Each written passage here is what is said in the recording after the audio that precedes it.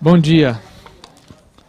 As manifestações expressas por integrantes dos quadros da Fundação Getúlio Vargas e por convidados que participam dos eventos e transmissões online representam exclusivamente as opiniões dos seus autores, e não necessariamente a posição institucional da FGV. Reiteramos também que todos aqui presentes concordam em participar desse evento de forma espontânea e, com isso, autorizam o uso de sua imagem para essa transmissão que ficará disponível posteriormente nos canais oficiais da FGV.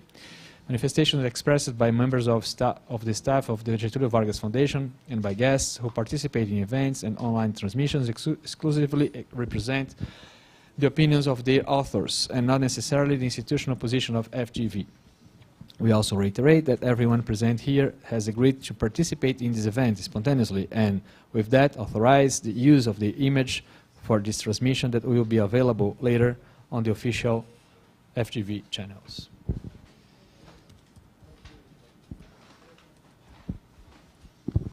Okay. Hello, everyone. It is a privilege to chair this panel on the political economy of autocratization that gathers outstanding scholars and will certainly bring insightful questions for this debate. In this panel, we have Professor Mariana Prado, who is a professor of University of Toronto and one of the most distinguished scholars of the law and development field, with a variety of contributions ranging from corruption, regulatory state, to strategies of institutional reform. On my left, as usual, Professor Raquel Pimenta, my colleague here at FGV and a rising star in the law and political economy and corruption studies, with special contributions on non-trial agreements and the network of accountability in Brazil and Latin America as a whole. Last but not least, Henrique Castro, who recently concluded a brilliant PhD at the University of São Paulo, comparing the governance of development policies in Brazil and South Africa. So this panel aims to further discuss the relationship between markets and states in the context of autocratization and also resistance to autocratic leaders. Perhaps I could provocatively say that institutional arenas such as courts, Congress, and the executive, and to some extent social mobilization led by NGOs, have been more inquired, scrutinized, and debated in this burgeoning literature of democratic backsliding and autocratic legalism. However, the role of the market players, corporations, economic policies, and state agencies are still to be further researched. So I would start this panel asking to our panelists what kind of policies and state market nexus you observe in autocratizing contexts. What kind of resources autocrats distribute to cater their power block or regulatory coalitions, to use a concept that Raquel and I are now trying to develop. How to inquire different models, state models, such as developmentalism and neoliberalism in this context. Being more specific, who are the actors and interests that support such policies and autocrats, and why do they support them now? Putting differently, why former Fukuyama followers, faithful believers that the end of history would be a combination of democracy and free markets, seem now to acquiesce to autocrats like Trump, Bolsonaro, Erdogan, and Orbán? We're going to start with Professor Raquel Pimenta, so the floor is yours, but only for 7 minutes. Thank you, Mari, for this wonderful presentation. Thanks all of you for the very engaging and fascinating discussions in the past few days. So, in my comments and in my interventions, I think I would start taking Mario's very interesting introduction by borrowing the name of a book by Evans and Skopal, in which they ask to bring the state back in. And here we're trying to bring the markets back in, markets as actors, in this conversation about autocratization. And the main question we should ask ourselves is, why markets align with new trends of autocratizations? Why do they offer support? But also, why do they eventually break away from autocrats? A simple answer would be for profit. That's the pursuit of their preferences. And the decision to adopt economic policies that benefit only a few calls for the political repression of many. So that would be maybe what Maria and I were discussing yesterday as the Pinochet hypothesis. However, if we ground this question on why markets align with the trends of autocratizations, historically, the picture is far more complicated. Take the Brazilian example. Markets have supported the authoritarianism during the 64 and 88 dictatorship, definitely the construction of a developmentalist state there, in what Fernando Henrique Cardoso has named the bureaucratic rings or alliances, rings of information and pressure between economic agents and bureaucrats.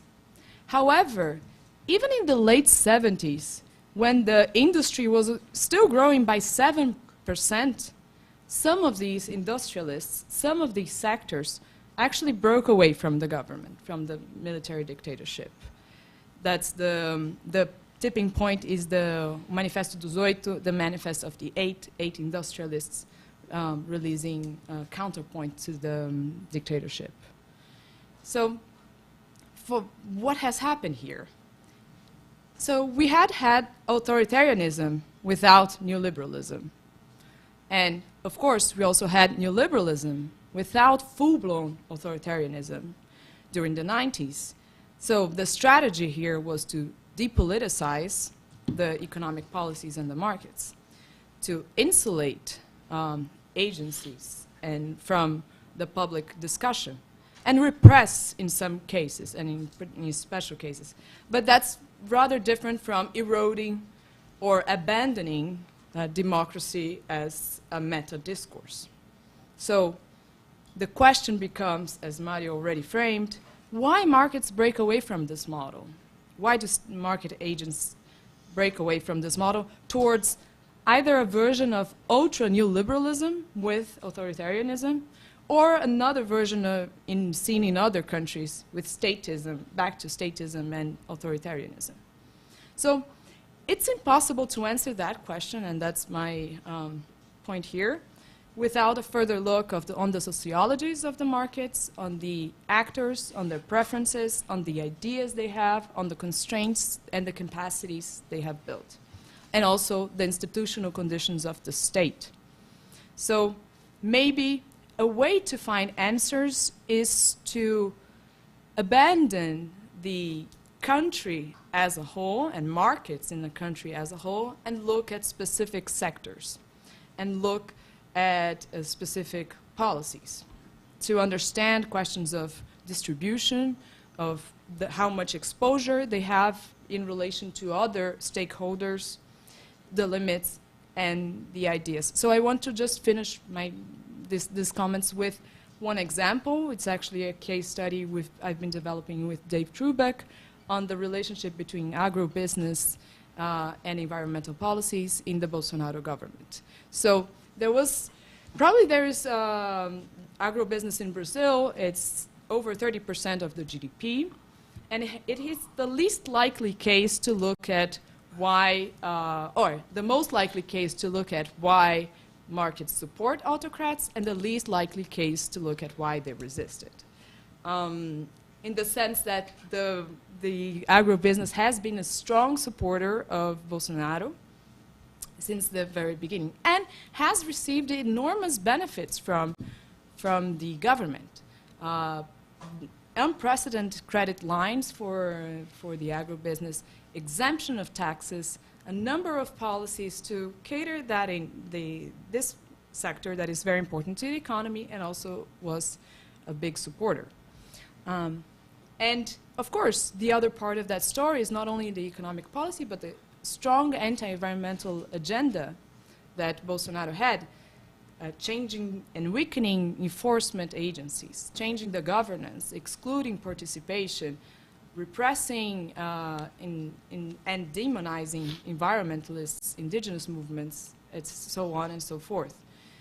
However, even in the agribusiness sector, it's interesting to understand that resistance from below, so resistance from social movements, from environmentalists, from indigenous population, and searching for arenas to find to dispute this anti-environmental policies led them to search for the international, many of the international arenas, putting pressure on international governments that then reverted back to the Brazilian markets with some threats of boycotting the agribusiness in those instances. And then when those threats of boycotts, especially from Europe and now in the United States as well, start to feel closer to part of that agribusiness sector, part of the exporters, you start seeing since 2019 the associations of exporters slowly moving away from the government. And not only moving away from the anti-environmentalist policies as such, but adopting a pro-democracy discourse, which is a different thing. And this is the case we've been trying to develop to understand those fissures, to understand those cracks, even in the sector that we would maybe all agree is one of the main supporters of the Bolsonaro. So, and to wrap this up, looking at conflicting interests rather than one economic interest is a promising venue. Looking at networks from below, what I'm calling from below, but what I'm social movements, and taking this to the international arena is another important factor.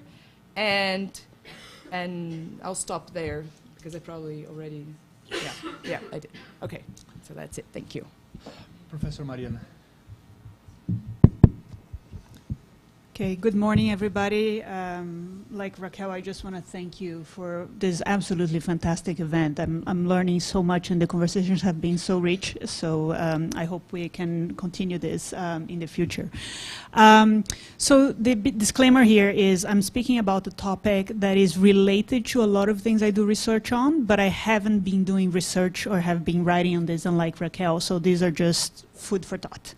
And I wanted to make 3 points very much in line with what Raquel proposed, that this idea that markets are one monolithic entity is probably not a good starting point. And therefore, my proposal is that we break it down into analyzing how private actors with economic interests, and because of these economic interests, may support autocratic forces, right? And within the concept of private actors, I want to propose that we should distinguish between individuals, corporations, and then countries, meaning governments in power. So let me start with individuals, private actors, as private actors. I think here my provocation, to use Florian's, the concept that Florian introduced to us in the first day, my provocation is that I think we need to abandon what Levitsky and Ziblatt have argued in How Democracies Die, where they claim that it's very rare for us to find majority support for autocratic leaders. Brazil, I think, is the most recent and perhaps the most prominent case of a country in which there was a significant number of people, half of the voters in the election who were voting for Bolsonaro, right? So this requires us to turn to an analysis of understanding what is it that may lead to autocratic majoritarianism, meaning the vast majority of voters would like to have a turn to an autocratic system. And I think probably the explanation here is going to be complex and it's going to be varied. But it's quite interesting when you see at the polls that have tried to assess who are the Bolsonaro supporters, that there is a gender dimension, mostly men. There is an age dimension, mostly older people, not the younger people. And there is also an economic dimension. So the most vulnerable groups are not among the Bolsonaro supporters. So there is a wealth correlation between support to Bolsonaro and level of income. More specifically, I think the research has shown that above 2 minimum wage levels, you start to see an increase in Bolsonaro supporters, where when you're below that threshold, you start to see the vast majority of people being Lula supporters. So we need to understand why. What is it that is bringing this divide and what's driving this kind of association? Second point, the role of corporations. So I think here vote buying has been forbidden in vast majority, if not all countries in the world. So we know that. But I think there is interesting interactions between electoral laws and labor laws and corporate governance that still need to be unpacked. So in the particular case of Brazil, what we have seen was employers trying to convince / coerce their employees to vote for one particular candidate. I think the vast majority of cases documented were to support Bolsonaro. And that raises the question of, one, what drives this, and the question of how can we prevent this from happening. So regarding corporate governance, I think we need to look at the fact that the vast majority of these companies are privately held. They don't have stocks traded in the stock market, and I wonder to what extent, if you have an owner or a family-owned business, this kind of coercion is much more likely than if you have a diffuse group of shareholders that are unlikely to have one cohesive political preference, right, that will be communicated down to employees. And then, of course, I think Brazil, I don't know about other countries, Brazil has the crime of electoral harassment. If you coerce an employee, threatening to fire them, for instance, you're committing a crime and you're likely to be punished. The issue then for the lawyers in the room is, where do we draw the line? Meaning, of course, if you threaten to fire somebody, that is a crime. But what about if you circulate a memo to employees saying that very likely the company will have to shut down if Lula is elected? Is that coercion? Is just information? Or is that something else? So I think there is an interesting work that we need to do in order to understand what kind of practices were adopted and how the law can respond to it. And finally, the role of countries, and I think also international networks. So I think Raquel already started us by pointing to how there are international pressures that illuminate how resistance to reform can be reinforced by international actors, and domestic resistance can be emboldened by that. We tend to quite like this rosy picture of international networks.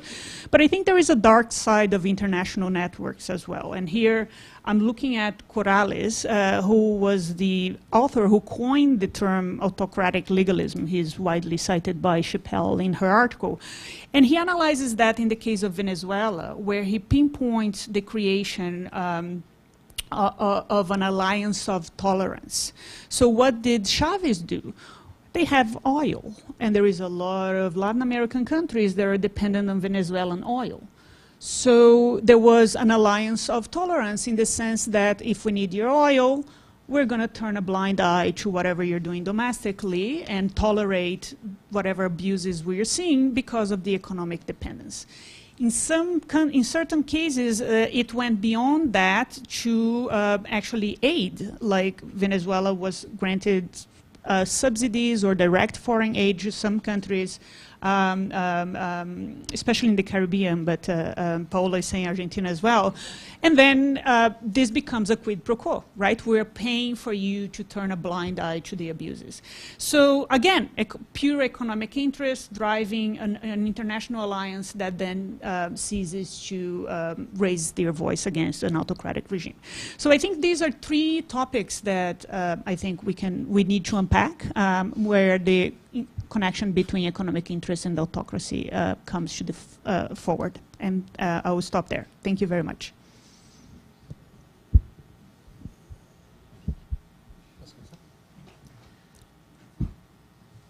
I want to start by thanking everyone for being here and thanking the organizers for inviting me, and briefly commenting that it is absolutely insanity to me that I'm now sharing the table with Mariana and Mario, because I used to come here as an undergrad to watch them.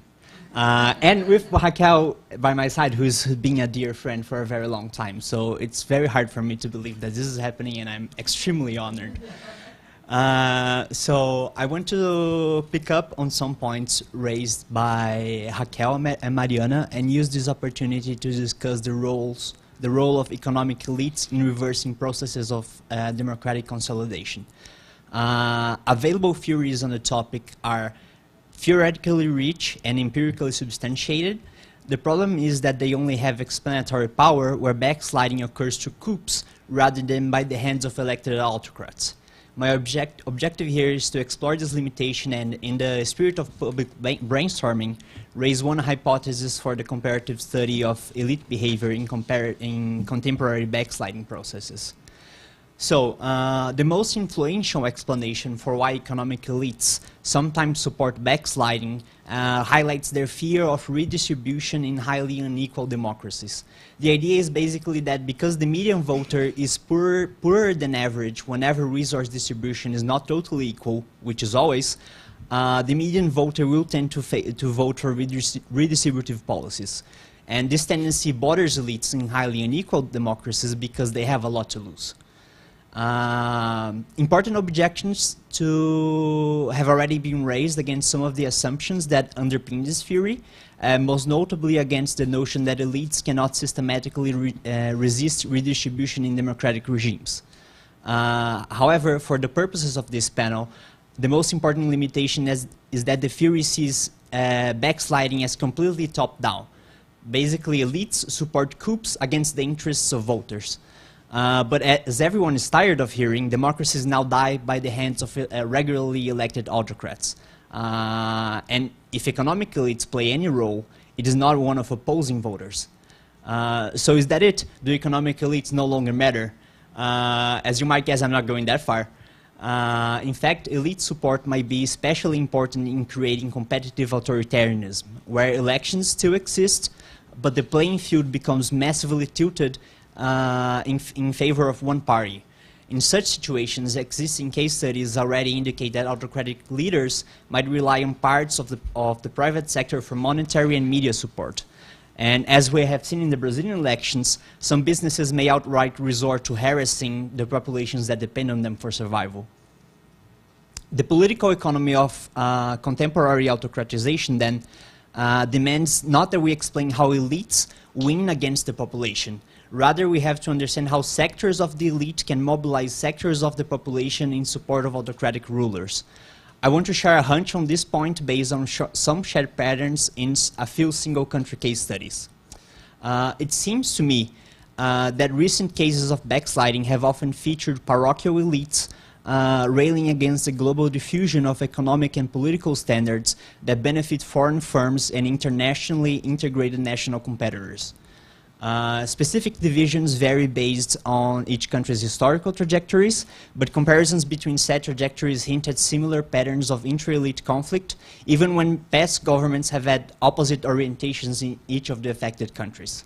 So, as Raquel has already mentioned, in Brazil, local landowners have staunchly supported Bolsonaro's anti-environmental agenda, while export-oriented agribusiness has remained neutral, or even opposed Bolsonaro, possibly due to concerns about an international backlash against deforestation. In Turkey, Erdogan's AKP has formed a symbiotic relationship with a conservative Muslim bourgeoisie, which generally resents the Istanbul-based secular, industrial and financial firms that benefited from economic integration with the European Union. And in Hungary, local firms in sectors where transnational corporations became dominant, such as banking and energy, have allied themselves with DES in exchange for direct and indirect support through instruments like public procurement and tax reliefs. I feel that part of the reason why the grievances of parochial elites have resonated with sectors of the population is that these grievances target a common imaginary enemy in the figure of cosmopolitan elites. Cosmopolitan elites are an ideal target because they can be portrayed as the beneficiaries of liberal political norms that conservative voters despise, even though parochial elites might be most interested in opposing the advantages that internationally integrated firms have come to enjoy in the global economy. So again, this was mostly an exercise in public brainstorming. I haven't extensively studied this, but I want to end by suggesting that if we are to advance in understanding elite behavior and backsliding, a comparative historical approach might be especially useful. Many have insisted throughout this week that autocratization is not something that we can understand only by looking at specific autocrats. It depends on long-term historical sequences that can be compared. In the case of elite behavior, it might pay to consider how global changes in capitalism have generated similar patterns of intra-elite conflict that affect national politics in similar ways in various contexts. So that was it. Thank you all.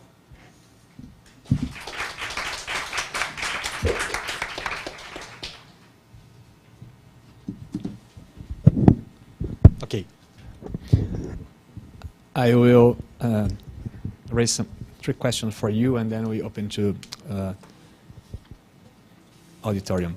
So, to Raquel, can we think that market players are just opportunistic players who pursue their interests, furthering autocrats?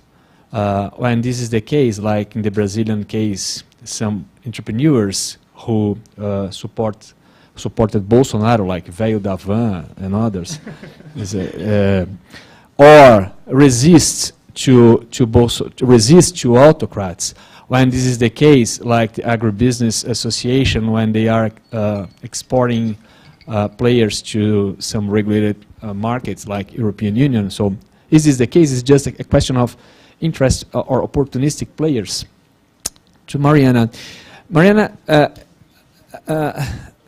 watching or listening to your presentation, it seemed to me that you are, when you specifically deal with corporations, it seems that you are predicting a sort of correlation between the variety of capitalism and autocratic legalism.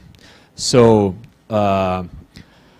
in those countries where companies are family-owned, we can expect that autocratic legalism will be more, or will fertilize more than in countries that we have stock market companies with negotiating their stocks in the markets. But this is not the case of the U.S., where Trump ascended to power, and corporations are typically open corporations and negotiating their stocks in the market. So my question here is, don't you think that if we should make a more granular analysis on this economic sectors, which could bring us more clues on this debate on corporations, markets, and others? And finally, to Henrique, why do you think that autocratic legalism are blossoming in some countries but not in others, if all these countries are exposed to same international conditions or international competition and neoliberalism and cosmopolitan elites and others? Are we answering? Yes. Yeah. Okay. So, very interesting question, Mario. I think we would have to let me take the idea of opportunistic players as players only pursuing their narrow interest of profit. I don't know if that's what you're meaning. No, or any kind of interest, so any kind their preferences. Maximizing their preferences. Yeah, I think I just on the sake of saying if I think market players are maximizing their preferences in general, I think, but that doesn't mean only profit. It means that they have ideas that circulate, that influence how they act. The institutions constrain and habilitate how they act. So it's not only based on the particular search for profit, but on this interplay between institutions, ideas, and preferences.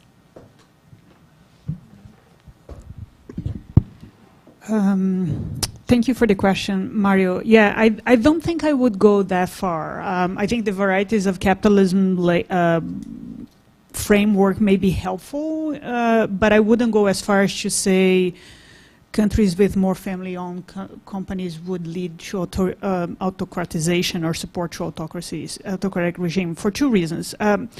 First, I think the only correlation that I'm suggesting is that closed companies with not with shares traded in public stock exchanges are more likely to be able to incorporate within their internal structures the political preferences of the owners, right? But those preferences can be autocratic or democratic. So it could go either way here. I think that's one point.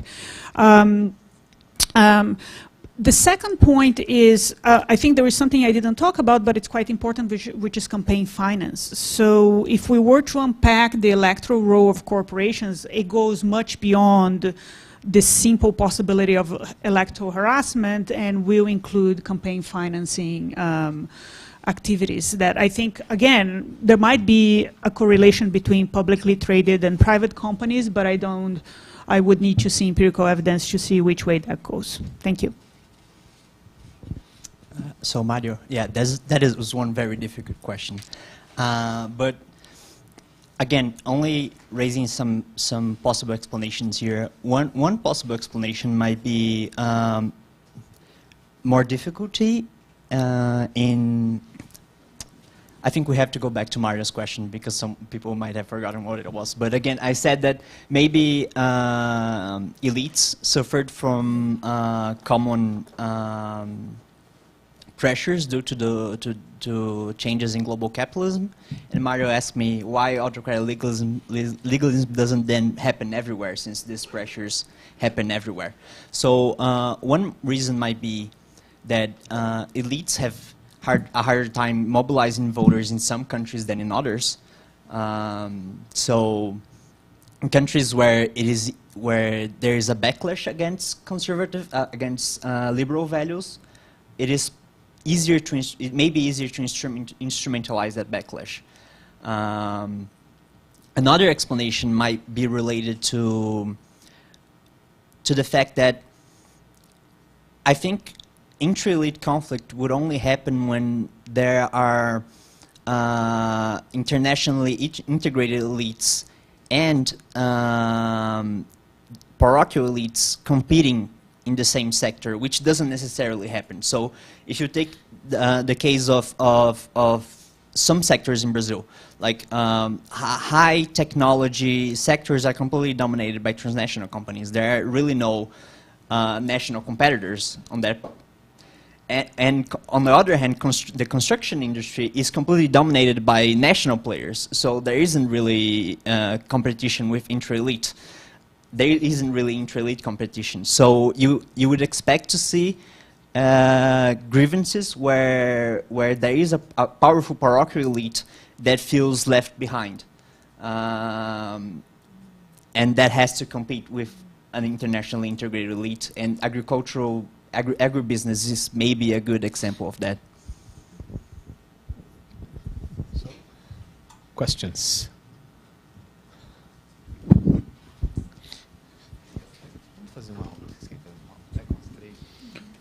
Good morning, and thank you very much for such an interesting panel. I'm going to do something that I always criticize, that I'm not going to ask a question. But I'm going to do reactions just because I do feel that what I have been hearing resonates a lot with my ethnographic work, and I have like kind of comment questions about what you were saying. So the first one is the conceptual question about what we're understanding when we are like following elites and their understanding of environmental protection.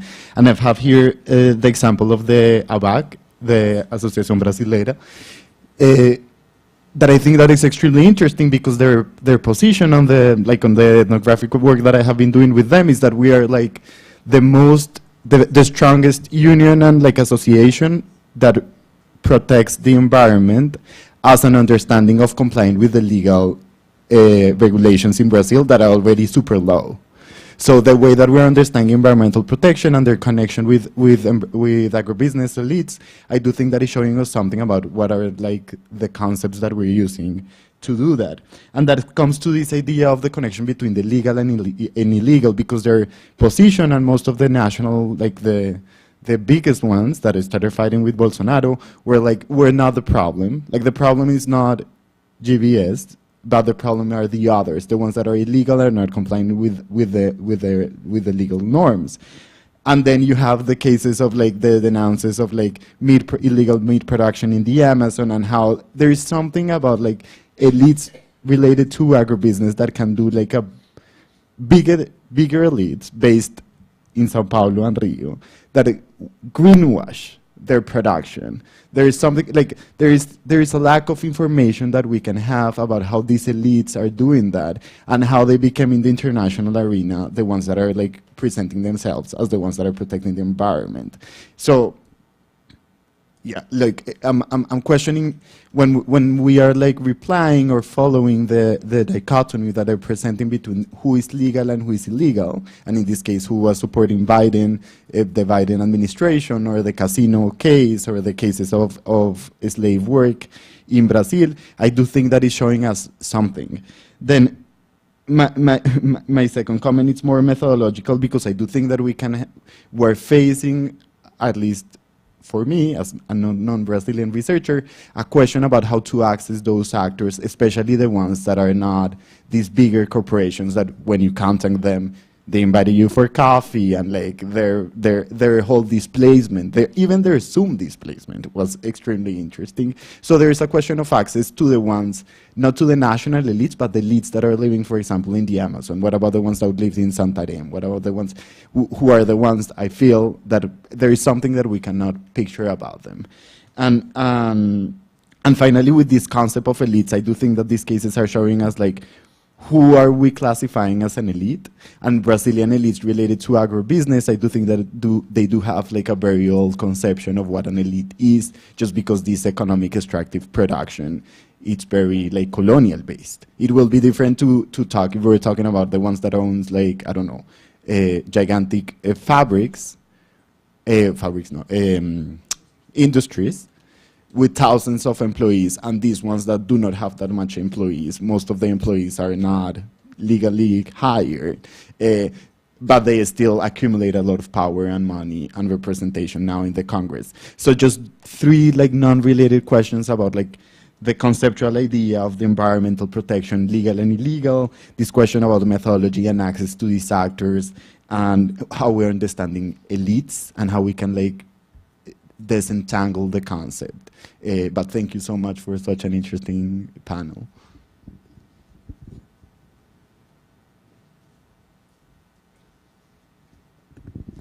Hi, good morning. Thank you for the presentations. I found them very interesting. So just a quick disclaimer to say that political economy has been like an academic side interest of mine for a very long time, but it's not really something I work on, which means I'm not so up to date, and I apologize if this is like a very naive question. But Don't apologize. It's a question. But so anyways, something that I do know is sociology of law, and something that puzzles me a bit about authoritarianism and political economy is when we take some autocrats, not all of them, but Bolsonaro is like a very easy example. They seem to me quite unpredictable in terms of their actions and how it will impact a country's economy. And then I don't really understand how that dialogues with like a basic principle of sociology of law, which is that the rule of law is very important for markets. And then I kind of wonder if there is something that I'm missing. So is it like a case of what Catarina Pistor describes, that these market actors don't really mind how the national economy is disrupted by actions of autocrats because they're putting their money and assets under different jurisdictions? Or, I mean, what is it that is happening, especially when we look at like financial markets in Brazil and how they have sustained a long-term support for Bolsonaro, even in face of what is, to me, doesn't look like a stable and predictable economy. And I mean, we just had like some journalists pointing to the fact that the government hasn't paid 200,000 people who depend on government scholarships and even resident doctors, and the markets did not react to this. So I mean, isn't that the government being unpredictable? Isn't that the public sector defaulting on obligations? So just some considerations. One more.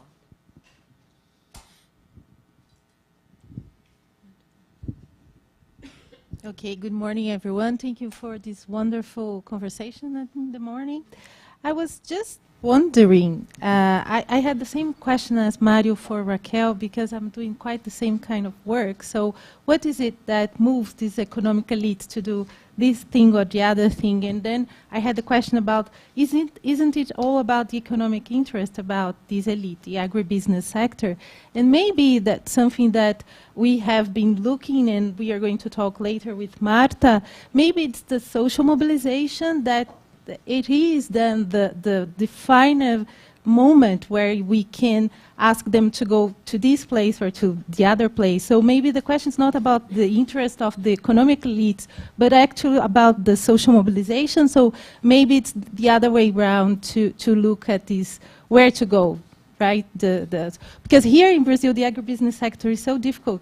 And I was wondering about what would be your conclusions with this article that you have been writing about, right? So you have one of the best known agribusiness men here in Brazil supporting Lula, and you have the rest of them not really supporting, and they were the ones who were doing the blockage after the election, so on. So that would be very a difficult conclusion, I think, for your article. So maybe to focus on the social mobilization that goes to the international sphere and so on. Yeah, the circularity, yeah. So thank you. Shall I ask a question? Well, so I have a question for Mariana, a very quick comment. You haven't mentioned unions in the small private-owned enterprise, and that's an actor that I would take can play a role in those small-sized struggles, and maybe there the question is the participation of union and the relationship of like unions with certain political structures, whether that neutralizes the role that they can play in these different spheres or forums. So that's why, like, I would think in your own work on unions and how it applies to this different type of business and size or sector. And also a question for Raquel is, let me put it, you mentioned, you invite us to look at different levels and to shift to other arenas in the research and the conversation. And you talk about networks, and also Enrique brought the elites in a clear position for the conversation, and he invited you to think about the difference not only on the sectors and, for instance, the agribusiness, but also the territorial differences in which these are expressed, because we may be thinking the elites or the conflicts and the ideas from the capitals or the urban life, and then we understand that these are completely different businesses and games when we switch to the territorial fights and the history of those territorial fights. But I also want to highlight the fact that all over the week we have been missing very important actors, which are like the epistemic networks, and us or you as scholars thinking the law, and also our friends, the economists, like, because you invite us to think about the ideas and the ideational framework and background for all of these struggles, but we miss the actors when we look at the ideas and the networks, and what is our responsibility in fostering an idea of the economic mind or the legal mind or the rule of law, and what's our role? We don't appear in any of our conversations across the week, I would say, and well, except for those on academic freedom or Conrado's point about scholars and the role of us as players and important players in different public arena settings. So I'd wonder whether you think about that.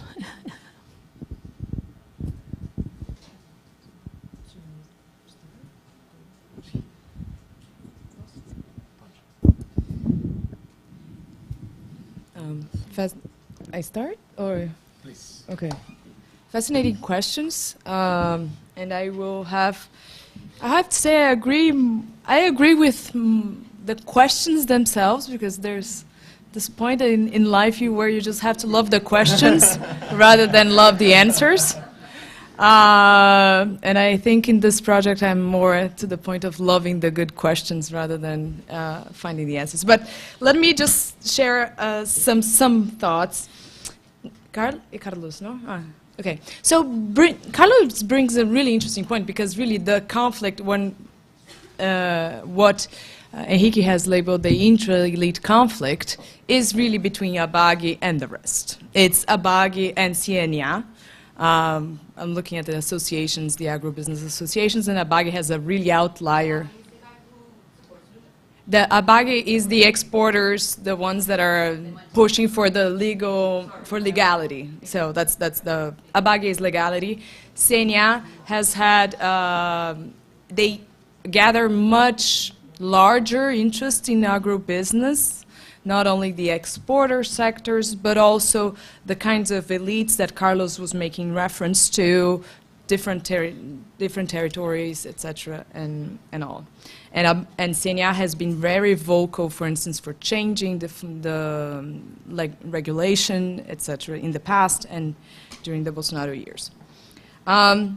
So I think you're right that, you know, this is the scenario we have, and ABAG is probably pushing for the legal requirements. I still think it's interesting that they are not pushing, at some point they start releasing documents on pro-democracy, which is not, I still think it's a puzzle. It's not exactly, we should follow the rules.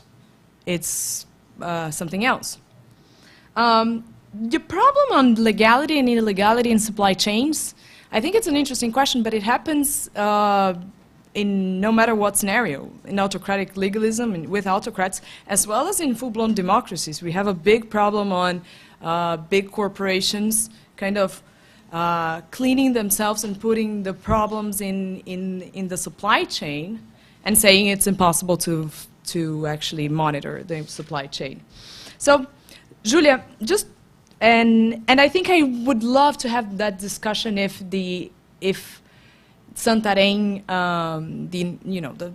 how much elite is the person doing deforestation in Santarém as compared to what big exporters in Brazil, and I think it's not an easy fit as well. Okay, but more on. I really want to continue this dialogue. I think we have a lot to talk about. On Julia's question, which is a really important question, it's not naive at all, and I think my answer here, and borrowing from concepts developed by Mario, Mariana, is that there is a coexistence in Brazil, as much as there is anywhere else, between different models of state. So we still have a lot of developmentalist tools and neoliberalism coexisting and conflicting within the state. And this can generate a certain idea of unpredictability in terms of what Bolsonaro is doing. So you can see he promised to privatize state-owned companies, but then only one was successful. He placed restriction on pensions. I'm talking about pure neoliberal policies, right? But excluded allies from those from these pension reforms. He has rhetorically promoted fiscal austerity, but has all the years actually systemic violated the government's expenditures. So I think the fact that we have statist and neoliberal policies coexisting means that we have interests supporting, different interests supporting these policies, maintaining, furthering them. So I think that's where unpredictability starts to show. The power block of Bolsonaro is the combination between those interests pursuing different tools and policies that lead to what someone looking from the outside would say it's unpredictable.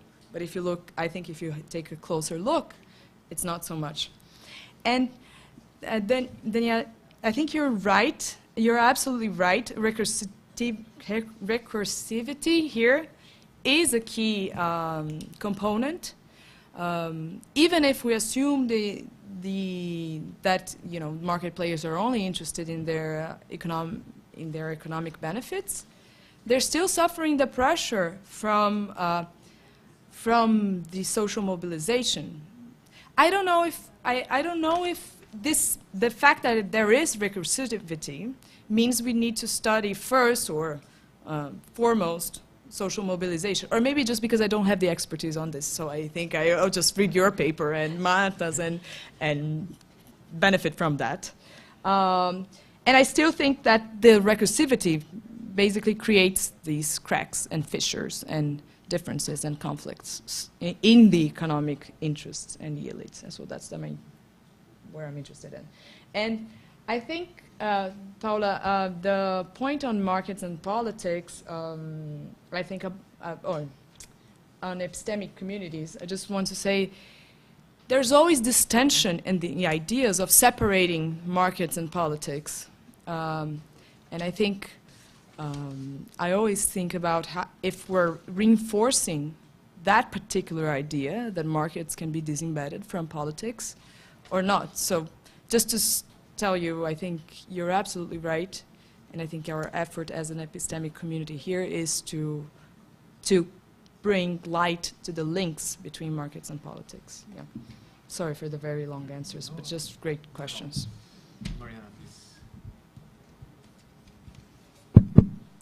Okay, I'm going to go in order, except for the epistemic communities. So let me start there, because I think that has a connection with my point about individuals, right? And where these individuals are coming from and what makes some of them support autocratic regimes. And I have a hypothesis that there has something to do with educational systems. So I have seen an insane amount of doctors and engineers here in Brazil supporting Bolsonaro. These are people who went directly from high school into a very technical course with no opportunity to explore the structure of political systems, how we can design institutions in order to preserve democracy, what's the role that they play, right? So they go from high school education to study biology or math, and there is no civic education of any kind. I wonder if that plays a role when they are making their choices later on in life. So that's one point. So I'm going to go back in order now. Carlos, a fascinating point. And just to add the further questions to your question, in the spirit of Raquel, we're in the process of loving questions here. I think it's quite interesting, the question you ask about supporting environmental protection when it's so low, and which raises the question of would they support the environmental protection if it was much higher, right? Which we don't know. But I think that's quite an interesting question to be explored. And I want to add one more dimension to your legality discussion, which connects with something that Mario and Marta mentioned yesterday. You guys said that religious support to Bolsonaro is a cheap way of getting support. You don't need to promote public policies, right? Undermining environmental protection is also a cheap way of getting support from criminals, right? Because the illegal logging, all the exploration of illegal mining, all of that is fostered when you don't have robust mechanisms for environmental protection and supervision and monitoring in the jungles. So I think that would, my suggestion is, Marta and Mario, you need to write a paper, and my suggested title would be Bolsonaro, Bootleggers and Baptists. I think it's going to be a great paper. Julia, my intuition is that you can make an analogy with stock market investment. You can make a very safe investment with a low rate of return, or you can make a high-risk investment with a potentially high risk of return, but you can lose it all, right? So if you go for rule of law, you are on the low risk, low return. Or you can bet for Bolsonaro. And then it's high returns, but also high risks. And I think the players may have a different appetite for risk, but that's just my intuition.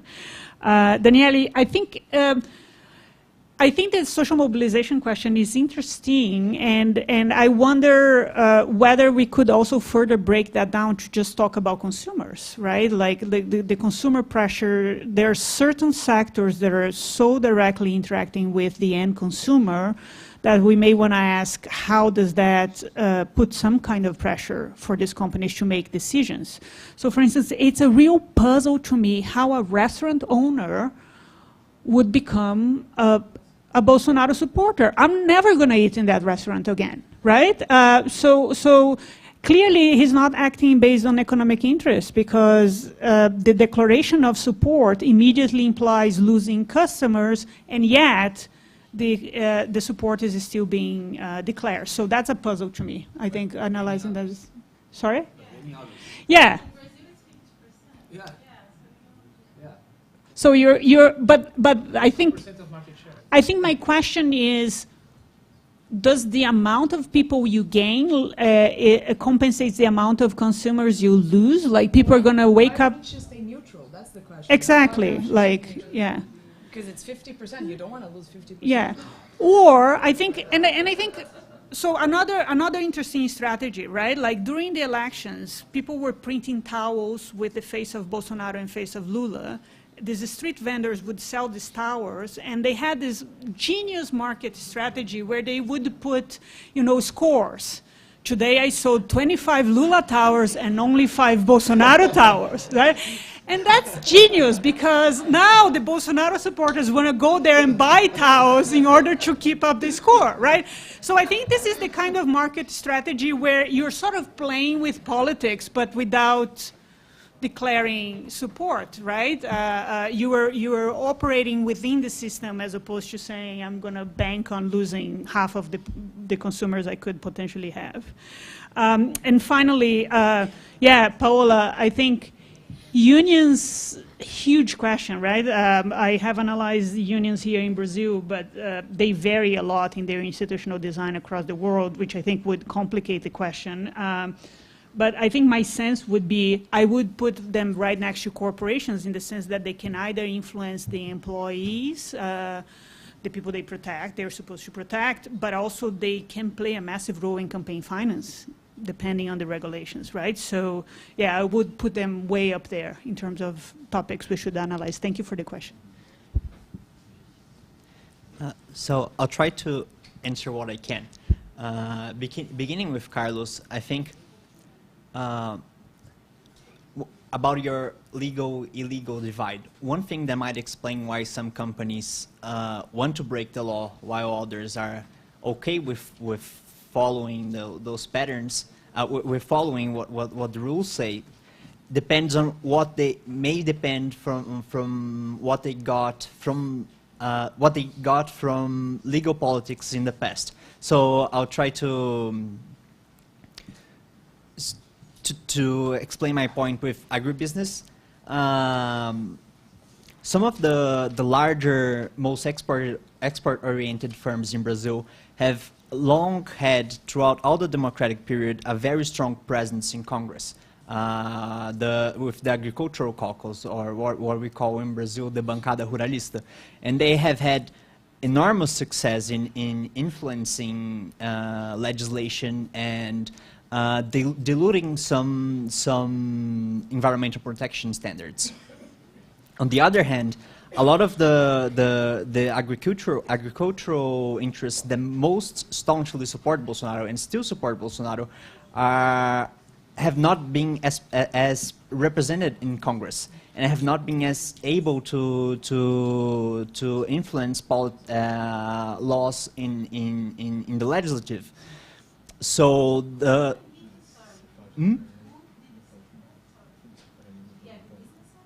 So if the larger export-oriented players in the agribusiness sector have always had a very strong presence in Congress, while the smaller parochial landowners sort of, again, I'm not saying small like very small, these are local elites, but they haven't had powerful representation in Congress. So the standards that most harm those people do not get touched.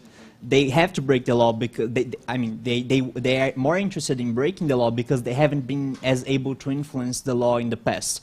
So I'm not sure how well that this generalizes, but at least in the agribusiness sector and the intra-elite conflicts that we have, I have this feeling that the actors that are most interested in breaking the law are the ones that haven't been able to influence legislative politics in the past, while the ones that are okay with following the law have been able to shape legal standards. So, I mean, they sort of dictated the law, so it's okay for them.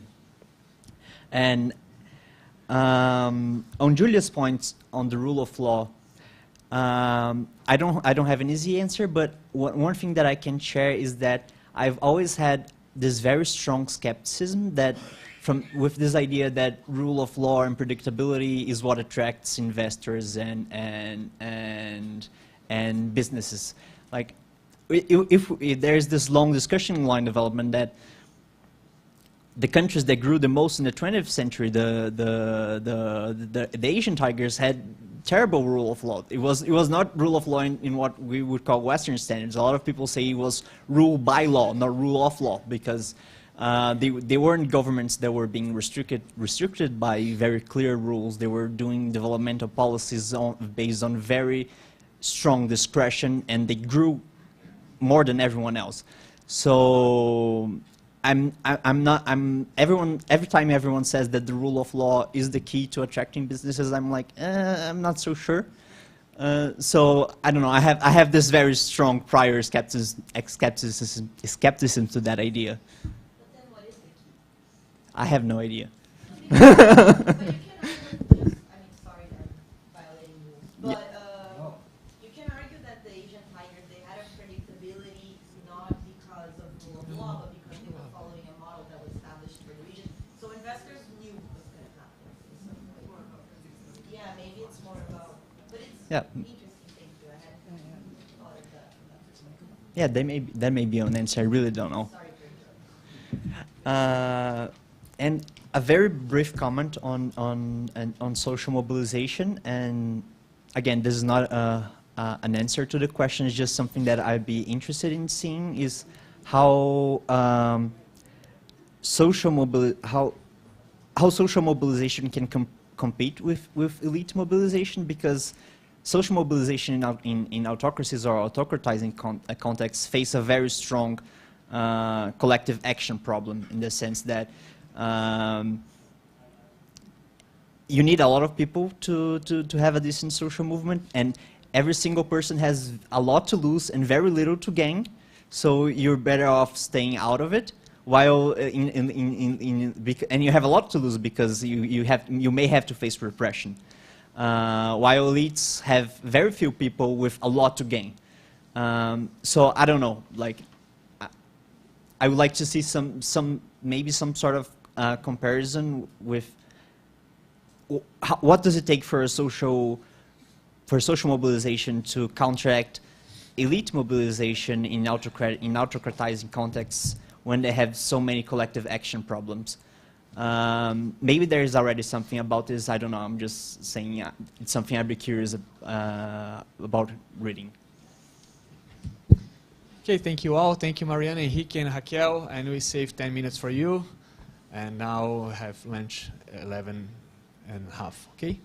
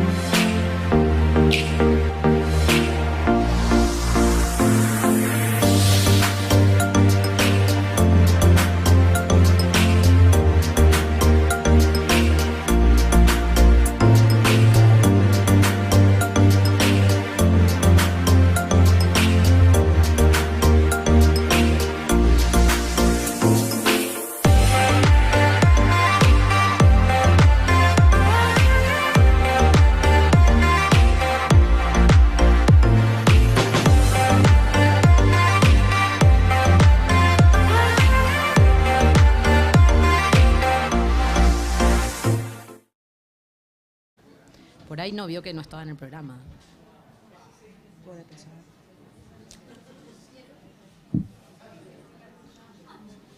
Pero está en el programa, ¿no? No, en este yo no lo veo, por eso digo. Si Thais no estaba originariamente. Sí. No está. No, está Por ahí no no programa, sabe. está no programa. No está en el Não, ela programa, não por ahí estava no no sabe que no programa. está en el programa. Ah, não tá Não no programa. estava, falando nessa mesa não, então acho que nem estava. Não sei. Tira ela. Tenemos un fantasma. Teria um fantasma, sim. Não, ella não está sabendo que está esperando.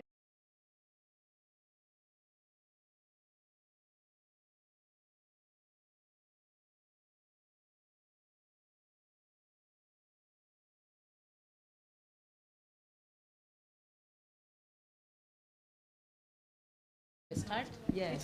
It was Paula. Originally it was Paula and Camila discussing. And then, I don't know. I've seen my role as moderator. I haven't yes, seen the yes. book. Não sei.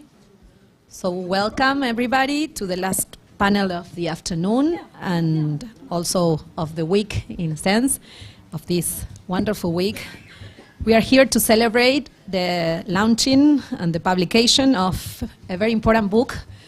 The title is Feminist Frontiers in Climate Justice, Gender Equality, Climate Change and Rights.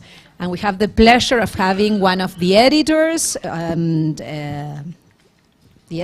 authors of the book, of different chapters, and also Camila Janela to comment on the introduction and the project of the book. So we will start with Marta Machado. Professor Machado doesn't need a presentation, so please, Marta.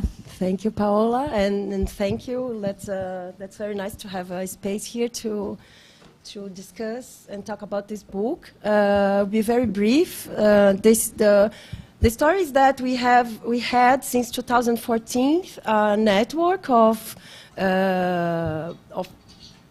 law professors, women law professors, and feminists, and pretty much coordinated by Sandra Fredman in Oxford, but involving Kathy Albertine from South Africa, Elena Oviar from Colombia, and the idea is to make to be a network. So we meet every 2 years. I think some of you already participate in some of these meetings.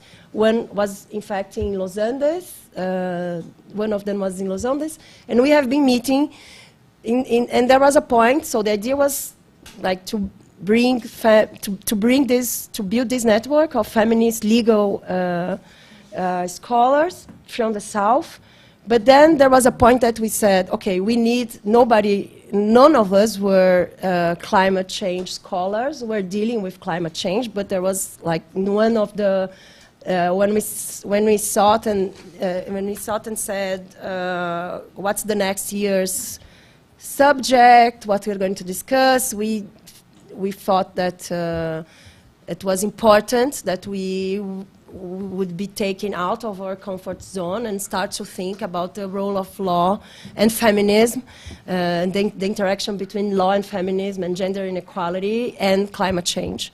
So that book was born with that idea, so we pretty much were thrown to this field. So the book is edited by Kathy Albertine, Sandra Fredman, Megan Campbell, Elena Oviar, and me.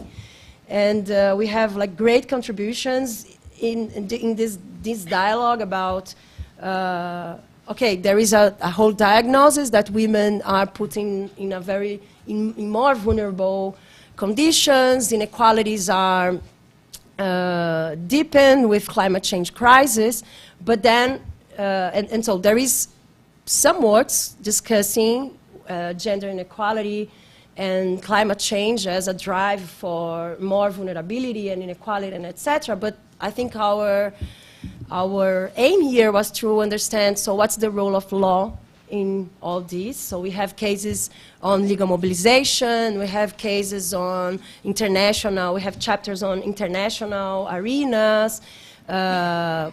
So I think, so we see how law is playing a role in those struggles around issues, key issues on climate change. But I think the idea is that we also expose, and I think we expose, like in general, the book brings that, so it's a tool, it's being disputed, sometimes it's being reshaped, so some cases, in some cases of indigenous people, human rights, or individuals' rights, or individual concepts like properties being collectivized. So it's being, so there is a dispute in redefinition of concepts, paradigms of law, but we are all the time also, and I think each chapter brings a little bit of this. We are also pointing the limits of law and legal categories, and we try to bring substantial equality to the scene, and then so we very often we say, okay, there are some structural changes that will happen, that needs to happen in order to do something. So I think it doesn't bring answers. So what's the role of law? I think it brings a very with the different chapters, it brings a comprehensive scenario of how law is being used, but also what's the limits of law in a crisis that puts so much in question. So how starting by the separation between humans and non-humans, so what's the role of human rights? So I think there is a lot on this, there is a dialogue with what we have been discussing here. So it's a tool we use, we dispute, we don't, as there was this sentence, this famous quote, law is something that we cannot not want, especially for vulnerable populations, but okay, so what are the limits? I think the book exposes those limits, show the importance of deeper transformations and structural transformations too, and also then the limits of law. And yeah, that was an adventure, and I'm happy that it would be out, I think, in the beginning of the next year. Thank you so much, Marta, and another wonderful adventure you've been leading. And now we will listen to Daniel Rached, a professor at FGV Rio de Janeiro, who's one of the authors and the expert in climate justice and gender too. I don't know if I'm the expert here, yes, but let's see.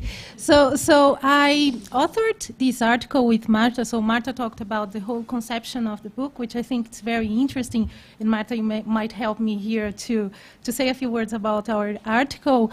And that was where I asked the question to Raquel this morning also about social mobilization. Then I learned so much in this chapter with Marta and with Denise, our other friend that co-authored this chapter with us. So what I think it's interesting here, and I was always an institutionalist who saw institutions as the main thing to changing behavior, and I started to realize with our chapter that maybe it's not there, so maybe it's social mobilization. So it was this movement of indigenous women that Denise also helped us to describe the whole indigenous women here in Brazil, particularly their leadership in how they are going to face the authoritarianism of Bolsonaro at the one hand, and on the other hand, we also said something about this developmental state of Brazil. So that was not really rosy with the Workers' Party. There was a detrimental situation as well. So with right-wing politicians and left-wing politicians, we have a bad also environment for the indigenous movements in a general. So I think just to say a few words about the article, and Marta might want that.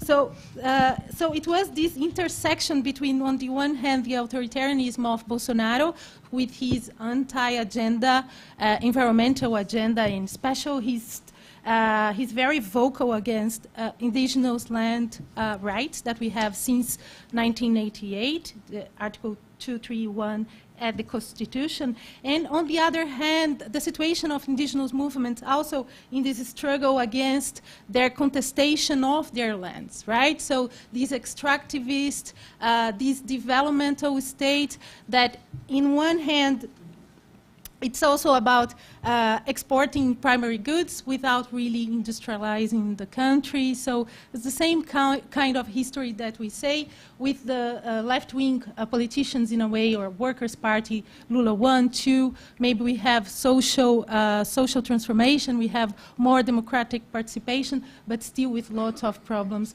to the indigenous movements, the indigenous struggles. So at the end, I'm going to leave here. Maybe Marta would want to say a little thing about our article. Is this mobilization of indigenous women that I really like this concept that we put there, the deep-rooted cosmopolitanism, right? So they are, in a way, citizens of the world, but still they have these roots in their communal, in their community. So they bring their legitimacy, this circularity, to the global sphere, and that's what gives them legitimacy to talk about their struggles and how they did that in an amazing way. I know that we are women outside the movement of indigenous women, so we have this bias, these different lenses than them, but in a way that was how they use the legal mobilization inside Brazil and also outside Brazil. So they did that in an amazing way. I think that's what we wanted to show, how they are victims, but at the same time they are the resistance, the movement of resistance here. Marta, do you want to add something? No? Okay. Thank you, Daniel. We will now listen to Camila Gianella, a professor at the Universidad Católica de Peru, where she directs the Center for Social Sciences Research.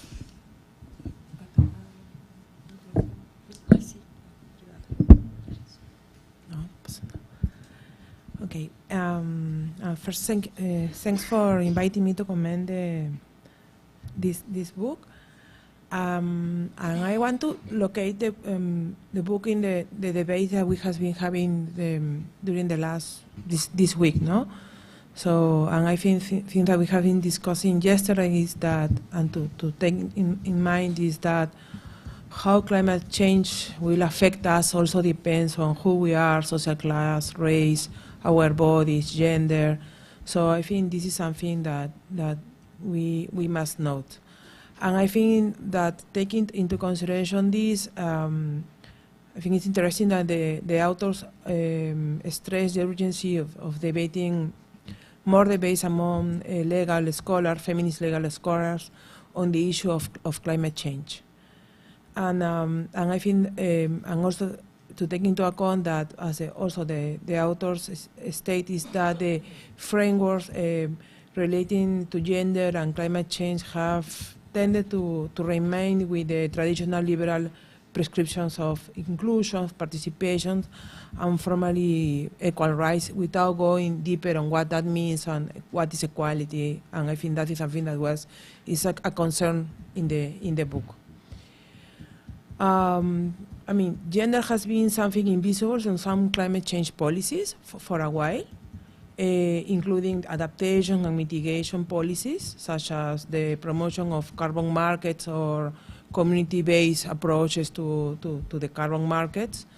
And there has been some evidence of the problems that this can create. And then they come this, more like the mainstream approach was to address gender and to focus on the local communities and the gender barriers, and then culture has been portrayed as a barrier for women to participate, as an almost invisible discussion on structural violence and all the things that we have discussed during this year. And I think one example of this is a recent publication from the World Bank and CIFOR that is gender approaches to climate change. And I think that is something that we need to start to discuss, no? So this is, it's like the indigenous are the only machos in Latin America, and it's like, what are you speaking about? So, and there is almost an invisible debate on what it means on inequality, race, and the history of, we have been slavery and dispossession of the territory.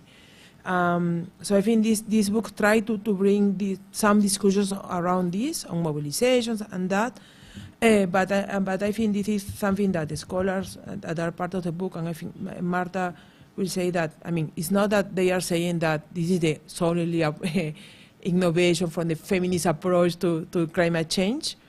There has been other positions towards the climate change policies, and the ecofeminists, and they are more like critics to the, let's say, the model and the frame that what is climate change at the end, and what is the development policies and that. But I think that's something that is interesting from these legal scholars, from the universities and feminists that say, okay, so we are going to use these tools, and these are the legal frameworks that we manage and we recognize, and these institutions, but what are the failures of this institutional framework and that has been developed to address climate change in the issues of gender, and how all the feminist literature and legal arguments that we have been developing for other sides from this perspective, that who we are, could help to address the issues of inequality on this field. And for that, I think this is a really, for that, yes, is a great contribution to the field. And yeah, I think I'm going to leave it there, and thank you. Okay. Thank you, Camila. Before opening the floor to questions, I want to add some comments. I haven't had the opportunity to read the book, but having read other work by the authors and the collaborators in this project, and having heard what's been said, I want to make some points about like feminist scholarship and feminist scholars and our epistemologies as feminists and how we approach issues. So first I want to make the point that you are experts, and as scholars have also raised to the occasion to look at what is a very key central issue challenging our humanity today and our societies in very different ways. So this is a very important thing that we need to do as women and feminist scholars, and also with our other identities, is to put the value of our perspectives at the game we are playing as scholars, and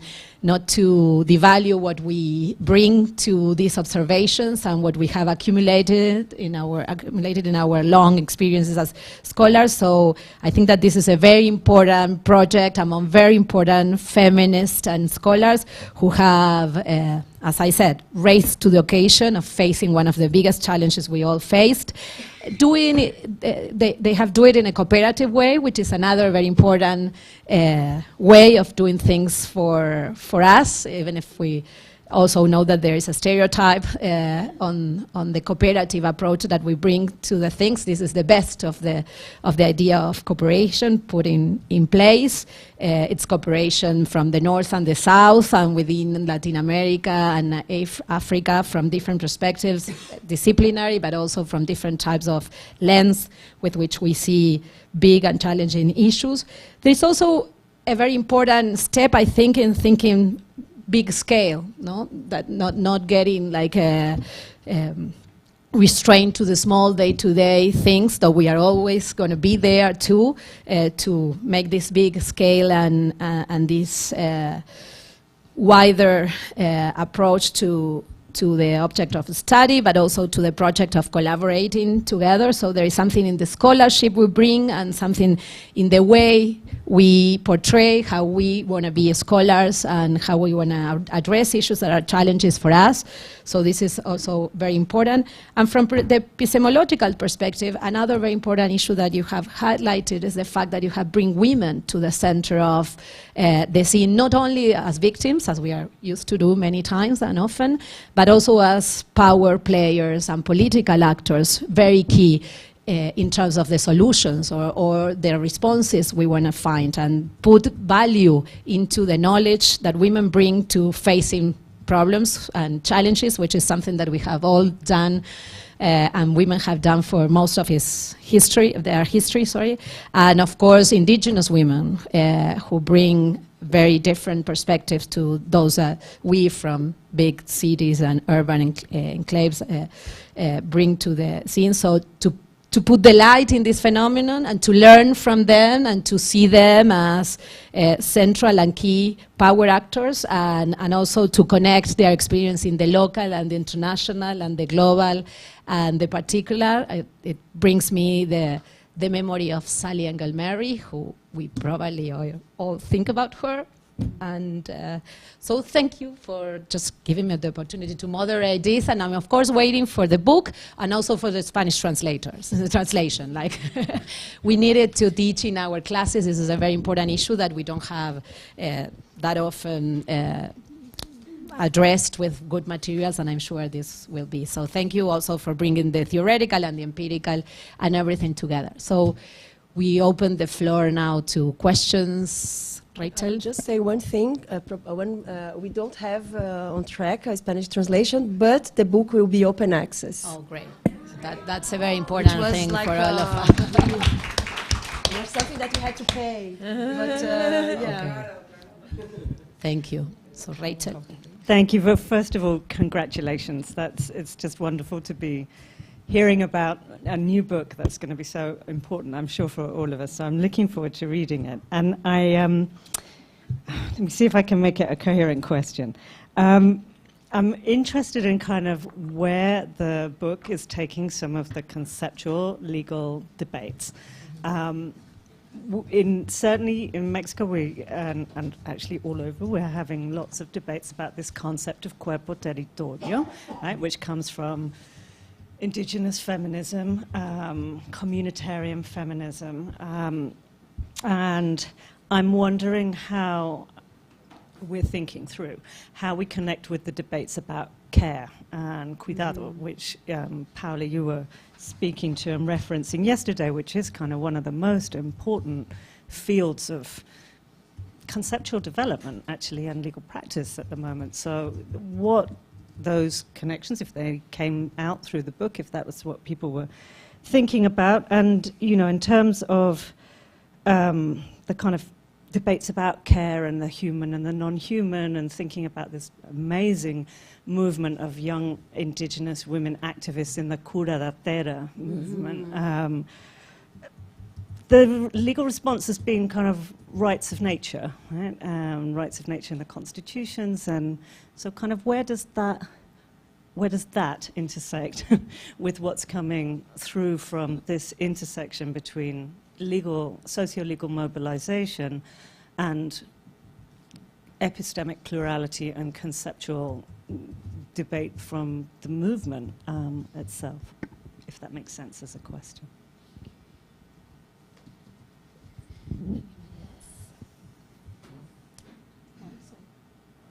Maybe, Catalina. Thank you so much. It sounds so wonderful, and I would like to ask. So Camila mentioned that the idea is to think about how findings and scholarship and reflection on feminism and social movements now can be of service for the whole climate change struggle. So I was wondering if you could just tell us more about that. The different kinds of findings. Just to elaborate a little bit more on what are the different key issues from feminism, from social movements, from different struggles, the use of courts, the engagement with the states, that we can learn and what can be of service in the climate change discussions. Thank you all. It's super, super interesting, and I'm also really looking forward, and it's wonderful that it will be open access. Really great, and I think that's so important at a time when books are just getting more and more expensive. But I also, just to follow up on Catalina, because I was sitting and thinking I want to know more about also what are the main sort of, it's really interesting that it's also cross-regional. What are the biggest differences that you're seeing? Do you see differences in the discourse across regions, in the issues and things that are coming up? Do you see, the book represents a network, a global network, a global epistemic community in these issues. Do you see that also in what is being discussed? Do you see the global networks? And I also just want to know more, actually. But yeah. I can start, and then Marta can say something about that. Okay, so just about Catalina's, and then just to say a little bit how we describe the mobilization here of indigenous women movements in Brazil, and they took a special leadership. So we described, for example, that they gather here in Brazil, they use the Supreme Court and several constitutional lawsuits, for example. One of the most famous during the peak of COVID-19 when they were being killed, and of course Bolsonaro's government didn't do anything, so they didn't have an action there. And I remember because Sandra said something about the dialogical justification, and Barroso used that. So they prepared a conference room to talk about the indigenous communities, and he was the moderator with the executive. And of course, the decision was not implemented, so there are limits to the dialogical justification of what can happen here in Brazil. And I remember that because it was from APIB, the Association of the Indigenous Communities. But they also did use the criminal court, the International Criminal Court, and they pushed forward a new concept, for example, the ecocide. So that was the first time they wanted the International Criminal Court to say something about the ecocide, the genocide, and crimes against humanity.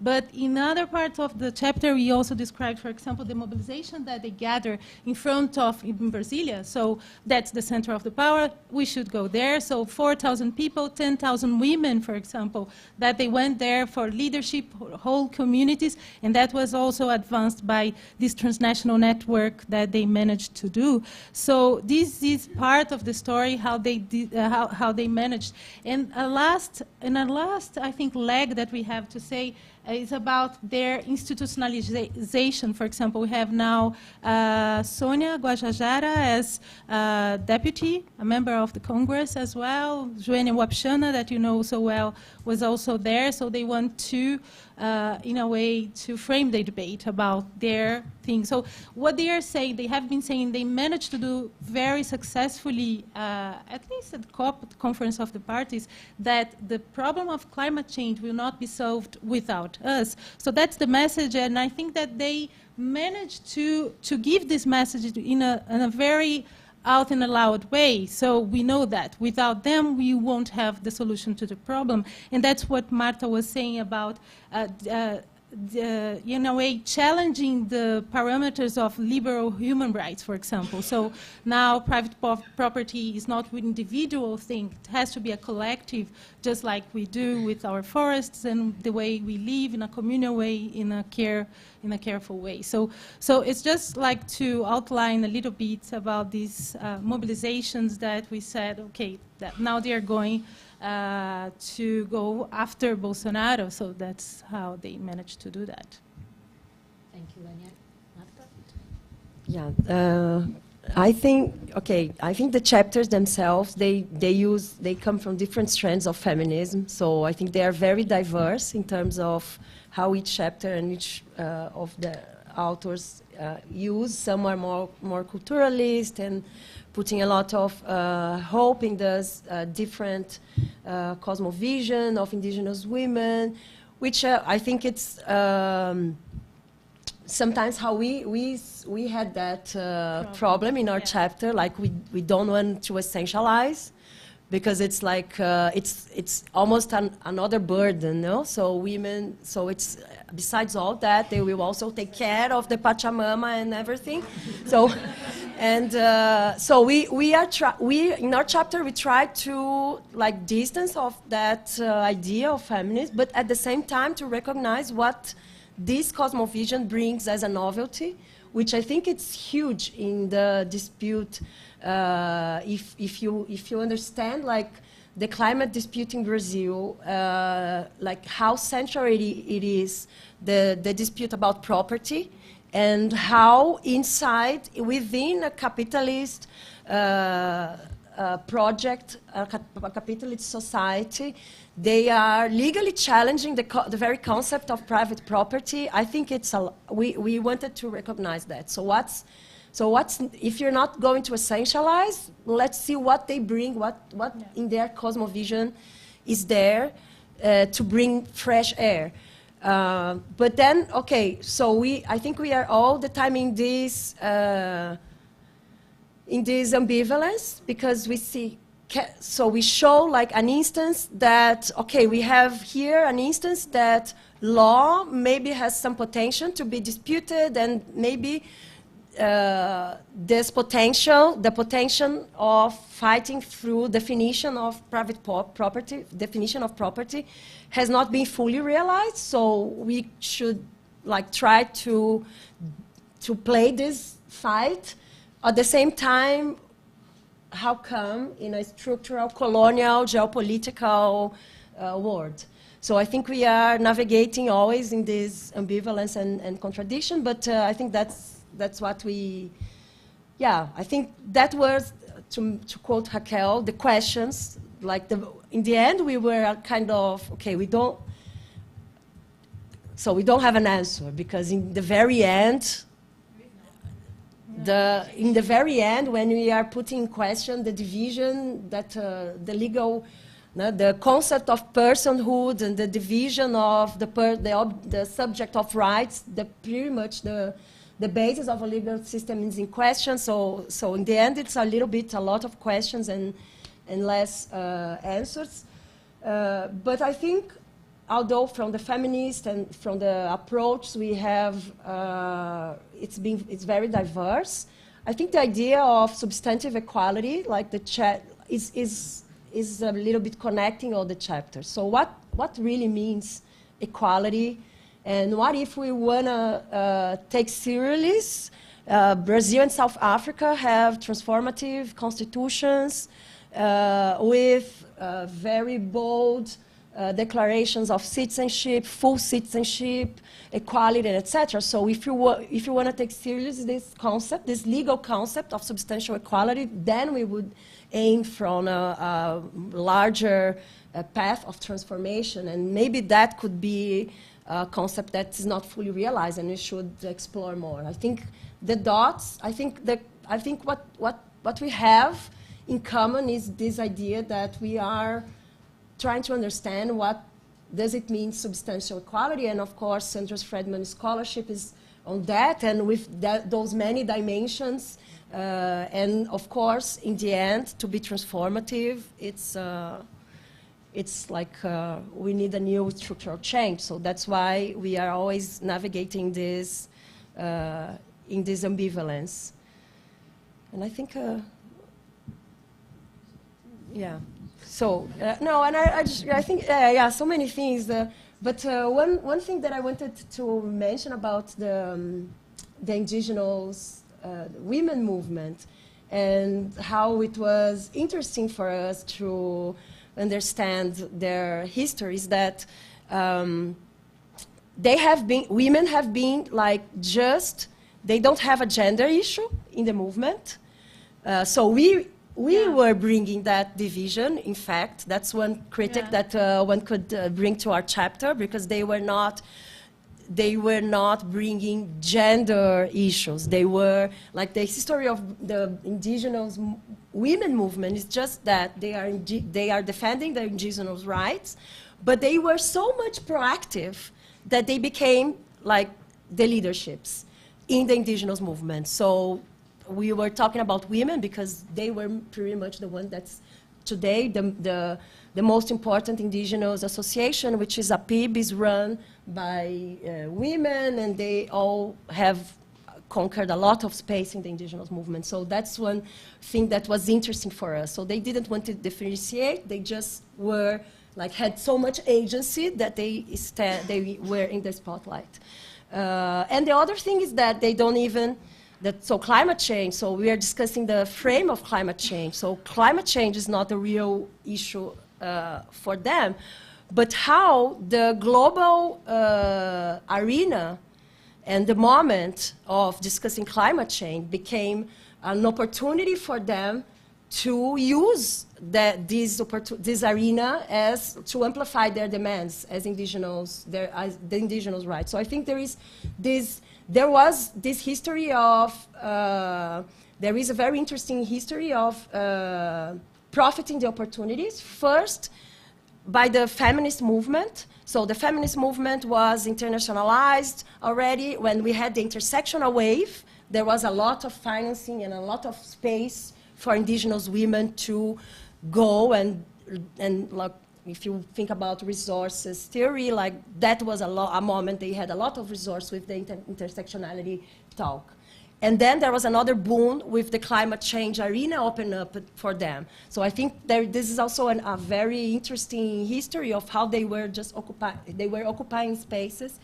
And also for Brazilian indigenous women, how the other Latin Americans indigenous movements were already going to international forum pretty much before we did, and they also were like making alliance in the region. So it's a history of agency and alliances and occupying spaces opened up for this international national opportunity. So I think that was the thing we wanted to highlight when we kind of tell of course we can tell the whole thing, but the history of the Brazilian women movement, which it's an external category, I would say.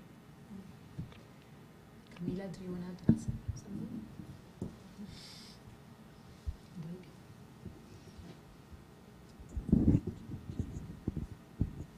So I have one question for Daniele and Marta about indigenous mobilization and judicialization. I'm kind of curious if in your case study you found any instances of the design of traditional law in creating impediments to indigenous judicial mobilization. So I have an example just to make it a bit clearer.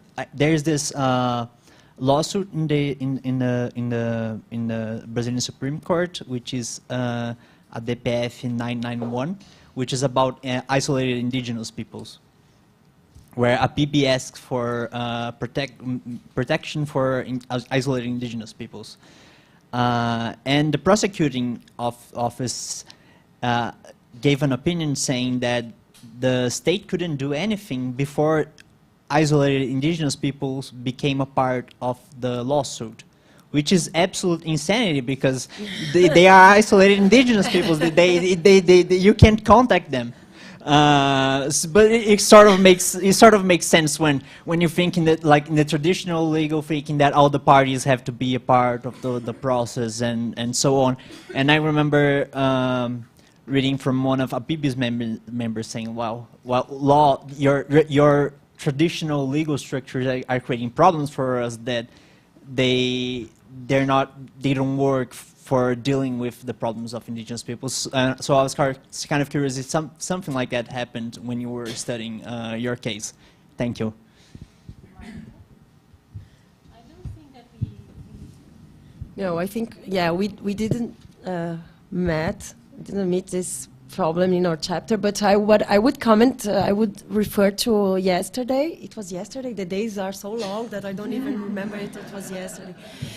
With Rachel and Ana Carolina session that we were like navigating these questions about the role of legal mobilization.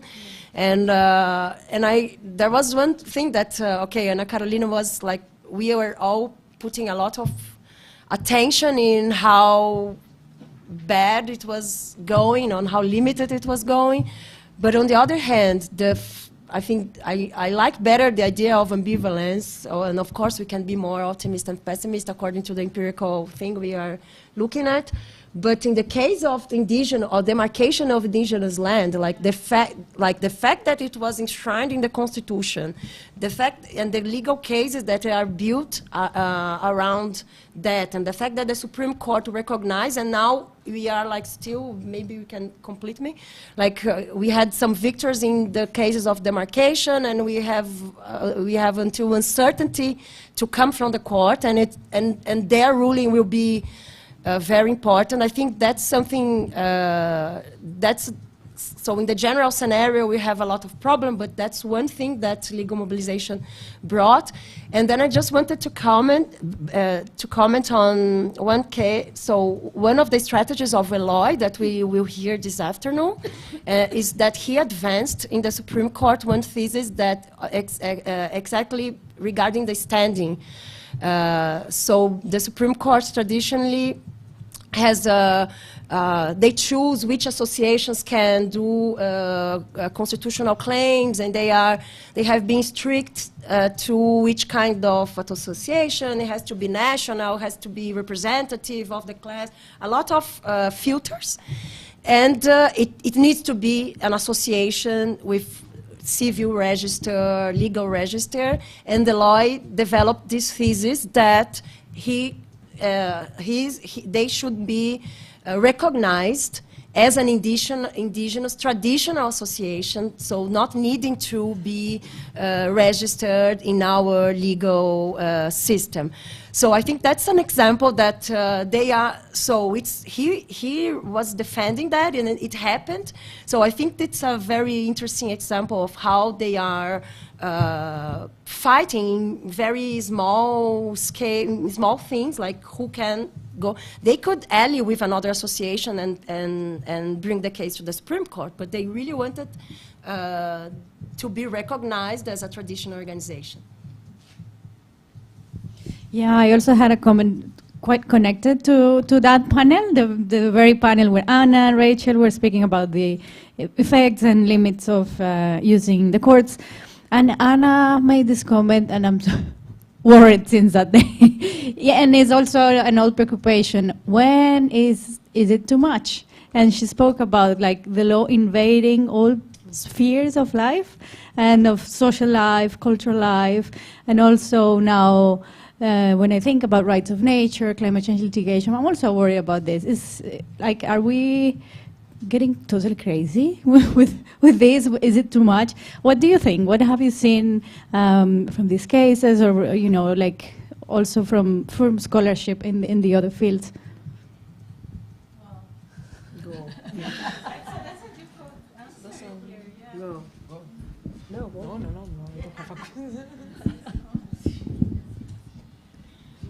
Maybe I can say. It's difficult. From a very different perspective.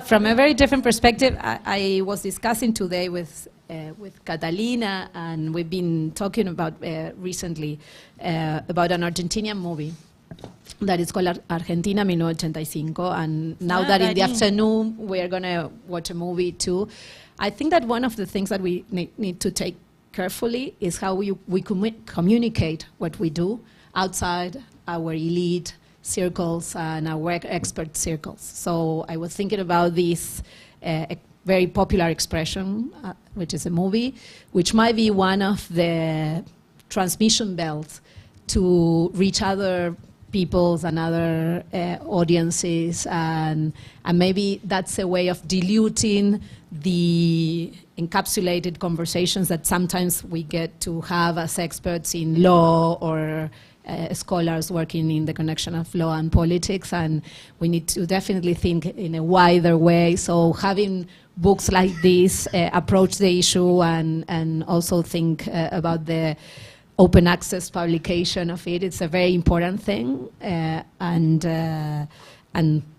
probably thinking more creatively with other resources. And of course, big movie performances are just one of them, and we're going to watch a movie tonight. So I was connecting this with the conversation about what we do with our work, looking at different audiences outside our little worlds. So I think that that's a challenge for all of us. And of course, now our world is bigger than it used to be. It's richer and it's more professionalized.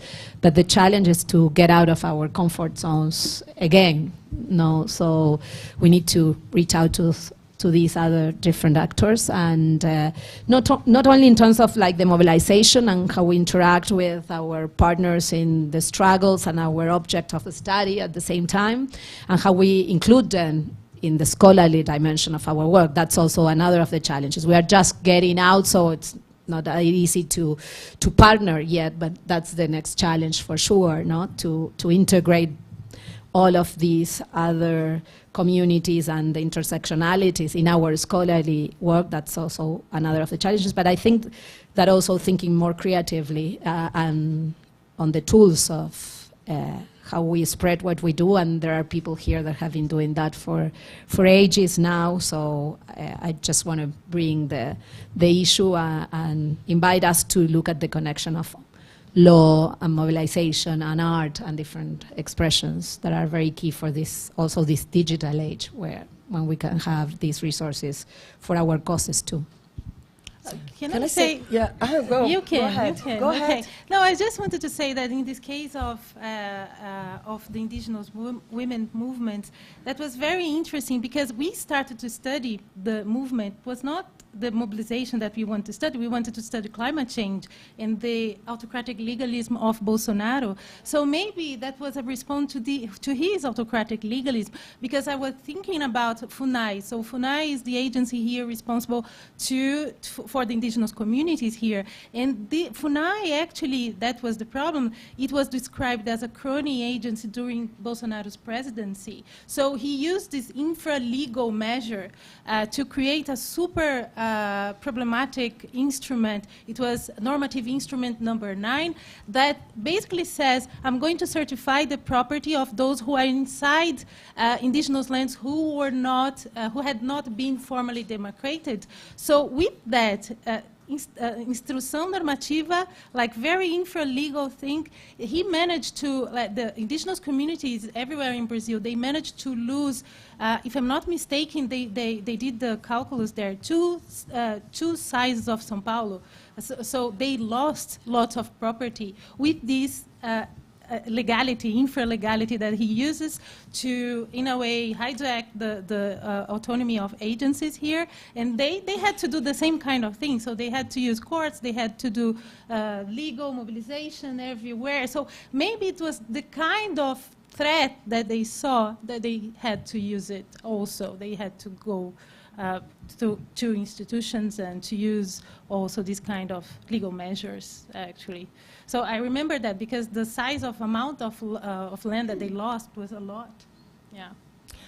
I wanted to say a last word about legal mobilization, and I think we are pretty much over those large diagnoses of emancipatory tool or a hollow hope or something that I think we are over. I think we are, like, if we learned something with the black feminists is that we cannot not want. So we never had rights, so it doesn't matter if you are, so it's very easy if you are a white critical legal scholar saying it doesn't work for anything, it's just demobilized and etc. It's very easy if you have rights all your life, if you just trash law.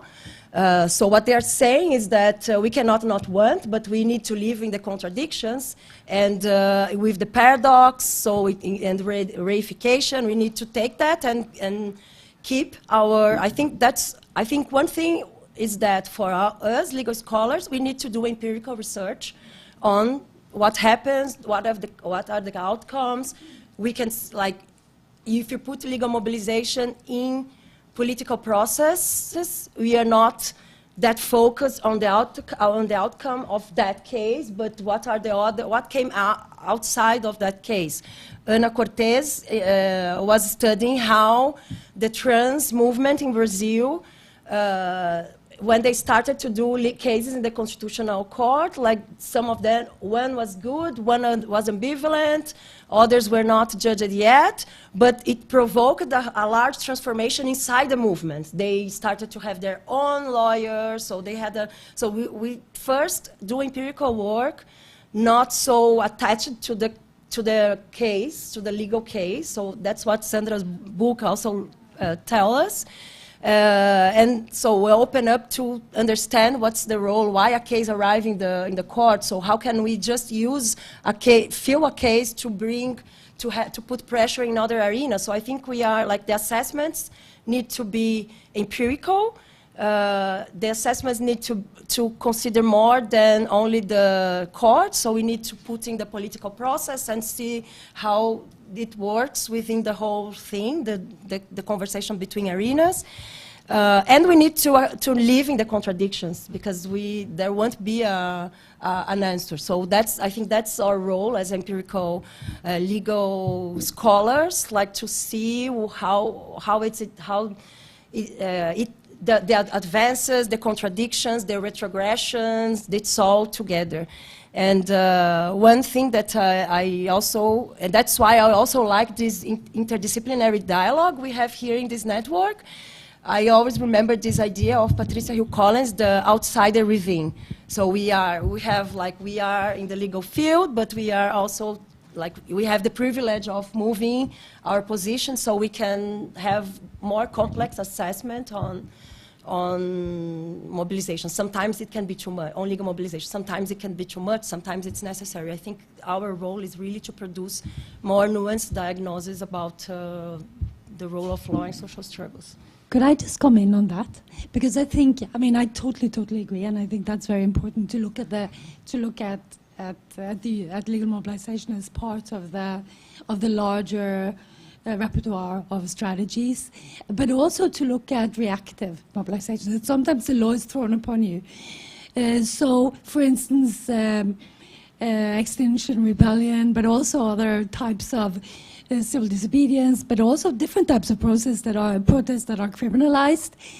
Then the criminal processes that are then forced against activists, or sometimes part of the calculus, because you know that if you're arrested, that also brings attention. Yeah. So how does this type of, sometimes maybe even legal mobilization, because it is part of the calculus, how does that feed into the larger processes? Because that's a lot less focused. But then, of course, all the different actors, also non-state actors' use of slap suits in these, which are generally not part of the legal mobilization, but it's part of the calculus nevertheless.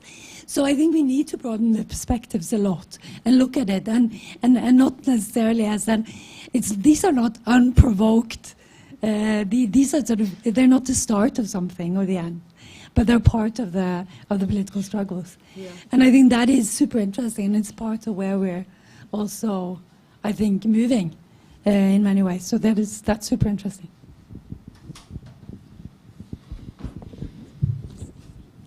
Well, I think that we can close now. Yeah. Thank you so much to the editors, the authors, and Camila for her comments. And I have to correct a mistake. This is not the last panel. I thought it was the last one. No. We have 2 more in the afternoon and the movie. Sorry, I was completely wrong. So we have many more discussions ahead. Yeah, exactly. Exactly. So see you in 15 minutes to continue the conversation. Thank you.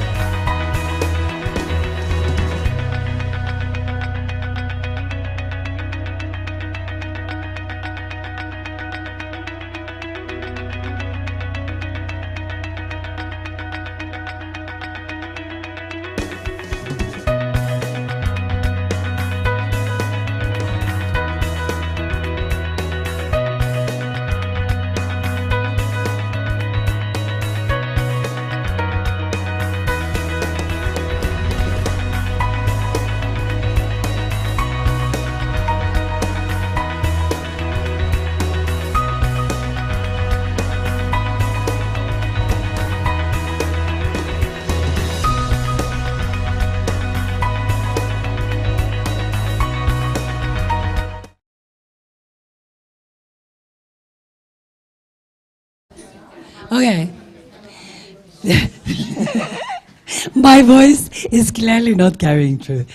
Okay, so I'm extremely, extremely happy to be able to introduce to you someone who clearly doesn't need any introduction, Cesar Rodriguez Garvito, who, and the occasion of this session is the publication of this really amazing book, which also happens to have an amazing cover.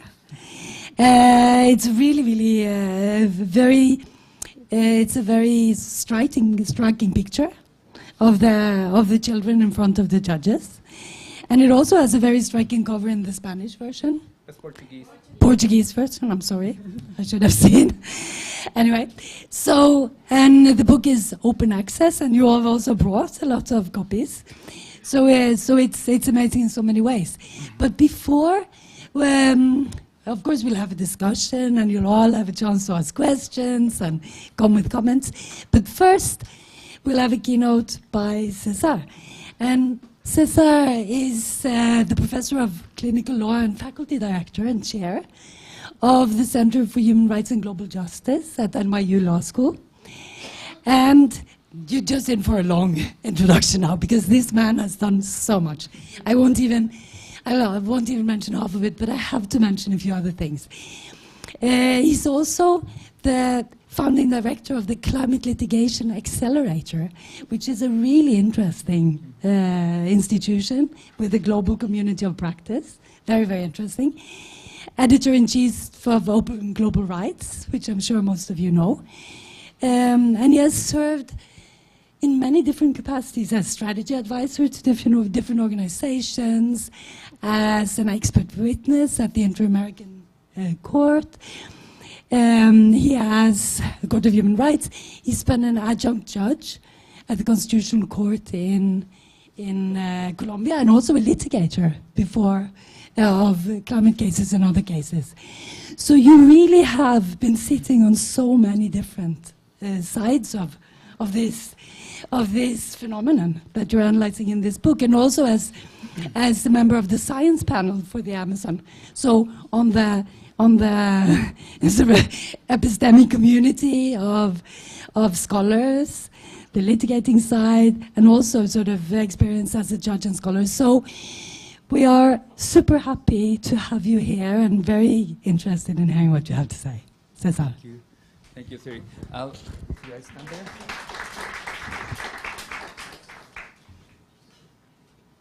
Should I use that mic?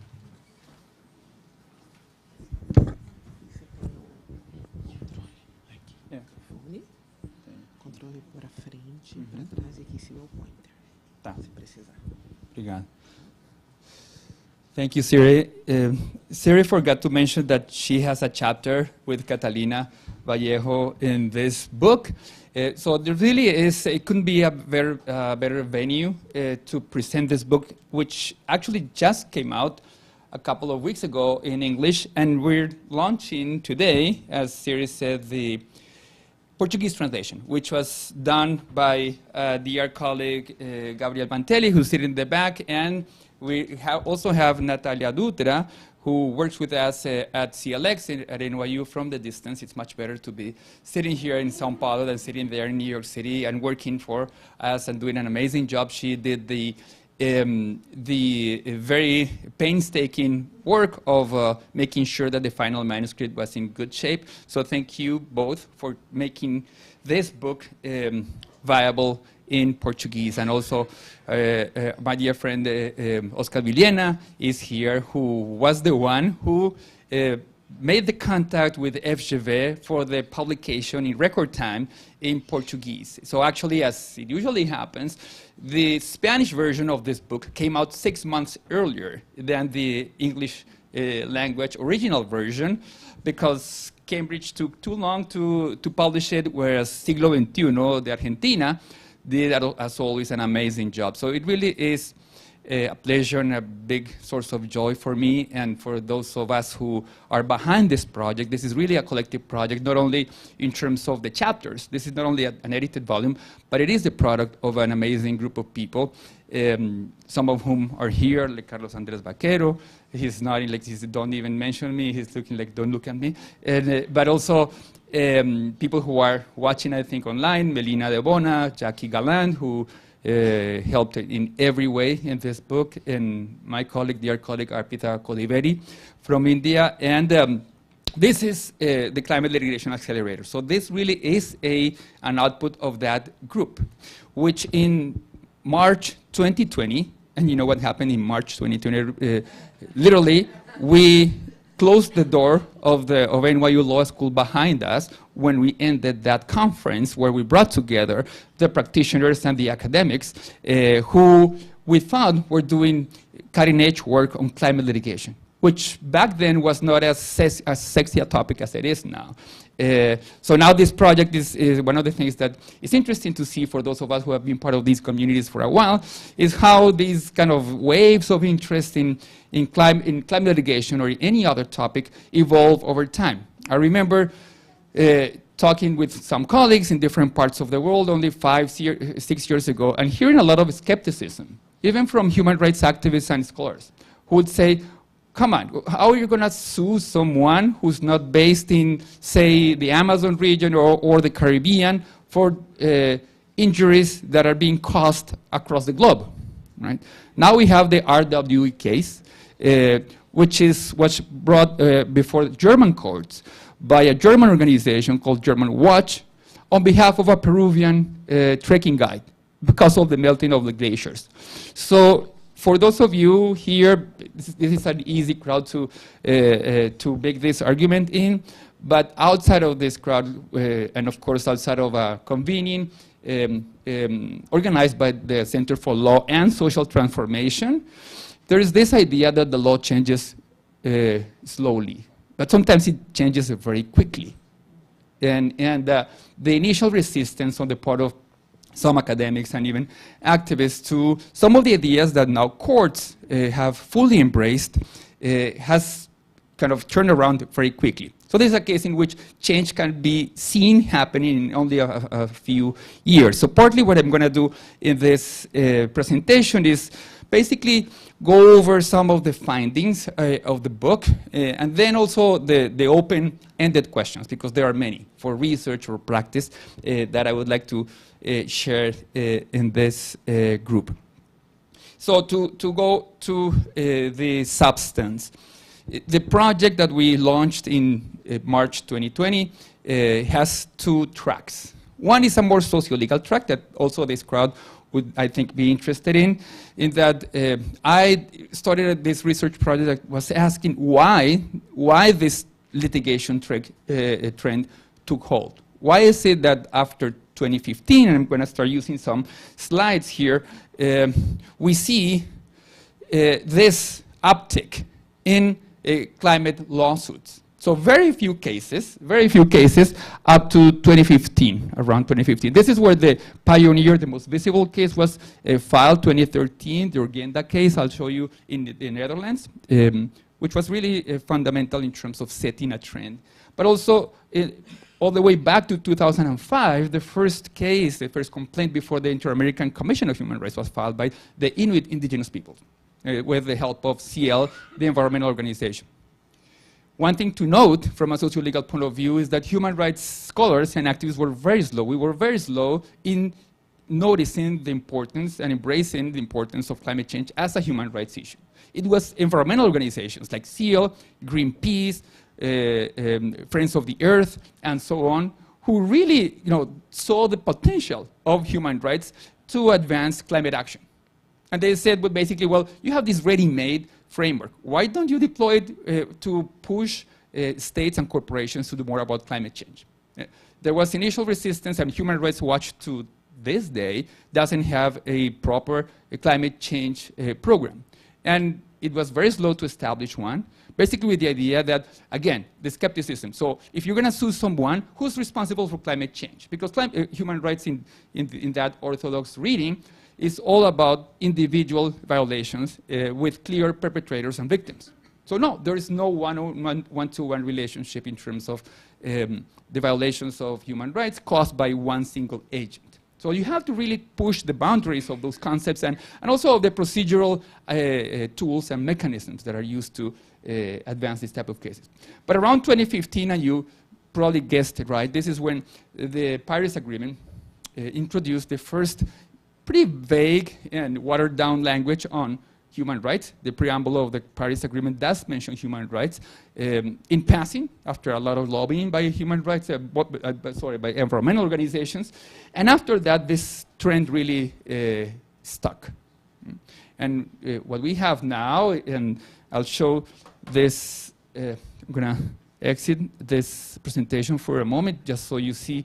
This is where you can see this is the collective project that gave rise to this book. So if you want to take a look at case studies, the whole database, which is open access for all the students to use, this is not proprietary data, it's for everyone to use, and we keep updating this data. When we first started writing the initial manuscript, I wrote the framing chapter, there were around 112 cases. Now there are more than 200. And literally the trend is such that cases are multiplying by 2 on a yearly basis, right? So we have, as you can see, so you can look at all the legal actions and publications, the case book, the work of the group that I described earlier. But I'll go back to the presentation here to the trend, right? I won't have time to go into the details of this data, although I'd be very happy to take questions and also elaborate on anything that you'd be interested in. But for now, I want to stay with the trend. Just see the kind of the direction of travel here. And interestingly,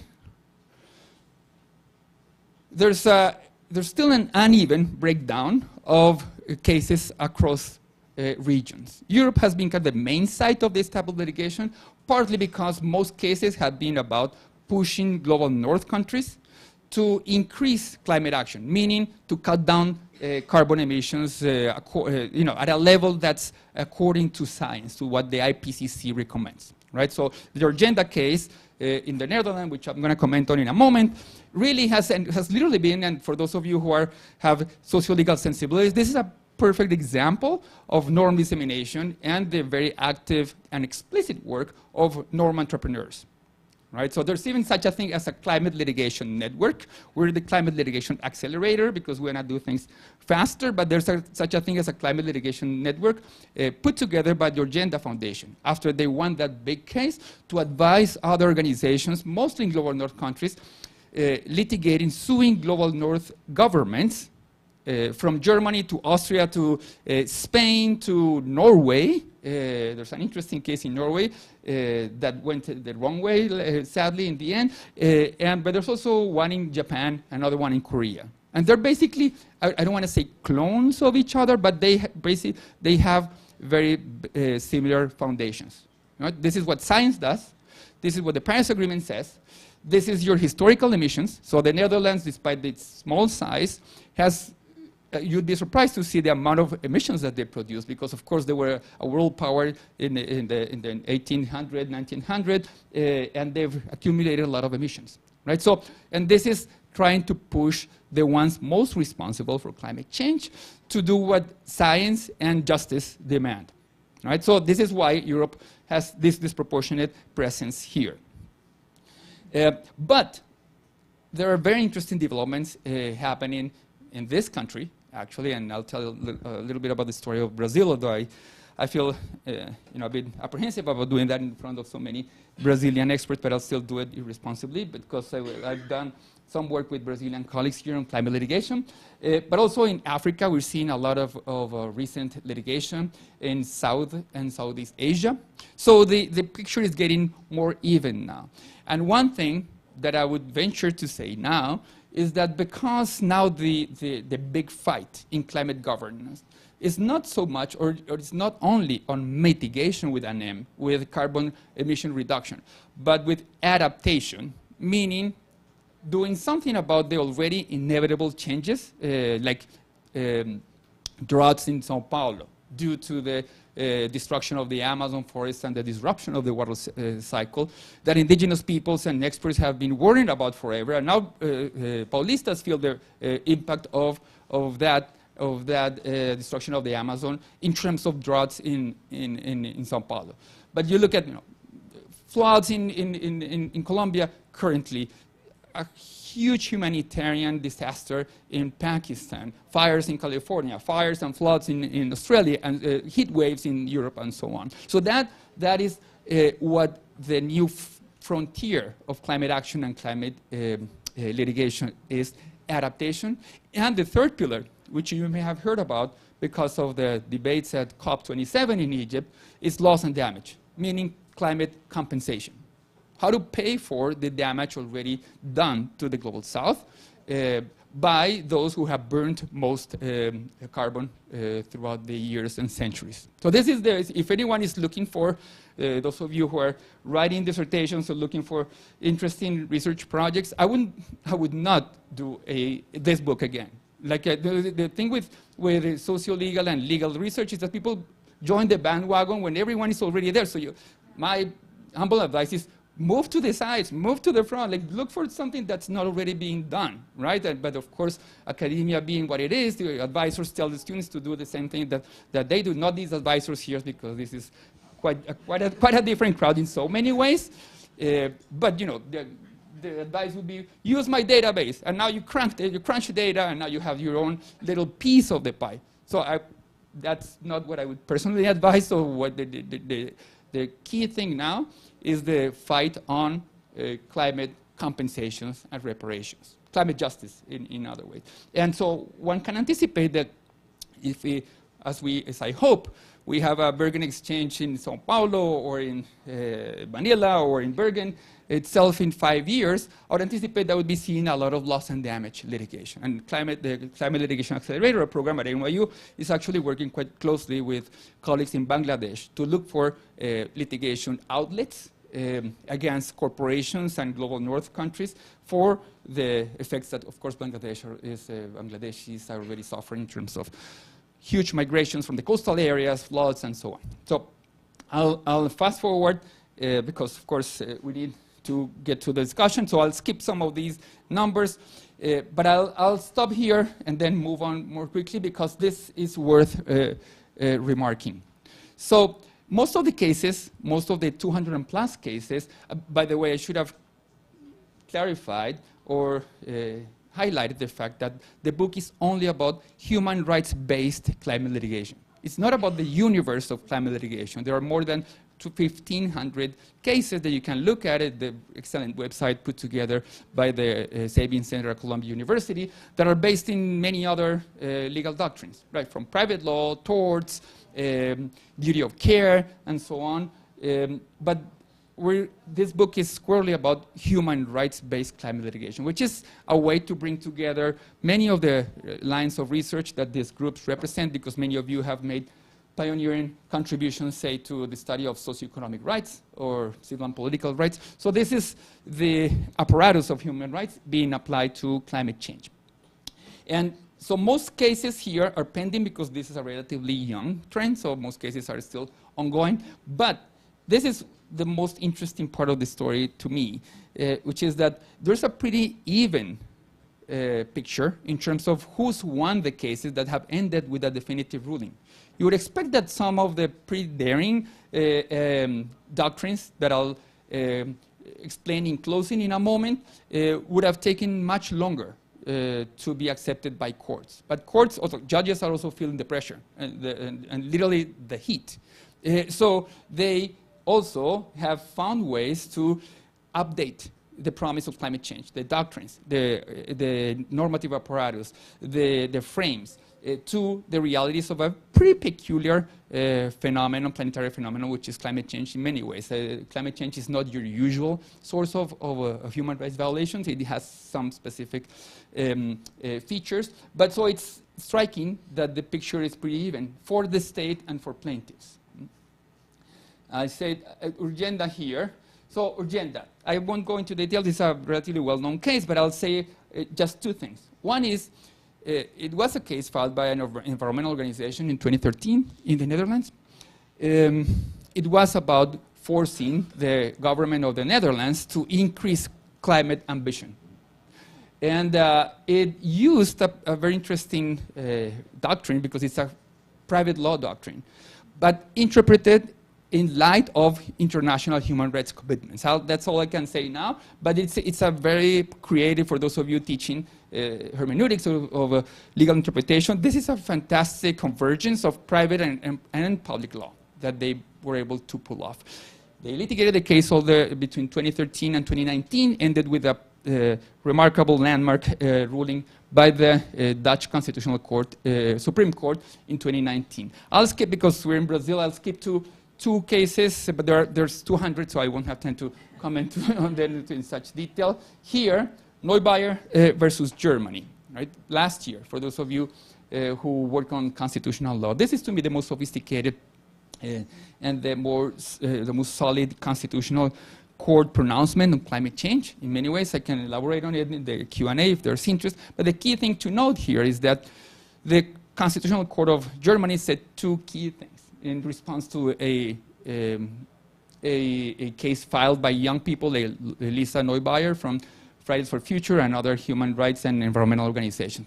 It said that human rights, that climate change entails an intergenerational violation of human rights, right? So for the first time in this universe of cases, a court took full on the temporality of climate change, right? So because the climate change, the human rights conceptual frameworks has been great in theorizing and applying the importance of space, right? So where extraterritoriality, expansion of human rights standards, and so on. But it's much less adept at dealing with time. What the court says is, well, it so happens that the temporality of climate change is not linear. It's not the same if you act today as if you act in 2-3 years. Delays are costly, right? And this is where this starts to differ from socioeconomic rights. You can, of course, it's better to fix the healthcare system now, which, of course, Siri has studied extensively the right to health. But if you take a couple more years to do your job in terms of fixing or guaranteeing right to health, well, the problem will not get exponentially worse in 2 years. With climate, it does. It does. There are tipping points, so delays are costly. And what the court said in this case is the action on climate change needs to be urgent, and delaying action in and of itself is a violation of human rights. This is crucial. I hadn't seen such a clear statement of temporality in human rights jurisprudence before. The second one is details matter, right? So this is a state, a government that has a pretty decent climate policy. It has a law. It has a plan until 2030. But the court says, well, your plan after 2030 is very fuzzy, right? And as it turns out, well, what happens after 2030 is even more important than what happens now, because young people like Lisa Neubauer will be suffering the consequences.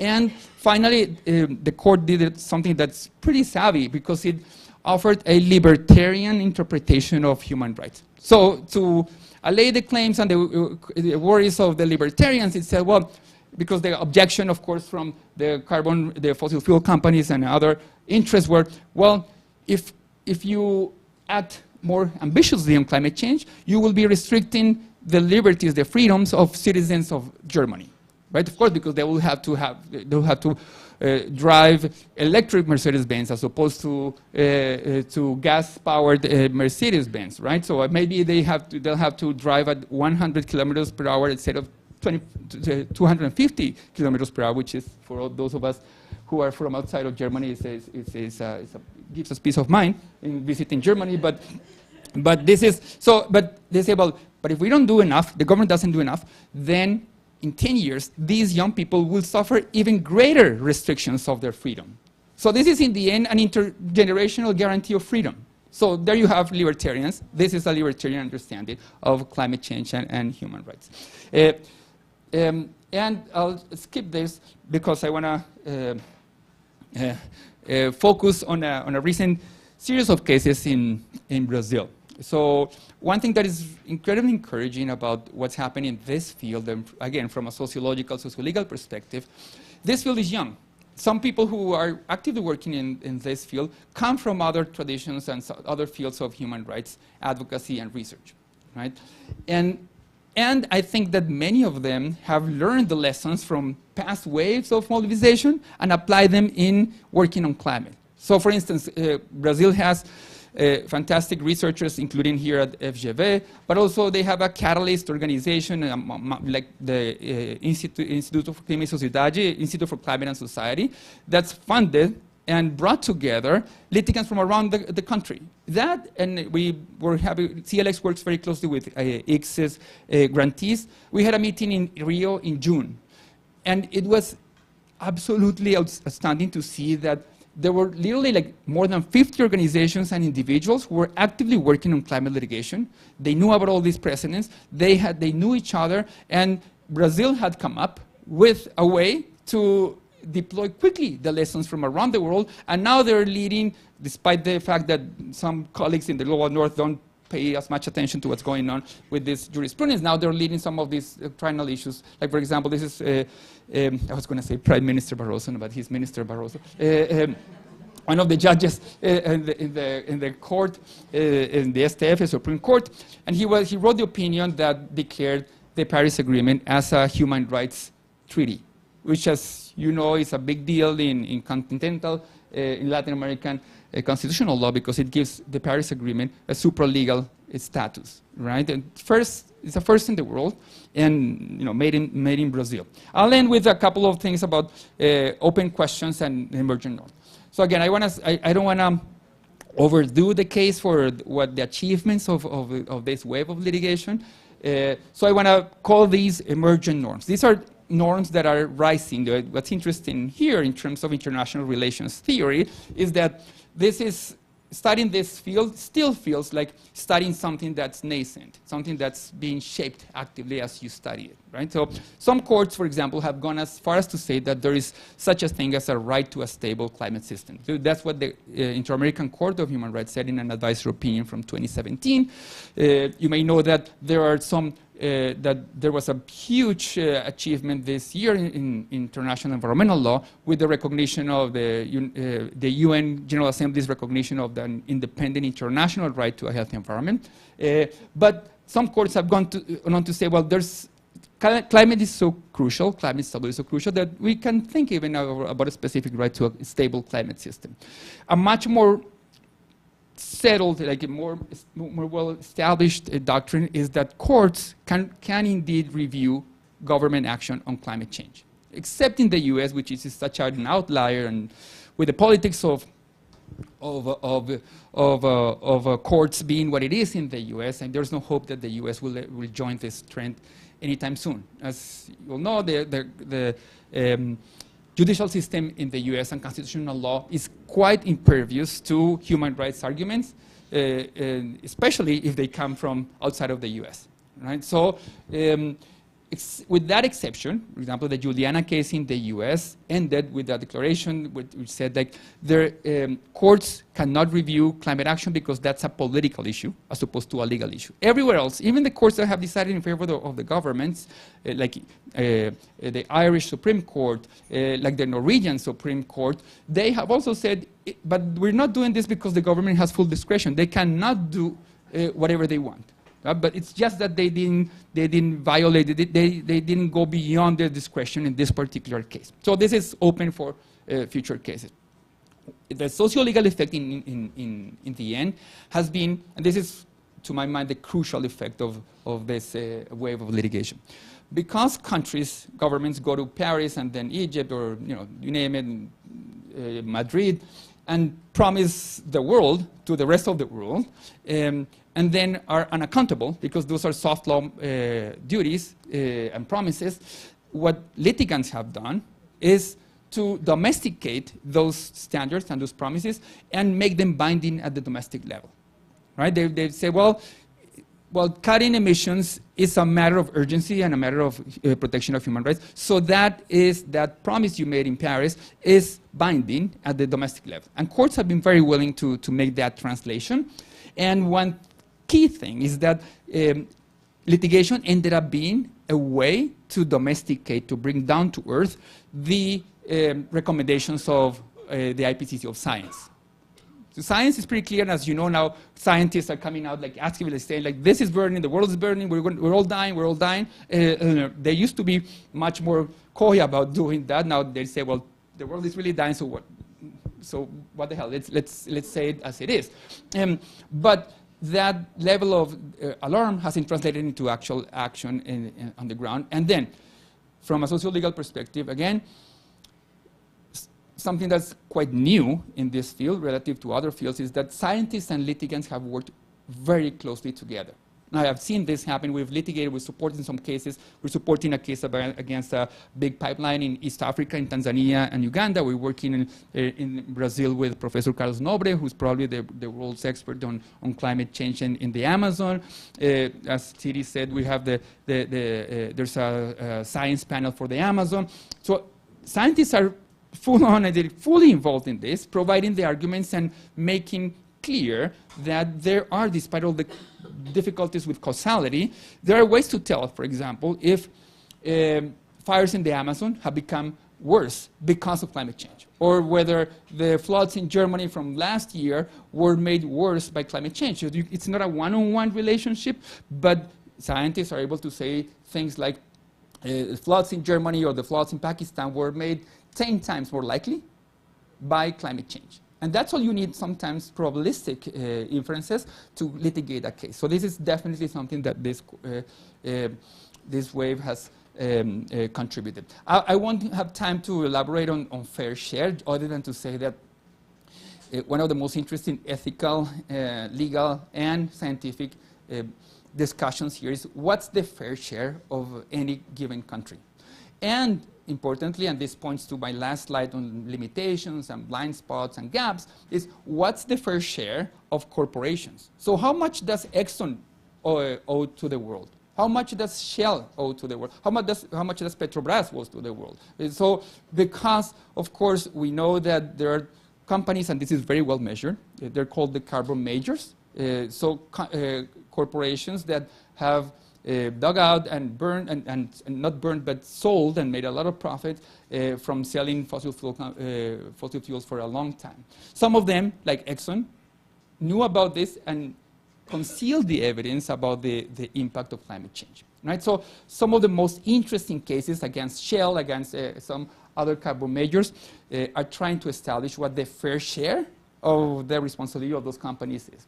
There are, of course, outstanding challenges. Causality is always an issue. For example, the Neubayer court, even a relatively progressive ruling, stopped short of saying anything about the responsibility of Germany vis-a-vis citizens of other countries in the world. Right? There's, clearly, the litigants represented also some Pakistani children.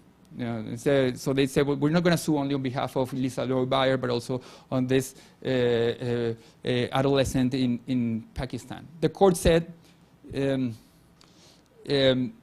have no idea what you're talking about. Basically, the court said like it doesn't sound anything to me, like in that movie that said like I don't understand this argument because they didn't want to touch it because extraterritoriality is, of course, a hot potato for a court, right? So that, and if one wants to litigate new cases, that's where I think the boundary needs to be pushed, extraterritoriality. Then I already talked about temporality. And then there's the issue of injury, which is quite important for loss and damage, meaning compensation cases. So how do you calculate the harm being suffered by Bangladeshi citizens that are having to migrate by the millions to the inner land? How do you estimate the quantity of the damages of the inhabitants of Pacific Island nations or Caribbean nations that will have to evacuate because they will be the islands will be underwater in a decade or so, right? So determining the injury, quantifying it, the monetary and non-monetary injuries is key. And then the final blind spots already said something about this, so I won't elaborate here. So one is there's very little about adaptation and loss and damage. And finally, there's only 10% of the cases based on human rights are aimed against corporations, which, as we know, this is a blind spot of human rights in general. We have a hard time pinning down the human rights responsibility of corporations, and that's certainly not different in the field of climate litigation. So with that, let me stop there. Thanks for the attention, and I'll be happy to take questions after the comments from my colleagues.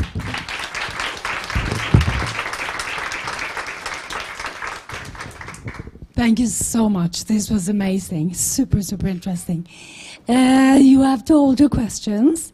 We have two I'm super happy that we have two very expert commentators on this. So one insider perspective from the perspective of the book, and one outsider perspective from the perspective of the book, but not from the... And so one is Catalina Vallejo, who is a colleague from the University of Bergen, a postdoctoral fellow at the Faculty of Law for a few days more, but rumors say that she's going back to Colombia to take up a position. And Catalina's field is, our research is climate litigation, climate law, but also more broadly rights of nature and rights of rivers. But Catalina will give comments to Cesar and the book from the insider perspective of being an author.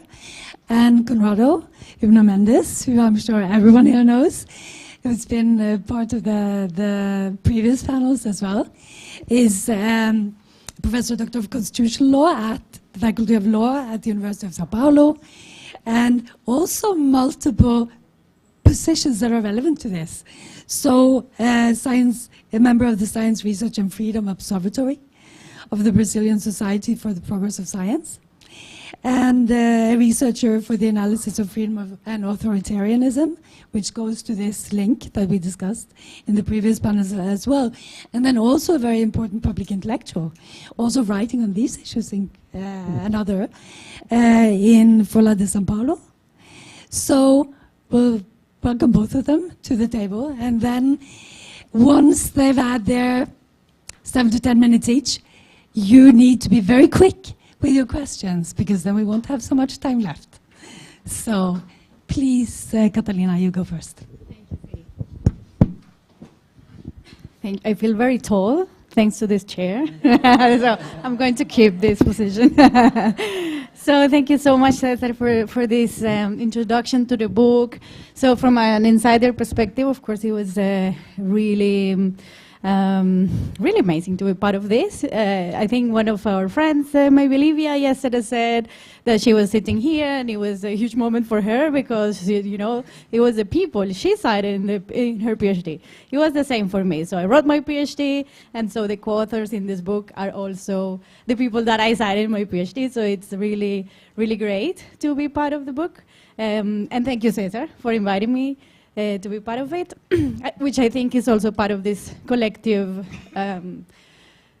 epistemic community. That is that we are all producing together and like bringing new people together.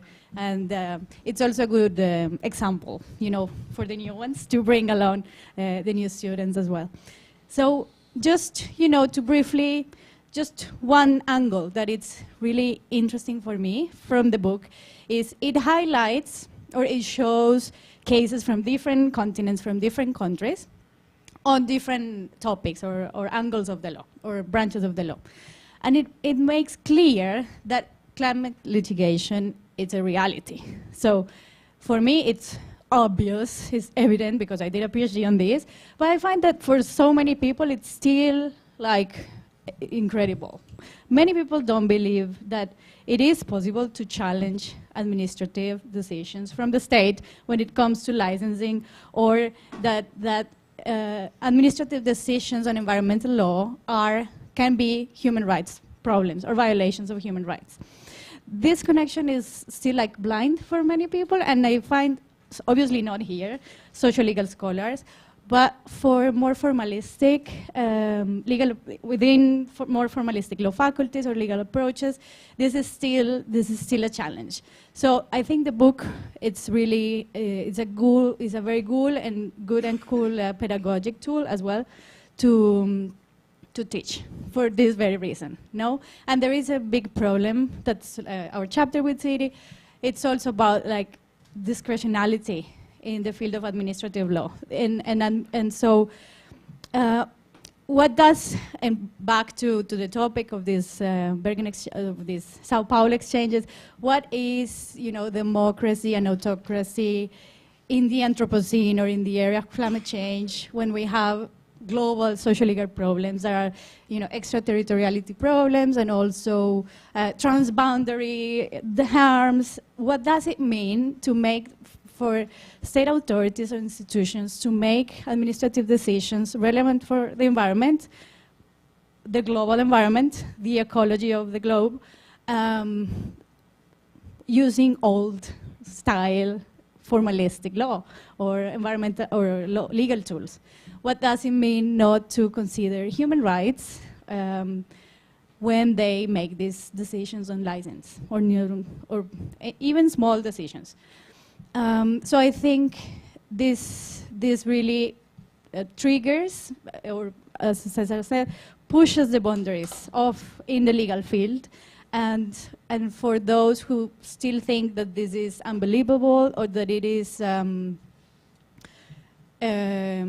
violation of the law, it's important to see that maybe we need violation of the law as it was in order to face the new problems, the new ecological problems. I mean, I worked in Norway for 3 years, and I've lived in Norway for many more years, and I have great legal colleagues in Norway, but not only in Norway, in the US as well, as Cesar said. It's still very difficult to argue that the different branches of power need to work together to face these problems of democracy in our time, in our area.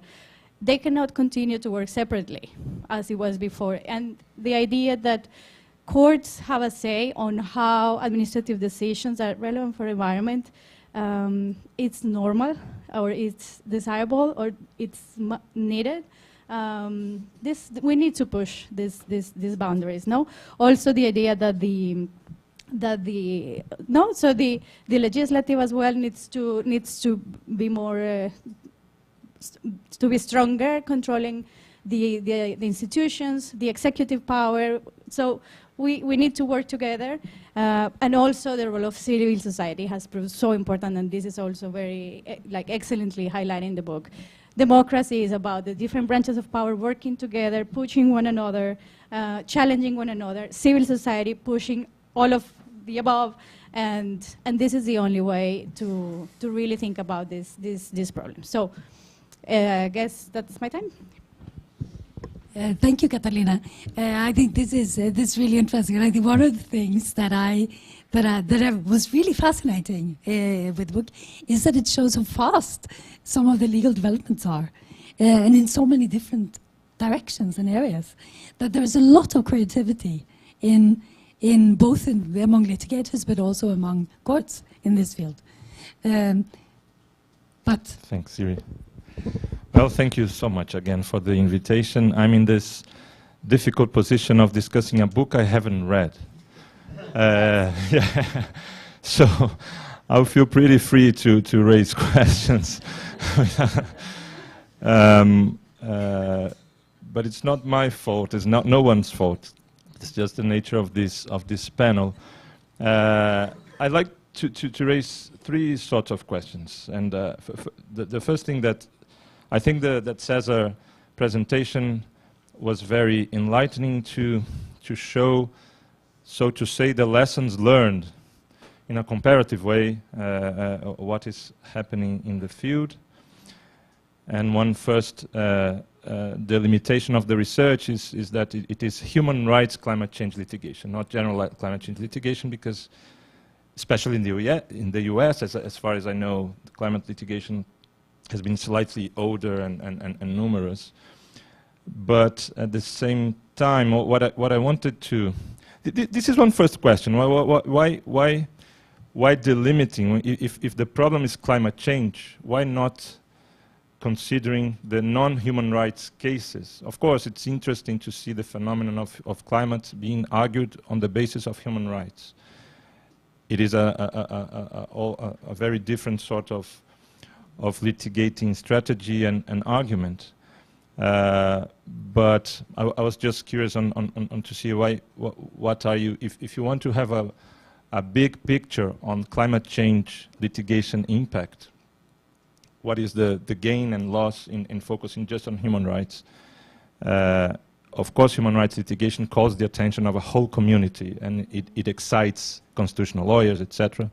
But I wonder whether one can say that this is the field of climate litigation where the most interesting results have been reached.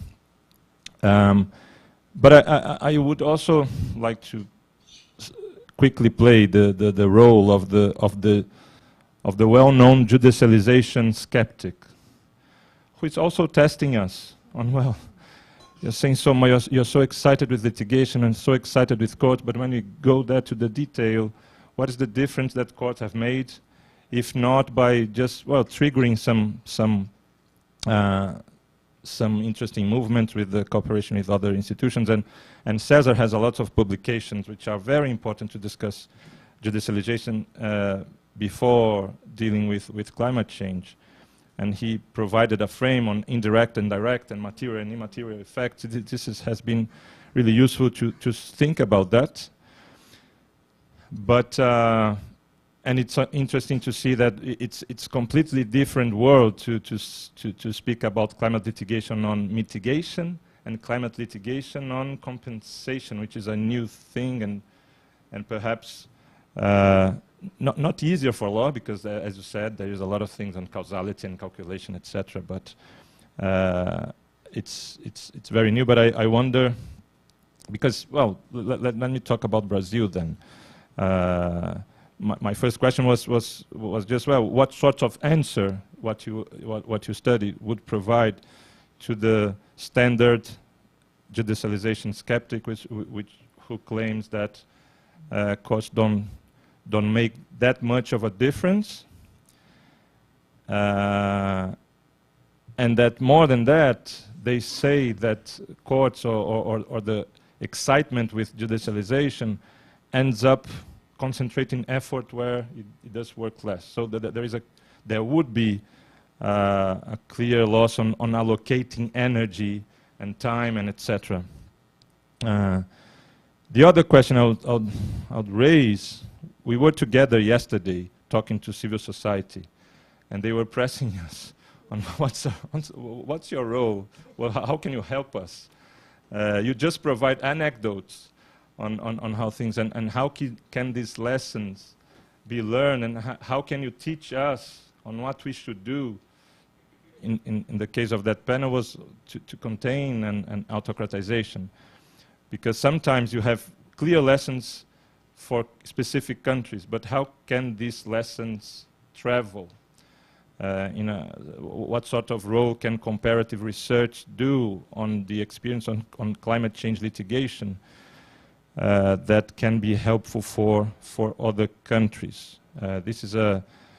I'm sure this book provides lots of answers, and I'm raising the question so that you can organize around these questions. And finally, to come to the Brazilian, it's not one Brazilian case, there is a couple of Brazilian cases which have been labeled as climate cases, and I myself had the opportunity to participate in the very beginning of the movement, which 5 years later, for climate change time, 5 years is a lot.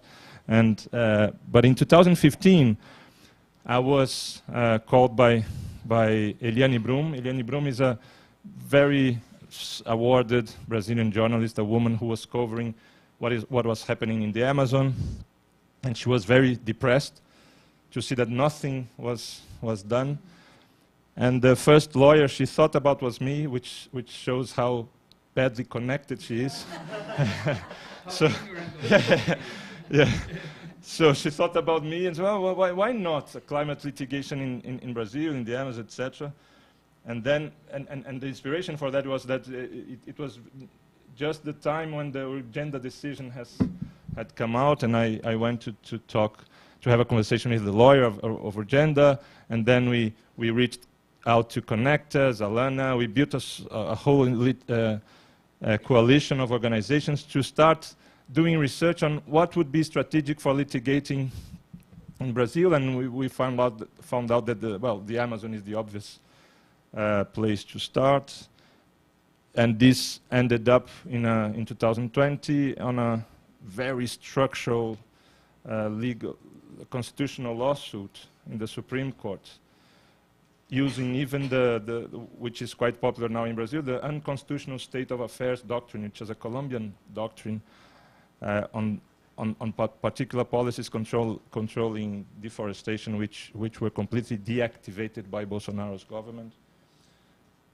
But playing the skeptic role, what has happened so far in the last 2 years or so in this particular case is nothing. So I'm not a judicialization skeptic, but I'm a very Brazilian Supreme Court skeptic. So I wonder what you would say about the lightning and the interesting and the promising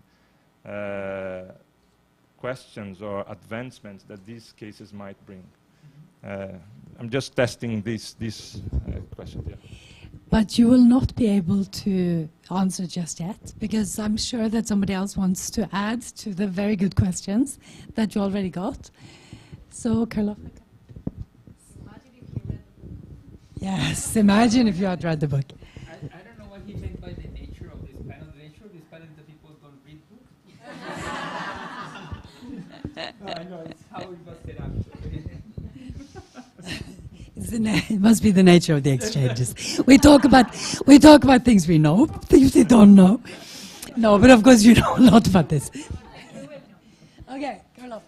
Okay, so thank you very much for the presentation. I also wanted to say that for me, your work and the work of many authors of the book was very important for my research and really for shaping what I want to investigate in my research. So I'm very happy to be here today, and also that the book is out.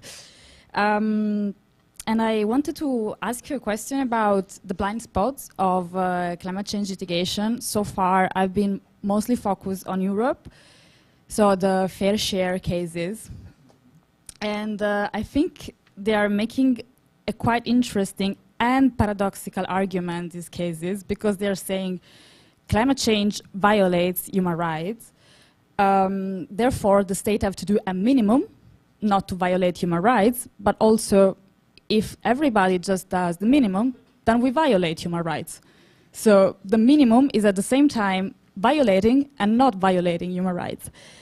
And this is quite interesting from a legal perspective, but also since we are very concerned with the broader impacts of climate change litigation, I'm wondering whether there is a risk of human rights washing somehow, climate injustice. So, because human rights obviously have a strong moral drive. So we think that if we comply with human rights, we are doing the right thing, but then not really.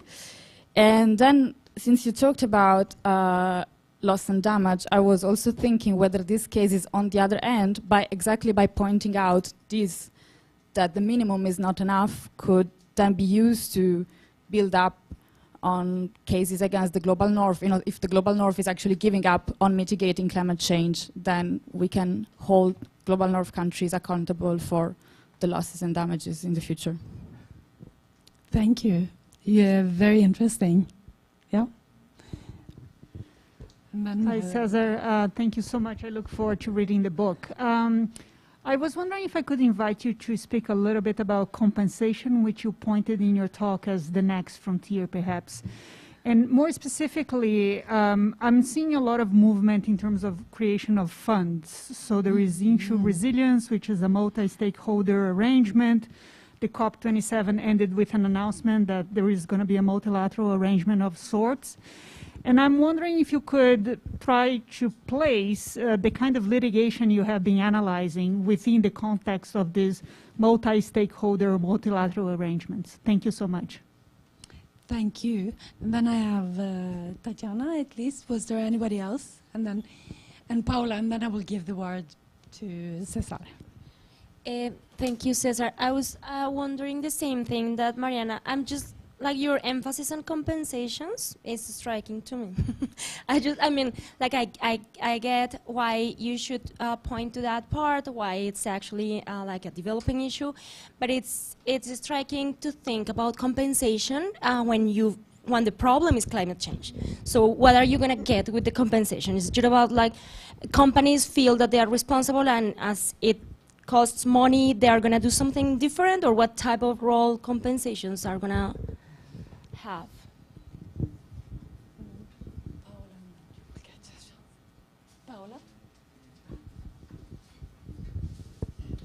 Thank you, and thank you for a wonderful presentation and the conversation too. I found it very interesting. And one thing that I thought when I listened to everybody was about your work, Cesar, your prior work, two of the many strands of your prior work. So thinking about the Macan and your book with Diana on the effects and the framing that you offered us with the direct and indirect effects of the litigation, and I also thought about your writings on the reply to the crisis of the human rights movement, etc. So I saw in your presentation and your current work, which I found fascinating, a connection there in terms of which are the indirect effects of all of this. And I thought there was a lot about global mobilization and global civil society and organizing.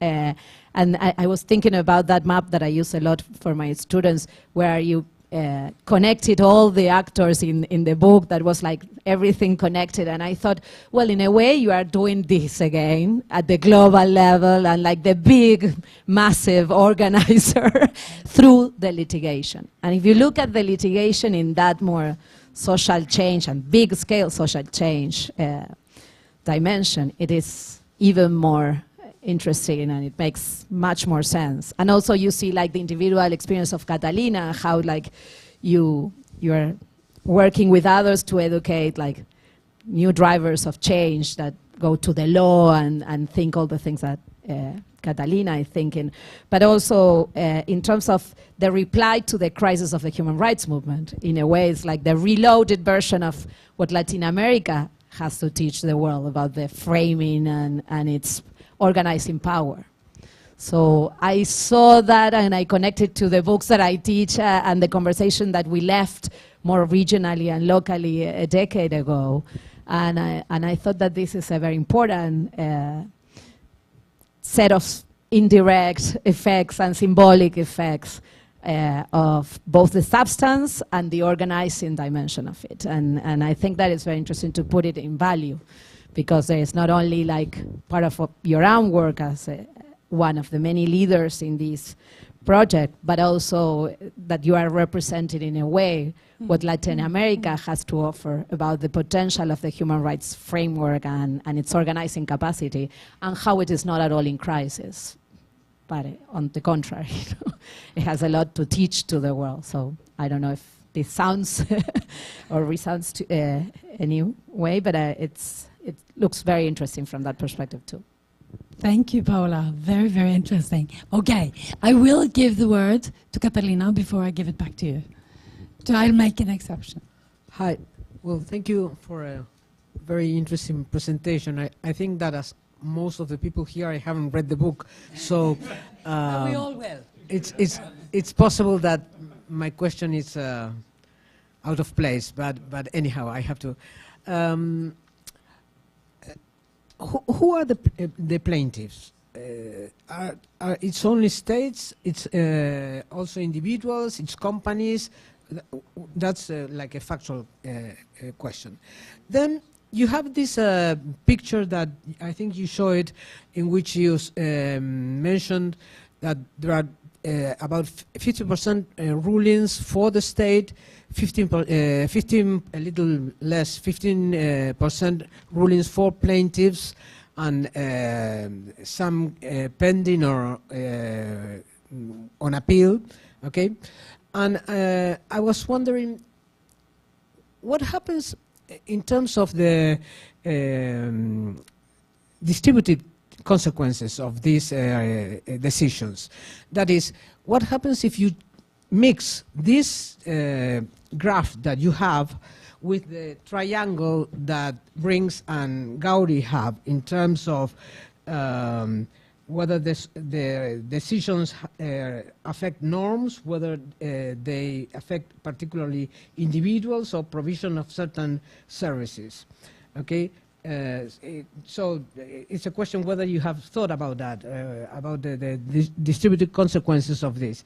And the third one, the third question, has to do with another book of yours in terms of implementation, because here, okay, you have 79% of the decisions or are pending or there is no resolution. Okay, but there's about 30% of the decisions. Then you have the second step, that is, how do you implement those decisions? Do you also have a chapter on this book on implementation, since you already studied that in some other books? Thank you. And now, Cesar, you have 7 minutes to answer these amazing questions, or the ones you prioritize. Thank you, Siri. I'll start by saying to Conrado, you see, some people do read. But no, seriously, with Conrado, I'm really glad that you mentioned the origin, because I have to say this. I hadn't forgotten about that moment of this USP workshop that you referenced.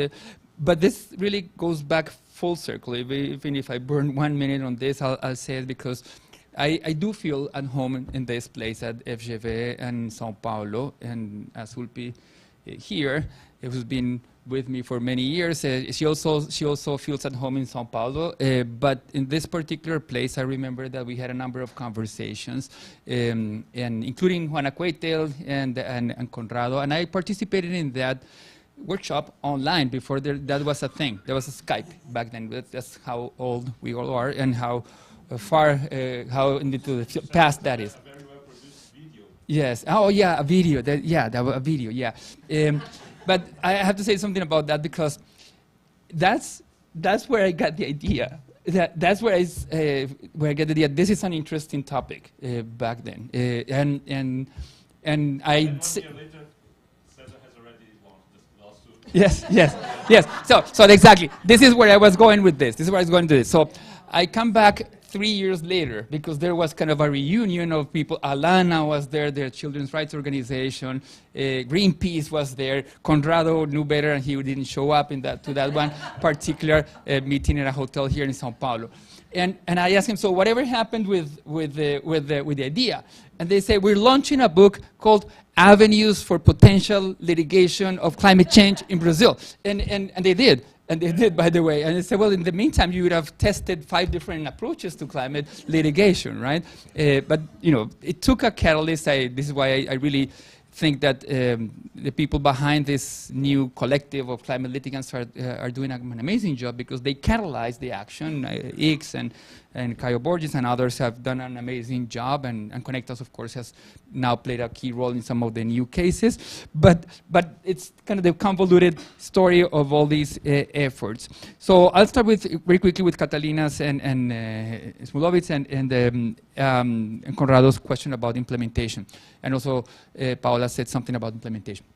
That's an easy one to answer, not because implementation is easy, but because my response is that it's too early to be able to tell, right? So implementation, for those of us doing socio-legal research, entails giving some time to these decisions to sink in and to actually analyze what happened, right? So I have no idea, other than, although some effects are pretty obvious immediately. For example, because, and this goes to the outcomes, what type of outcomes come out of these lawsuits, Catalina. Many challenge policy, right? So what changes is a policy, right? So they challenge the fact that the Dutch government aspires to cut down carbon emissions by 20% as opposed to 30%. So the court says, no, science, the IPCC says the minimum you have to shoot for is 30%.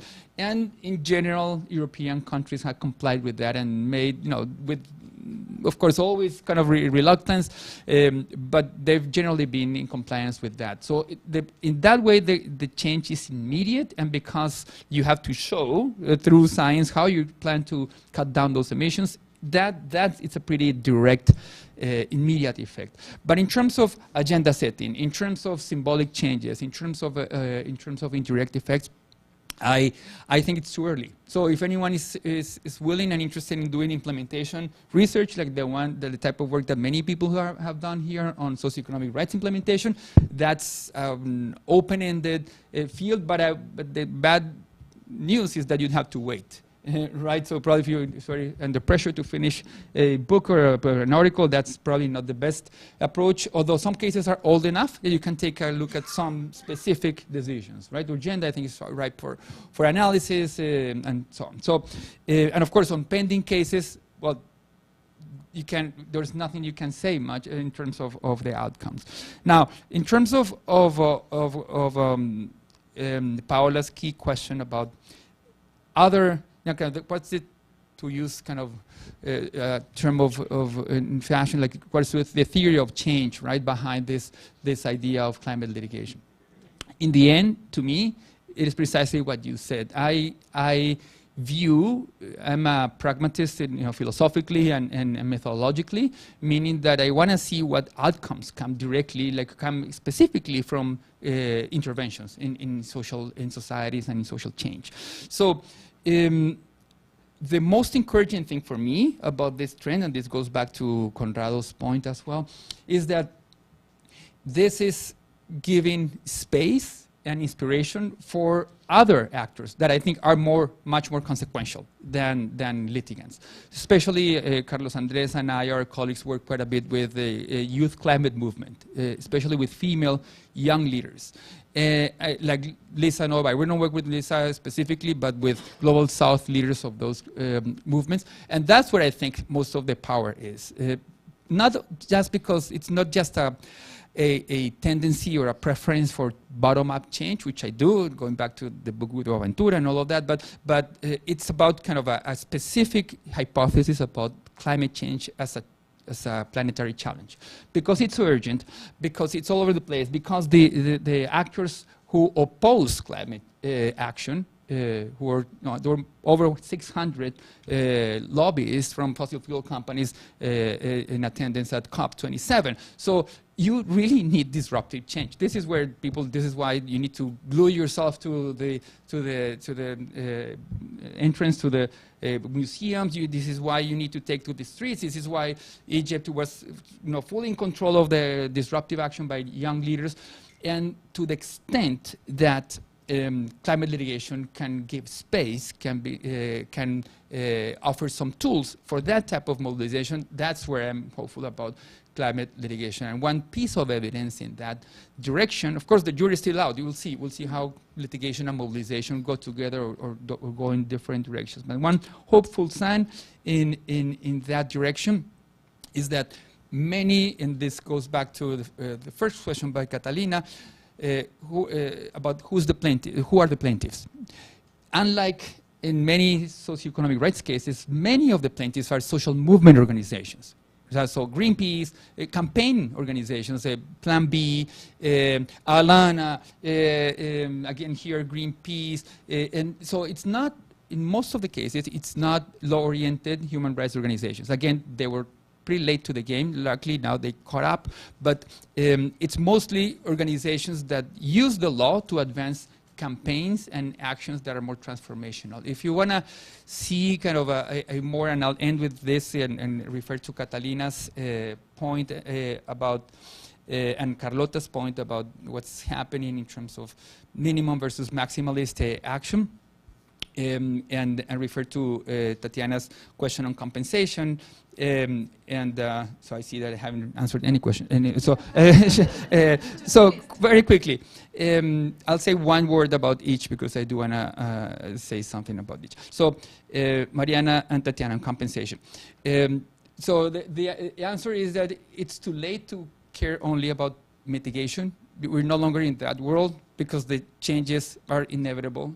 So we have to do mitigation and adaptation and compensation.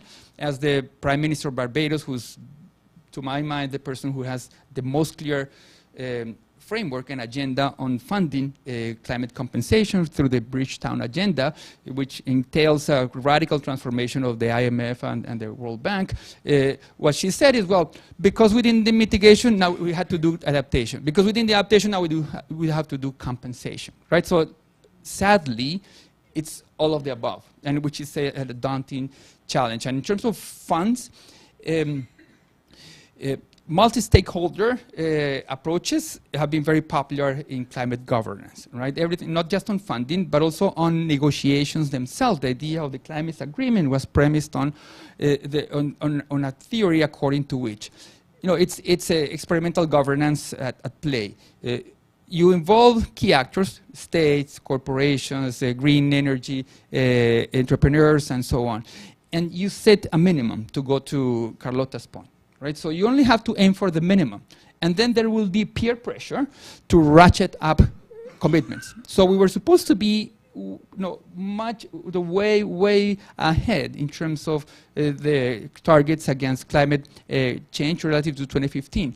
That hasn't happened because those of us who are more into social movement research and practice, without pressure from the outside, those stakeholders will not do their part. And this is why litigation, in the end, what's happened is make up for the failures of negotiation. So this is going back to your skeptical note, Conrado, which I appreciate.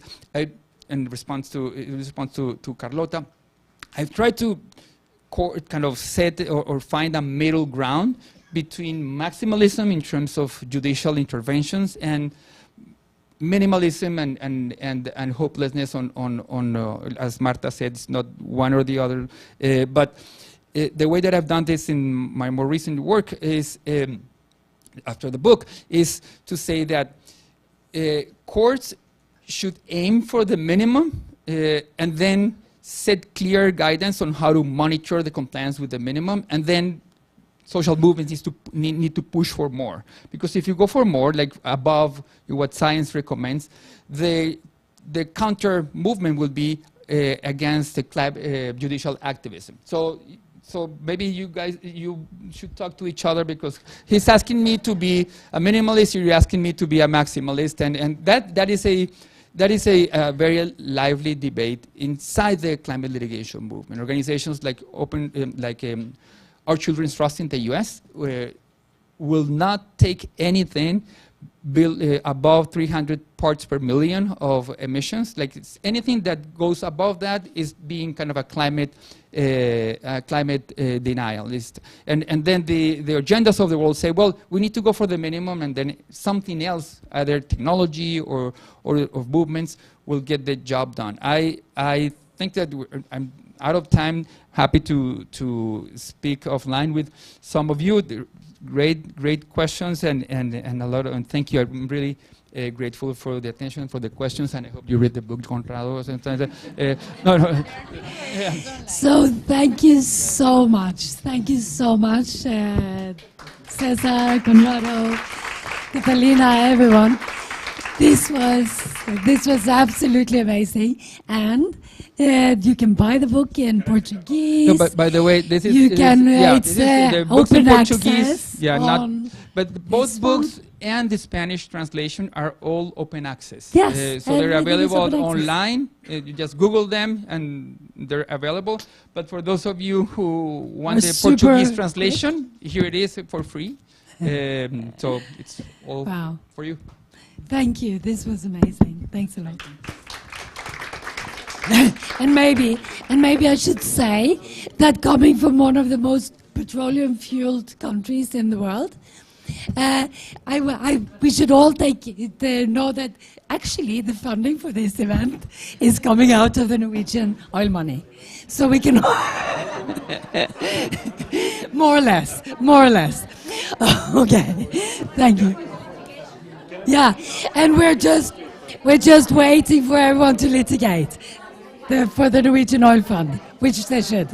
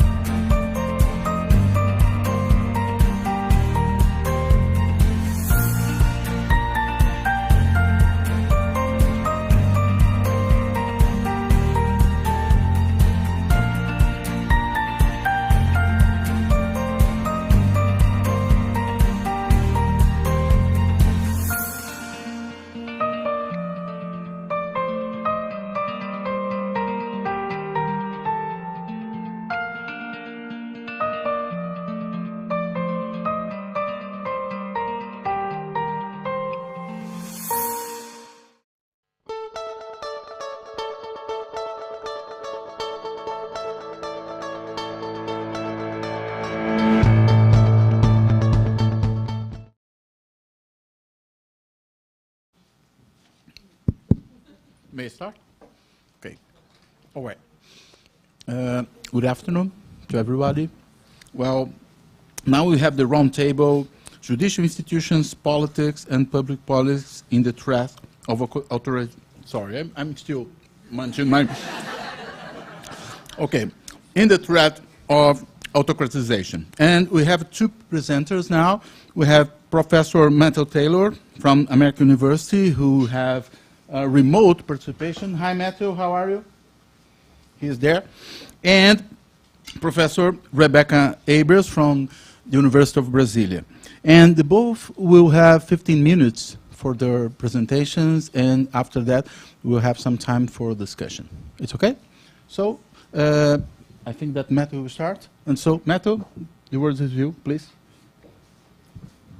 Okay, thank you. I'm going to try and share my screen. Let's see, first of all, while I'm trying to share my screen, it's really marvelous to see Rebecca and Claudio. Haven't seen you in too long. And I cannot see the audience, but I know that it includes many old friends, and I'm sorry that I can't be there with you. Can you see my PowerPoint?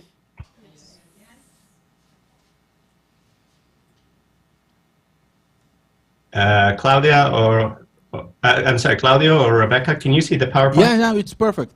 Okay, great, thank you. So today's presentation, I just wanted to think a little bit about the question that was thrown at us, which was to think about judicial institutions, politics, and policies under threat. And I think that there's no doubt that there's evidence of a threat in Brazil. These are headlines. If you're going around clockwise, fights over nominations within the STJ, the influence of Bolsonarismo in the federal court in Minas, the activism of the Bolsonaristas against the STF, and of course Congress itself trying to annul decisions by the STF. So there's no doubt that there are threats here that are aimed at the judiciary, and I think aimed at pressuring judicial decision making. The follow-up question is the judiciary actually caving into the threat? And I think that there is some evidence for this as well. You see here decisions by the Electoral Court, decisions to water down anti-corruption activities in Brazil, and also decisions that seem aimed at helping out particularly egregious offenders from the past. So something is causing a change in judicial decision making. So the central question then is, what is this? How do we understand the judiciary's behavior? And I just figured I would offer some hypotheses. I'm not going to make any empirical arguments, but just offer some models for thinking about this for those of you who are conducting research or thinking about research in this field. I know that everybody here is doing that. So in a sense, this is more of a lit review than an empirical paper, but I just wanted us to think about ways of thinking about the judiciary's behavior in Brazil over the past 5 years during a period of certainly harder right-wing policies than we've ever seen under democracy in Brazil. So the first model, I'll offer 4 different models today. The first model is really derived from Pérez Lignán's work, thinking about how political actors have ratcheted up pressure on the courts.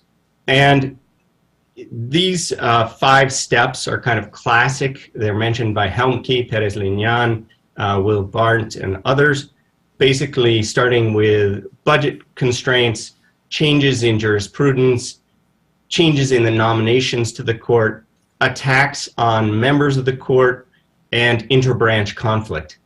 And I think we can say that certainly in the last 3 years, we have seen all of these with one important exception, which is the budget. And Brazil is this unique place where the judiciary budget seems to increase without any gravitational pull backwards. And one of the reasons for this is precisely because other branches' budgets are tied to the judicial budget. But everything else here, we've seen the ratcheting up of attacks and pressures. A second model, and this is derived from Gretchen Helmke's work, is the notion of strategic defection. And as we think about how the STF in particular, but also other federal courts in Brazil have responded to Bolsonaro, they have not always capitulated. They have not always backed down. And I think that that has been very important. You see this picture of a famous confrontation between the STF and Bolsonaro. You know, I think that this is representative of the STF finding a certain backbone, the judiciary as a whole finding a backbone against Bolsonaro. And so the question is, was this a case of strategic defection? The idea of strategic defection is that presidents who are not very popular or who are ending their term may be vulnerable to defection. And what I would conclude is that in Brazil we have seen defection on constitutional matters. That is, the STF has been willing to say, enough, basta, chega. The problem, though, is that doesn't appear to be uniform across all cases. And so we've seen in a paper I did with Luciano da Hoz, what we see is that the STF defects from Bolsonaro on constitutional matters, but then appears to capitulate certainly on corruption cases, to a lesser extent on electoral cases. A third model is the notion that the executive is willing to tolerate contrary decisions by the courts within bounds. And this is the notion of de facto judicial independence. Not de jure judicial independence, but the notion that there's a space within which, you can see the space there in gray, a space within which the executive is willing to tolerate confrontation, is willing to tolerate dissenting decisions, but beyond which we might begin to see some of the pressures and conflicts that were described in Model 1. And the basic concept here comes from Martin Shapiro's work, where he says, lawmaking and judicial independence are fundamentally incompatible. No regime is likely to allow significant political power to be wielded by an isolated judicial corps free of political restraints. I think this explains part of judicial independence in Brazil over the long haul. I am a little more skeptical, though, about the tolerance of Bolsonaro. I think it has more to do with pressures that have come from other institutions in Brazil and pressures, including from Congress, in support of the courts. So the fourth model is in some ways an attempt to reconcile the first three models. And it's to think about Brazilian courts in the particular political system known as coalitional presidentialism. So the important thing about coalitional presidentialism is that Congress is fragmented, but with regard to the judiciary, it's important to keep in mind that even though there are sometimes as many as 25 to 30 parties in Congress, collectively Congress often acts as a unitary actor, and sometimes a very powerful collective actor, especially when it aligns with the executive, especially when the executive and Congress share common objectives.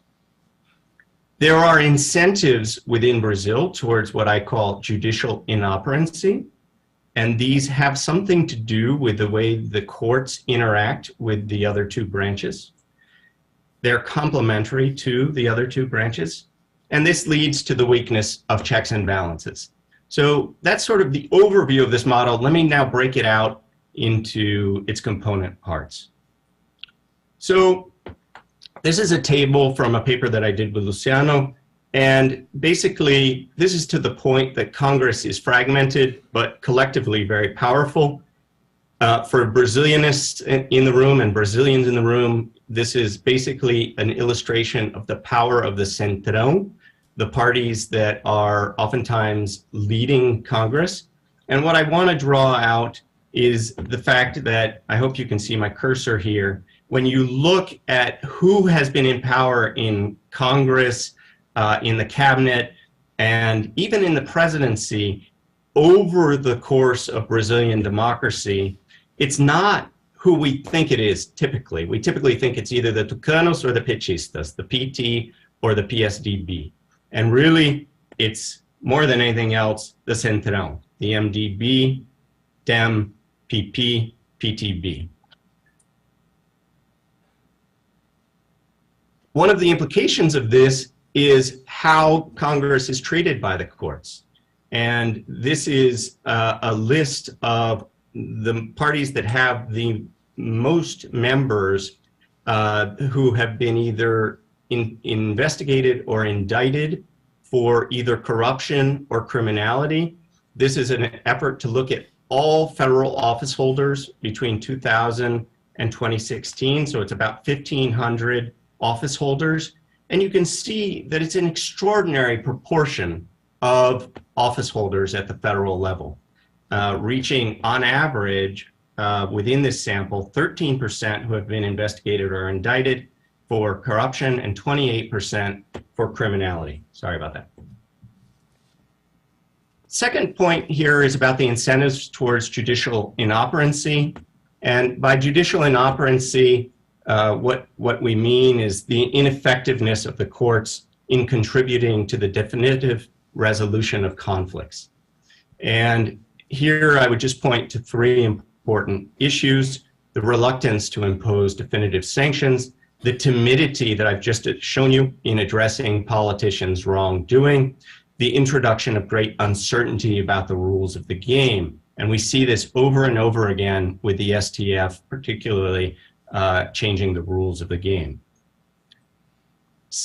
Just to give you some examples of judicial inoperancy, and I draw these from Oscar's work, politicians who were implicated in corruption serving in the presidential cabinet, that shouldn't be happening. The volatility of judicial decisions about the original jurisdiction of the STF, which have changed back and forth depending on the climate, it seems.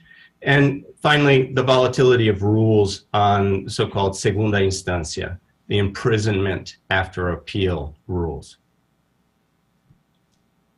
So drawing here on Conrado's work, what I think the concluding way to think about this is that the STF often intervenes in political debates, but it doesn't follow clear standards. And that tends to make it into an exacerbator of conflict rather than a moderator of conflict. And so the final point here about judicial inoperancy is that it comes out of some very complementary institutions, institutions whose incentives drive the behavior of other institutions. So Diego Argeles and his co-author have talked about so-called ministocracia, the tendency of the STF to make decisions individually by minister. So 11 ministers making individual decisions rather than one court making one permanent decision. This leads to unstable rules, and that in turn leads to what I've just described, judicial inoperancy. And judicial inoperancy in turn makes it necessary to have ministocracia, because you cannot leave some of these questions unresolved for all time. And so that tends to incentivize the power of individual justices. This in turn contributes to the weakness of checks and balances, which is also a consequence of the way the judiciary is situated within the political system. And so I think the overarching understanding of checks and balances is that checks and balances increase accountability, whether it's for corruption or for other desirable outcomes. But that assumption relies on the notion that there is a functional separation of powers. And where Brazil, I think, is very interesting is that that functional separation of powers is tenuous, given coalitional presidentialism.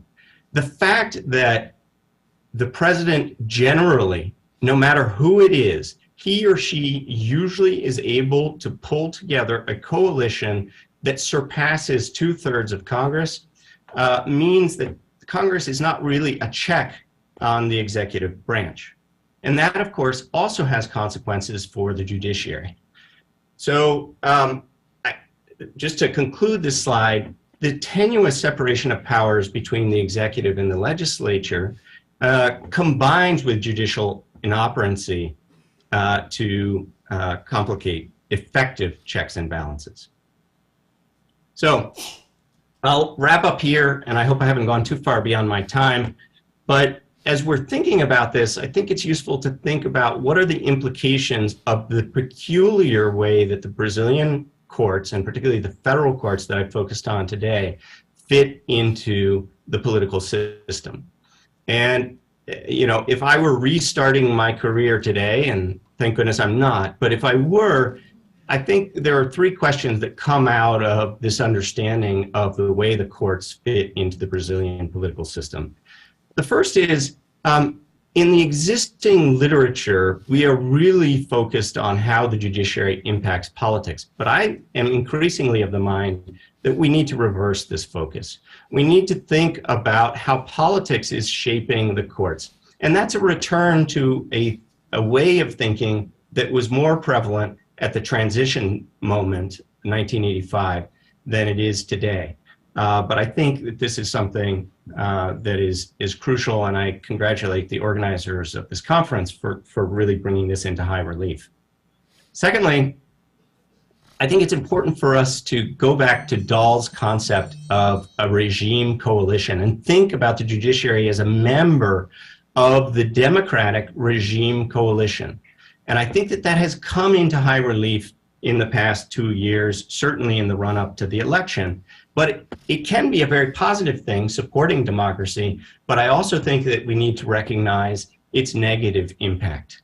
And the patterns of behavior that I've described today, judicial inoperancy, ministocracia, decisional instability, they serve a purpose within the regime and the regime coalition. And we cannot think of them as simple sort of side effects that have no relation to the way in which politics and the political system work. Finally, and I'll close here, I think we need to, this has been the focus of my work, think about where the judiciary fits as a relevant accountability actor in the judicial system, in the political system. And certainly the demise of Lava Jato, the reversion to an old form of politics that we've seen, for example, in the orçamento secreto, the secret budget, all of this suggests to me that we were perhaps too optimistic in thinking that the judiciary should, and more importantly, could have a central role given the political constraints that it's operating under. So I'll end here. Thank you very much.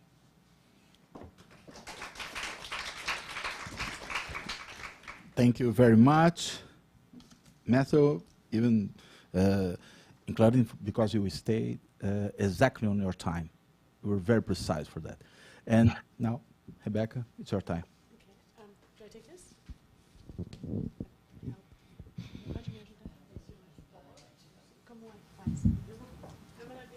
Stand up so that I can see the slides. Thank you so much. Everybody, it's wonderful to be here.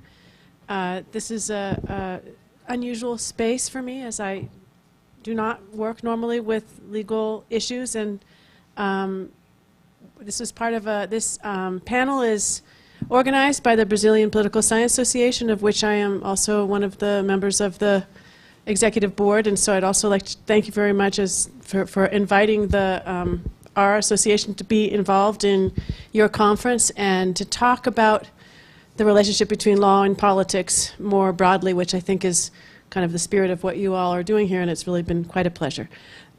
So I don't really do work exactly on legal issues, So what I did was I decided to tweak kind of the part of my current research that I think has something to do with what you guys might be interested in.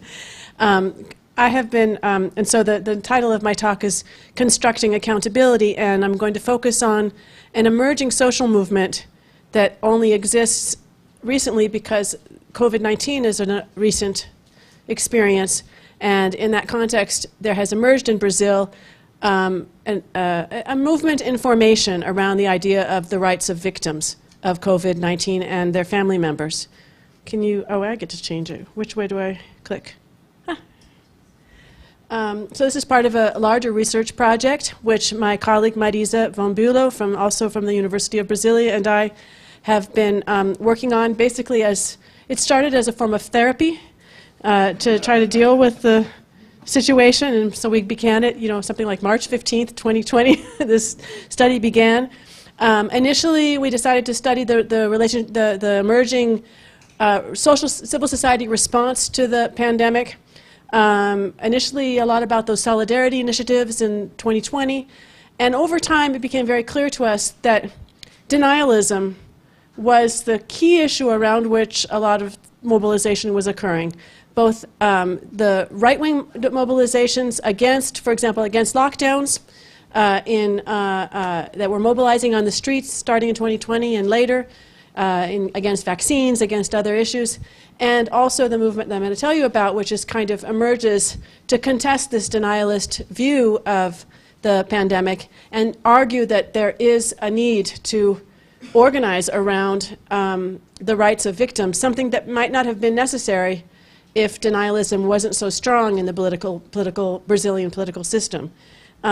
More about our broader research project, you guys can look at our repository that we created and we've been contributing to since over the last 2.5 years, the Mobiliza Covid, Repositório Mobiliza Covid. There's an English translation of a lot of it, so there's lots of material there about different forms of civil society mobilization in response to the pandemic. So we've been doing all this research. At this point, we have more than 50 interviews, long structured interviews, lots of document analysis, some digital media analysis, and have been participating in all kinds of activities. So this is what I'm going to show to you is based on this empirical work. So what is this movement? Basically, very kind of slow. It's not even totally certain to us if it will be a long-term movement, but starting around early 2021, it became clear that more than just a few small organizations were beginning to develop around the idea that COVID-19 victims needed to have a mobilization. So this started, the Rede Apoio Covid-19 is a São Paulo-based organization that was founded early in the pandemic with the idea of creating memorials and other kinds of activities. But most of these organizations were created after 2021. Respira Brasil is an ecumenical religious organization of religious leaders that organized around after the Manaus period in early 2021 with the idea of breathing Brazil and the idea that there needed to be some kind of spiritual organization around the problem of the pandemic. Avico is an organization that is from Porto Alegre that brings together family members and victims of COVID and family members. And it started off with the idea of providing legal advice, but became something much more also related to providing all kinds of support to family members of people who have lost children and other people. Then there's a whole bunch of other different organizations, more than that are here, but what has kind of become the main network organization is the Associação Vida e Justiça, the Life and Justice Association, which is a national network with sectional state organizations in most of the Brazilian states that has organized not just for the kind of direct attending of individuals, but for promoting policies related to COVID-19. And since there's a lot of words like rights and justice and things like that, I thought it might have something to do with what you guys do here. And as I was thinking about this, well, basically, one of the things that we've tried to build in our research is to try to think about how a new social movement forms and where does the social movement come from. And so this is one of the images that we've been putting together, showing how this victims' rights movement, it doesn't just come out of nowhere. They're not brand new organizations, although some people have become activists because of the experience of COVID. A lot of these organizations emerge out of existing organizations. So, for example, the progressive religious groups in that Respira Brasil organization, children's rights movements related to the, and social assistance began to get involved around the issue of orphans, because there's at least 150,000 children who lost both of their parents in Brazil. And also the human rights movements, people more from the legal tradition, people who are interested in truth and reconciliation processes and democratic transition issues got involved, thinking about COVID as a trauma that would need to have truth and memory around it. But also people from other movements like the LGBT rights movements, the AIDS movements that had experience with prior pandemics and with the legal issues around defending the rights. And of course the health reform movement, the sanitarista movement, the psychiatric reform movement, worried about grieving and suffering. And parties on the left with their leadership, people within the state. There's kind of this vast network that brings together all these different kinds of movements. And the reason why this is interesting is that what we've been trying to show is that the way that the concept of victims' rights is defined, or or reparations or accountability for them, you can kind of see as the coming together of these different more historical movements and a transformation of longer and older concepts into more recent terms. So basically what I'm going to tell you is that there was basically three notions of accountability that these actors have been arguing for. And that, and I'd be curious to see what you guys think as people from the more legal law tradition, that these and many of them, these are not different movements that defend different concepts, but many of the actors, through their interactions with each other, speak in these three terms often in the same breath. So I'm going to separate these overlapping concepts, but they often are brought together quite interestingly through the interaction of people who come from different social movement traditions. So the first is accountability as legal justice and reparations. As one interviewee put it, we must dive deep down into what was in fact a genocide in Brazil, its chains of responsibilities, the scope of the political and economic interests that generated these decisions, and with that the struggle for reparations. So people talk about reparations, and a lot of these organizations have been involved in different kinds of activities related to this notion of reparations. The AVICO, which gives legal rights to individuals, it also in June 2021 presented a lawsuit to the PGR, however you say that in English, against Bolsonaro for crimes related to the bad administration of the pandemic. This organization has also been involved partnering with the Ministério Público to create lawsuits related to public civil actions and other kinds of activities related to the pandemic. It has also worked together with a group called O Candeiro, led by Chico Whittaker, who is an old traditional activist in Brazil, and a bunch of other kind of elderly activists who have been struggling in various different areas since Brazil to pressure the Ministério Público. So back when they argued, 2 years ago that impeachment was never going to happen, but if you could just get Aras to do the denuncia, then there might be a way to get rid of Bolsonaro, and that would be critical. So there's this movement called O Ministério Público Denuncia Já, denounce Bolsonaro and the government as soon as possible.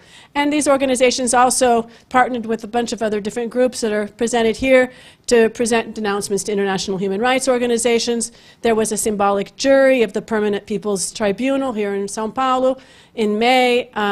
So there's this whole kind of portfolio of activities around what I would think of as kind of a more traditional reparations and denouncement, legal denouncement approach. The idea that somebody must be held accountable and punished, and those who have been harmed must be repaired in some way. So that's the first notion. The second notion is the idea that this kind of judicial approach is not sufficient and that there needs to be a policy investment. So one of the interviewees said this very clearly. You know, I know the judiciary of this country, and I know that it's not by that route that we will get reparations, either moral or material. It's not by putting 100,000 in the hands of a family that's going to save them. It's public policy, it's the public healthcare system, it's legislation. So many of these actors are involved in not just legal action, but in legislative action or in working with executive branches. They have presented a whole set of congressional bills. The Vida Justiça Association made a partnership with the name just ran out of my head, so it'll come to me later, but the Institute for Tax Justice, Justiça Fiscal, tax justice, right? Fiscal justice. The Institute for Fiscal Justice to write a bunch of bills that would raise taxes in certain ways and then use them to provide funding for COVID victims in different areas, healthcare, orphans, cash transfers, education, and all these bills are in the Congress, obviously still have not been voted, but they have been working on kind of creating these legal models. A big issue that emerged out of this group is the question of orphans, which people started to talk about, and it was detected that Brazil has just very bad policies related to how to deal with orphan, with the experience of being an orphan. And so they've been, before even providing actual laws and legislation, working on how to conceive of the problem in a country where often, for example, people are not raised by the person who is their biological parent, or somebody who dies might be more important than the biological parent in upbringing that child, and there's all these complicated models. And states in the state of Maranhão became a state where at the subnational level that it began to experiment with some legislation, and these social movements began to interact with them and helped articulate a proposal that was approved by the Northeast Consortium of state governments. So while there's not so much space in the federal government, these subnational activities have been working for new policy activities. There's also a really interesting initiative in the Parliament of the Rio Grande do Sul state to have a series of public hearings also about how to develop policy solutions for COVID victims. So it's a policy approach. And the third notion of accountability has to do with that idea of truth, memory, and also just of grieving itself, of the need that people have for grieving. As one of the interviewees said, in an interview she said, people contacted us wanting legal advice to tell us that they were in grief, to tell us that their father, mother, son, or brother had died. They just wanted to be able to talk, because I thought, Rebecca, that this issue of the invisibility of the victim was just my own problem. But there were others who were feeling this way. There were so many people that were feeling this way. And the interviews that we had with so many of these people that were conducting this research kind of kept on coming back to the idea that the legal issues were important, the policy issues were important, but more than anything, people really needed to deal with the suffering and loss that they had undergone through COVID, and that a society in which denialism was so strong as a political process, had politicized so much a disease and death, made it much harder for this process of grieving to occur.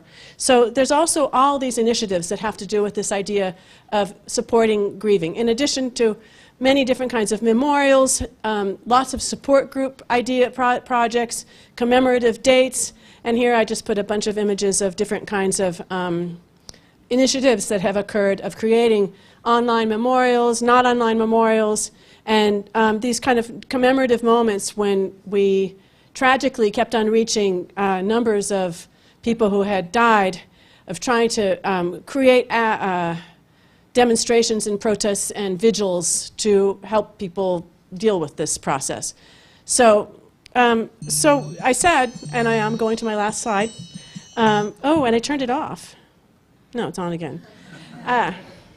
I said, so as I said, this is all kind of somehow connected, and one of the things that we've been arguing And we've been using a lot of social movement theory to try to understand this process of creating a new movement agenda, a new set of ideas that piece together these different ideas. And basically, one of the arguments that we have is that it's the opposition to denialism that helps unite all these ideas. So as another interviewer said, we have to dispute the narrative of what is happening to Brazil today so that responsibilities are not diluted, and that what is happening in Brazil is not explained as the work of God, the work of nature. There was a need at this moment to avoid pushing the victims under the rug. That would only interest the denialists.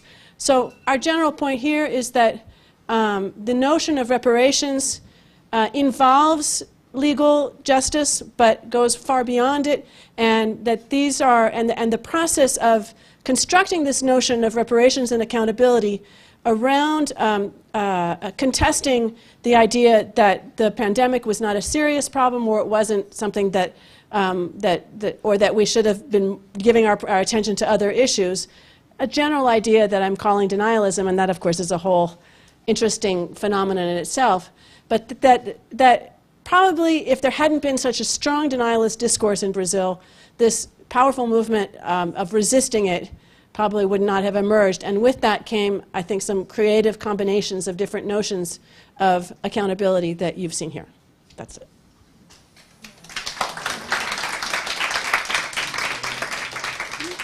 And there's a thank you there at the end. There's my email and my colleague's email. Thanks a lot, Rebecca.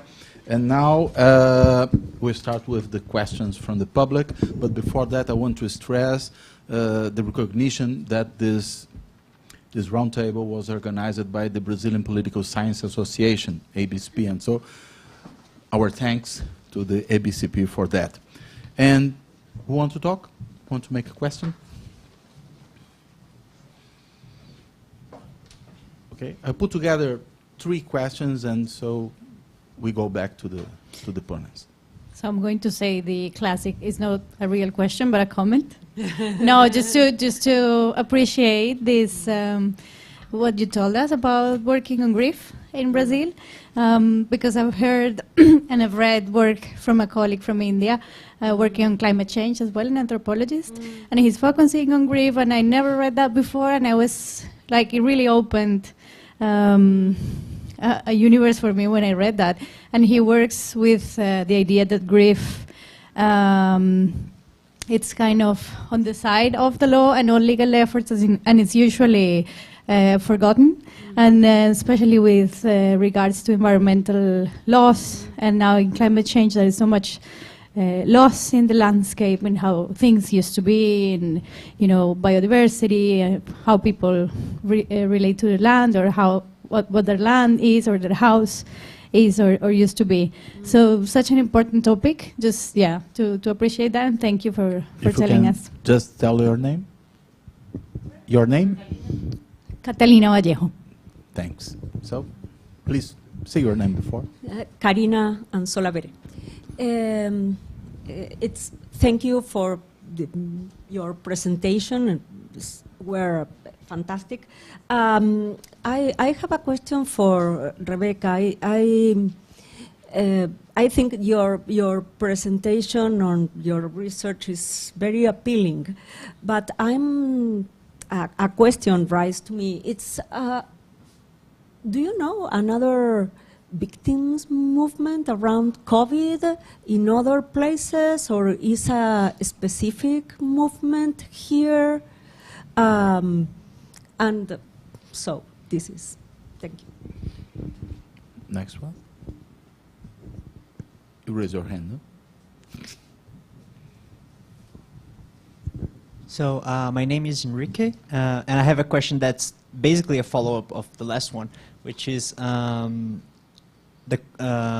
was wondering what you know about social movements around COVID in other parts of the world, because the comparativist in me just got interested in that, because it was a crisis that affected every single country, and then you have countries that had completely different responses to Brazil and the Brazilian government, and I would imagine that this would affect social movement formation. And then you have countries that had somewhat similar responses, like the United States, but then you said that previous association life was important, so maybe the patterns of social movement formation are different there, despite the similar response to COVID, because association life is different.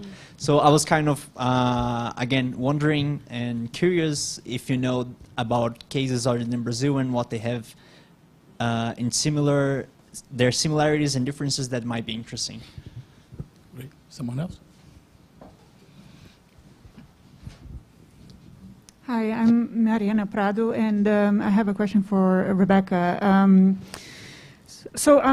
Two questions, actually. The first one is whether you have done any comparison with countries that had civil society movements against COVID measures. I teach in Canada, and that's where we saw the truckers strike and blocking roads, and so it was. And I'm wondering whether there are any parallels to be traced, like lack of government action, civil society movement for support versus excessive government action, and then civil society movement for libertarian purposes. And the second question is about Brazil. Did you see any connection between everything that you studied and the elections? Meaning, did this feedback into the electoral process somehow? Thank you. Okay. All the questions for me. If nobody has a question for Matthew? I have just one for Matthew. May I? Matthew, I don't remember the number of the model, but one of them that you present, that graph, in which you showed that there was a range in which the executive would be, tolerant to judicial action. How do you define the size of this space? I mean, when we have a government like the government of President Bolsonaro, far-right government, I believe that perhaps that space would be smaller compared to normal administration, if I say. I just want to understand if we can calculate that considering different kinds of governance. Me first? Okay, well, thank you so much for so many, can you hear me? For so many interesting questions. A lot of you want to know about other countries, and I have not yet gotten to the comparative. I would love to do some comparative work about this. My colleague and I did in 2020 a study with an Argentinian colleague, not about the victims' rights movement, but more about sort of the first year of the pandemic and what was the difference between the way organizations reacted in Brazil and in Argentina, where the progressive groups were inside government and had allies within the Fernandes administration. And basically what we argued in that paper, which is somewhere on the internet, it's, I can send somebody it exists in the International Political Science Review. We argued basically, this was kind of the 2020 conception, was that here in Brazil, because of denialism, it wasn't just that there were these two political situations, right in power here and left in power in Argentina, but the fact that denialism had such a strong political force in Brazil, it meant that the social movements had to just focus on emergency measures. They didn't have the time and the space to do long-term planning. Of course, they had long-term ideas, how to deal with the pandemic as a long-term program. And in Argentina, had lots of problems and has suffered greatly, but but they did during that first year, they were able to pass some major legislation for development, kind of a martial law for Argentina. It was called the Criollo martial law or something like that. That they considered it that to for major investments for long-term reconstruction after the pandemic. Probably not going to be that easy for them to implement, but we argued that in the sort of different political conditions, they had different capacity to deal with it. In terms of victims' rights movements, I have not seen anything kind of as expansive as this, but I also haven't really done serious looking. So I think it'd be interesting to explore other countries that have had it. But a lot of initiatives that happened in Brazil were also modeled on other countries. So There was an Italian group that that the Avico, the one in Porto Alegre, organized. They were modeled on an Italian initiative that was doing legal support for individuals and working with that kind of thing. And a lot of these memorials and things like that happen all over the world. So the idea, especially during the period of lockdown, that people were not able to have their ordinary funeral rites and that kind of stuff, the idea of digital memorials and other ways of processing grief happened all over the world, but not necessarily with the same political meaning as in a country like Brazil, where denialism occurred. So that leads you to places like the United States, which is our, you know, as a person who is both Brazilian and United States I get to have two countries that had the same kind of crazy politics during, and they're number 1 and 2 in the total number of deaths to COVID.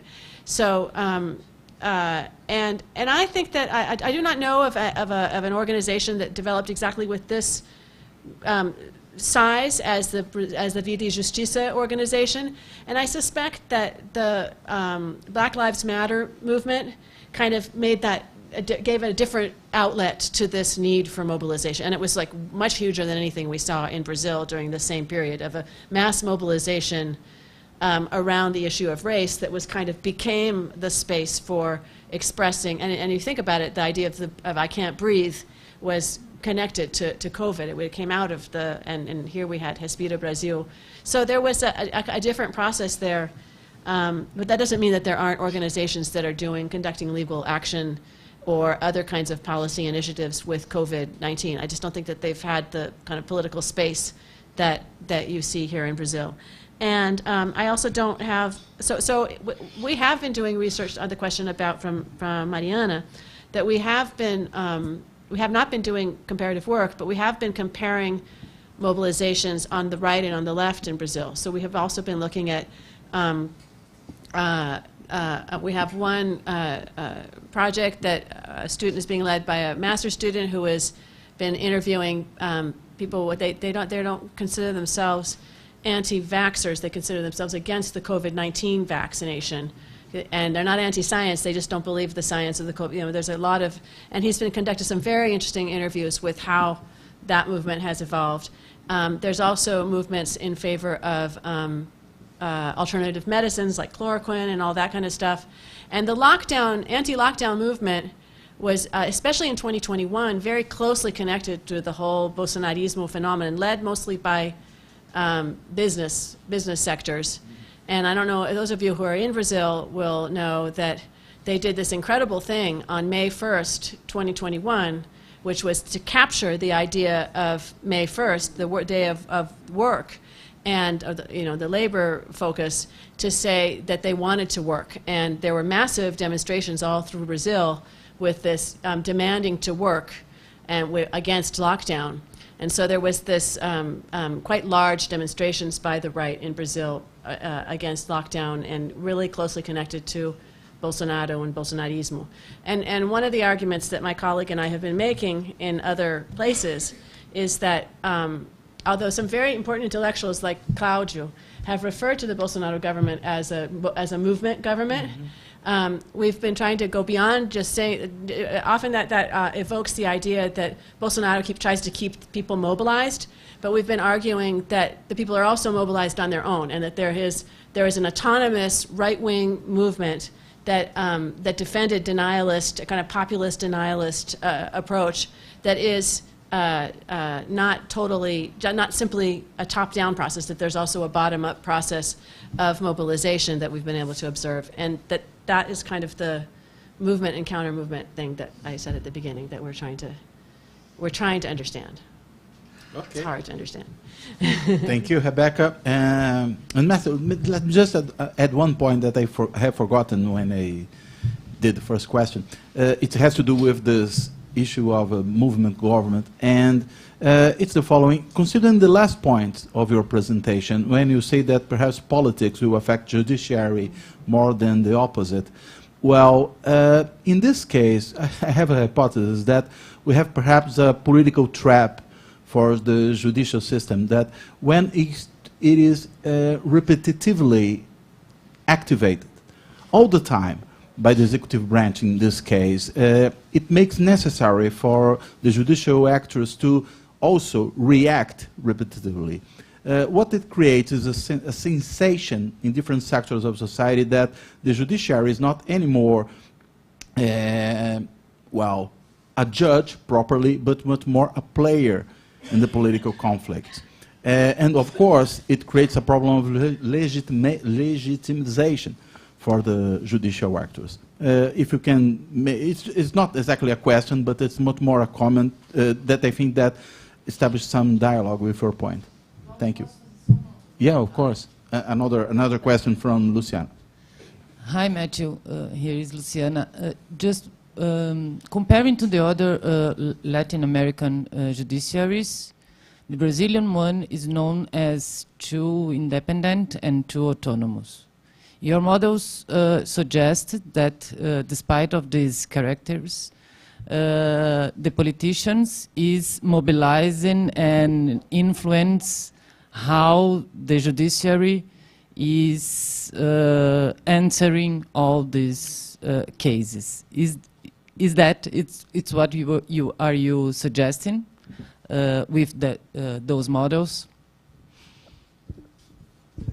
Thank you for all these really good questions. The cheap answer, Claudio, to your question is, without politics, there is no salvation.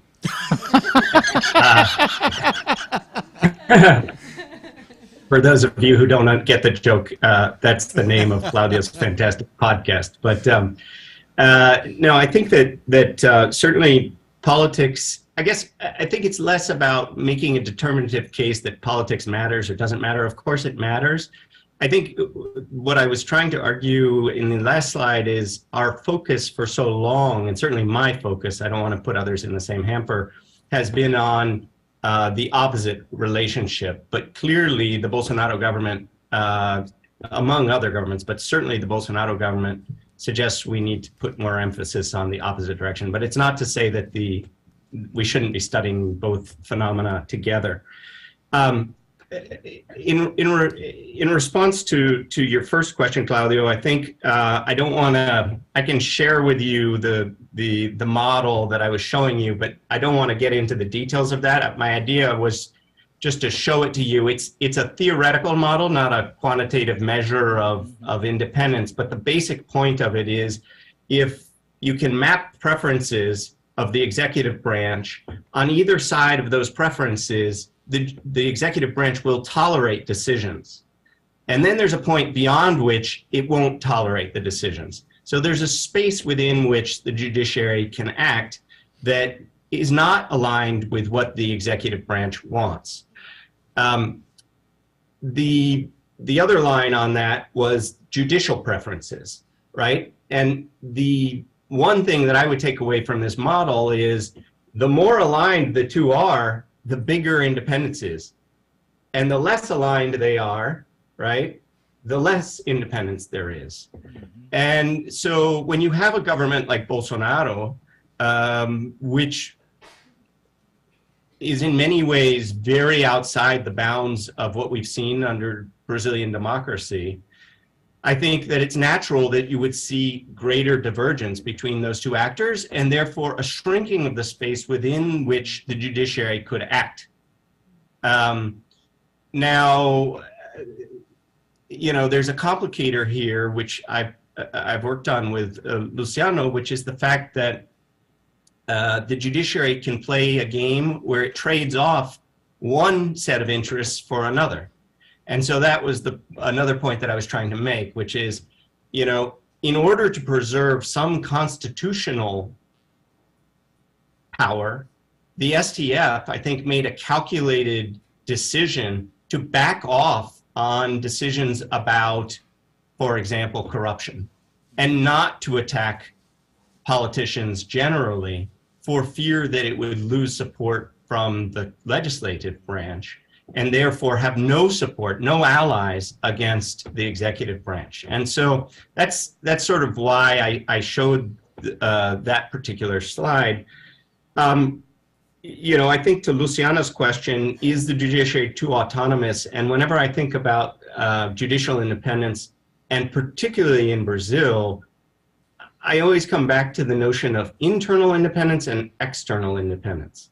And when we think about independence in Brazil, the judiciary is extraordinarily independent of other branches, right? Even the nomination process in Brazil, you know, in many ways, it's much better than the nominations process here in the United States, because there isn't a clear political indication from a particular party for a particular justice. But the counterpoint to that is internal independence in Brazil, that is the independence of judges from each other and from precedent, is enormous. And so combined with what Claudio mentioned, which is they're getting bombarded all the time by cases. And I think politicians sometimes do this purposefully, but I think it's actually more, it's a societal issue. You know, the fact that the STF hears, I don't know what the number is this year, but somewhere between 80,000 and 100,000 cases a year. This is unheard of anywhere else. You know, it's just an extraordinary number of cases. And so combine that with ministocracia, and it means you could have any number of decisions on any number of issues, and it makes it very hard to have consistency. So let me just stop by also saying, you know, I loved your paper, Rebecca. I loved your presentation, and my question is actually, is there a paper? Could I, you know, I'd love to see if you've written anything about this, whether you'd be willing to share it. Thank you, Matthew. Well, I think, oh, we still have time, Luciana? No, I'm sorry. So, thank you for everybody. Now we have a break.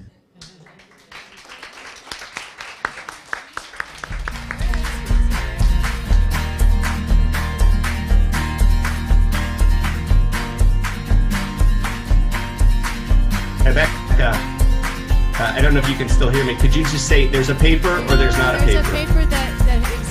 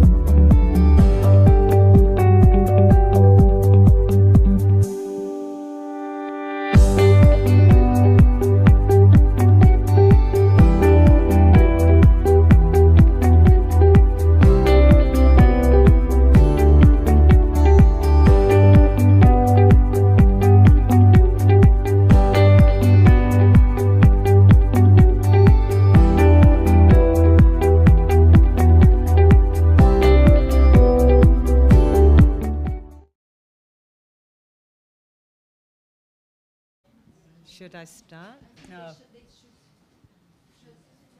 Yeah?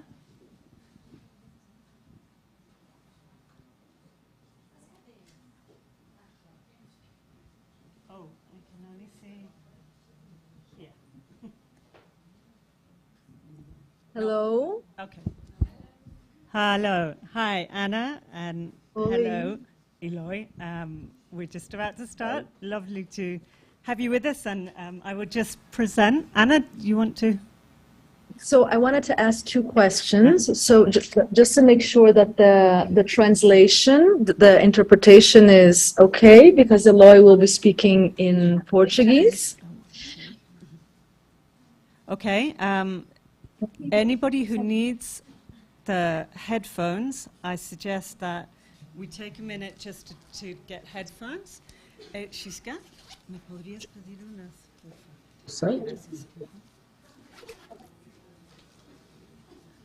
And then also, I have the question of whether we can access the interpretation from here, from Zoom, if we can access the English-Portuguese translation, so that, for instance, in Q&A, Eloy can answer questions. If not, I can do the translation, but just to know how to organize ourselves.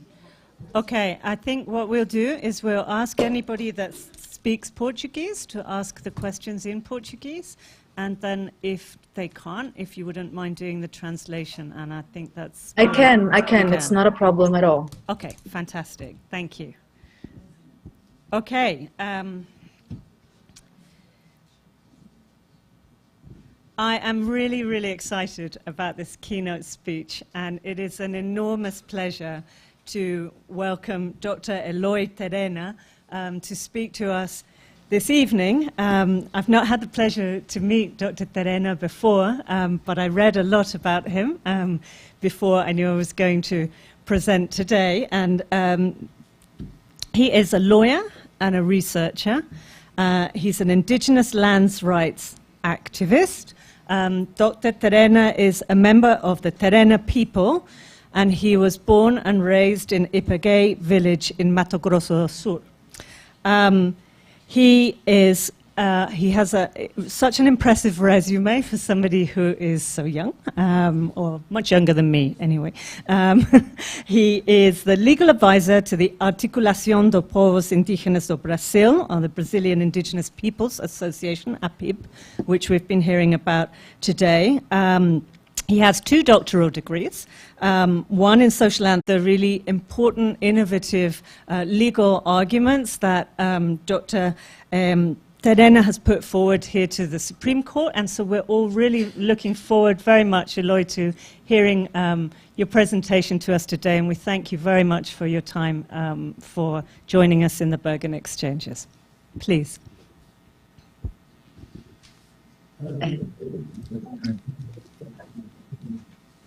Olá a todos, muito boa tarde, todos, a todas, a todos que estão me ouvindo. Agradecer a Raquel pela apresentação, pela introdução. Agradecer também a Faculdade de Direito, né, da FGV, e também a Ana Carolina Alfinito Vieira, que é pesquisadora e nossa companheira, né, também de trabalho junto à PIB. Eu, infelizmente, não consegui estar presente no evento, estava previsto para estar aí presencialmente, mas o contexto político, né, requer a nossa presença aqui em Brasília. Mas estamos aqui no formato online para trazer um pouco a voz, né, dos povos indígenas neste importantíssimo evento, que com certeza vai trazer para nós também uma contribuição no fortalecimento do direito dos povos indígenas. Falar dos direitos dos povos indígenas requer necessariamente a gente avaliar o atual momento político que nós estamos vivenciando. Nós temos quase todos os dias falado isso na mídia, né, falando que nós estamos vivendo um momento muito específico do desenvolvimento da política indigenista brasileira, tendo em vista que nós estamos saindo, né, de um um governo de 4 anos, né, extremamente autoritário, opressor, e que teve nos povos indígenas o inimigo número 1. Né? Então, nós fomos, sem dúvida, um dos povos mais perseguidos e judiados. Então, mesmo assim, os povos indígenas empreenderam uma resistência qualificada. Qualificada no sentido de não apenas ficar recebendo, né, todas essas ações contra nós, né, mas no sentido de dar respostas e fazer enfrentamentos. Isso tanto no âmbito do judiciário, boa parte das ações liderada por mim e pelo departamento jurídico da APIB, no campo político, né, ocupando também o espaço do parlamento brasileiro, e também nos territórios e nas ruas, né, ocupando, fazendo mobilização, fazendo presença, lá nos territórios enfrentando, né, todos os desafios, ora aqui em Brasília também, pintando, né, essa selva de concreto com as nossas cores, né, de urucum e ginipapo. Lógico que esse processo de resistência vai culminar, né, também agora na própria superação desse governo, né, e na própria união de um conjunto de forças que resultou, né, na eleição do presidente Lula. E, neste exato momento, nós estamos vivenciando um período paradigmático para nós, né, em que nós vamos ter aí uma bancada do COCAR, né, quer dizer, a APIB lançou o projeto Aldeara Política, que visava fortalecer a presença indígena nos espaços políticos. Então, tivemos aí a eleição de deputadas federais, mulheres, né, que vão compor essa bancada do COCAR. E estamos participando efetivamente do governo de transição, tendo como resultado, né, da campanha a promessa da criação, pela primeira vez na história, de um Ministério dos Povos Originários. Né? Então, nós estamos aqui ativamente participando, propondo, criando do zero, né, um ministério com as suas atribuições e com a sua estrutura. Então, pensar o futuro dos povos indígenas, eu acredito que requer 2 coisas. Primeiro, analisar esse processo de desenvolvimento histórico da política indigenista, ou seja, analisar a relação do Estado brasileiro com os povos originários. E essa relação, ela desde sempre foi marcada pela questão da tutela, né? Uma tutela jurídica, em que você subordinava, né, o indígena a uma condição de não sujeito de direitos. Né? E a outra vertente é você analisar o princípio integracionista que durante muito tempo orientou a relação do Estado brasileiro com os povos originários, ou seja, você desrespeitar toda a diversidade cultural, linguística, religiosa dos povos indígenas, em detrimento de um discurso supremacista em que você iria homogeneizar todas as comunidades indígenas. Muitos povos foram afetados por essa política e foram dizimados. Né? E quando eu falo de povos dizimados, não estou falando só do período colonial, quando as pessoas se remetem ao período colonial. Estou falando do período colonial, mas também de um período recente. Só para se ter uma ideia, agora, no contexto desse presidente Bolsonaro, nós tivemos 2 povos que foram extintos. Né? Então, são povos, línguas, culturas, cosmovisão que nós não iremos recuperar mais, infelizmente. Então, chamar a atenção para isso. Primeiro aspecto, analisar a relação do Estado brasileiro com os povos originários, marcado principalmente por esses 2 princípios, né? O princípio da assimilação e o princípio da tutela jurídica. E pensar hoje para o futuro é você superar essa visão que ainda está muito arraigado, né, no imaginário de muitas pessoas. Eu chamo isso de resquício colonial, né?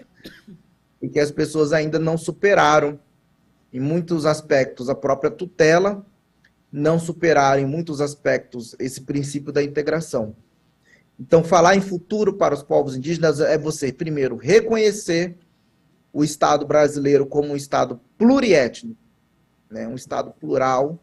Nós somos mais de 305 povos indígenas, falantes de 274 línguas diferentes, e mais o registro de 114 grupos isolados e de recente contato. Então, daí, você reconhecer essa diversidade, reconhecer o direito à diferença e colocar isso como um desafio e não como um obstáculo. Isso é importante. O segundo aspecto é a gente reconhecer os direitos dos povos indígenas como direitos étnicos, como direitos identitários, ou seja, são direitos atrelados à identidade indígena. Quando as pessoas querem negar o direito dos povos indígenas, a primeira coisa que eles fazem é o quê? É negar-lhe a sua identidade. Assim acontece quando estamos debatendo o direito territorial, assim acontece quando estamos debatendo um direito e garantias fundamentais, por exemplo, de indígenas processados e presos, né?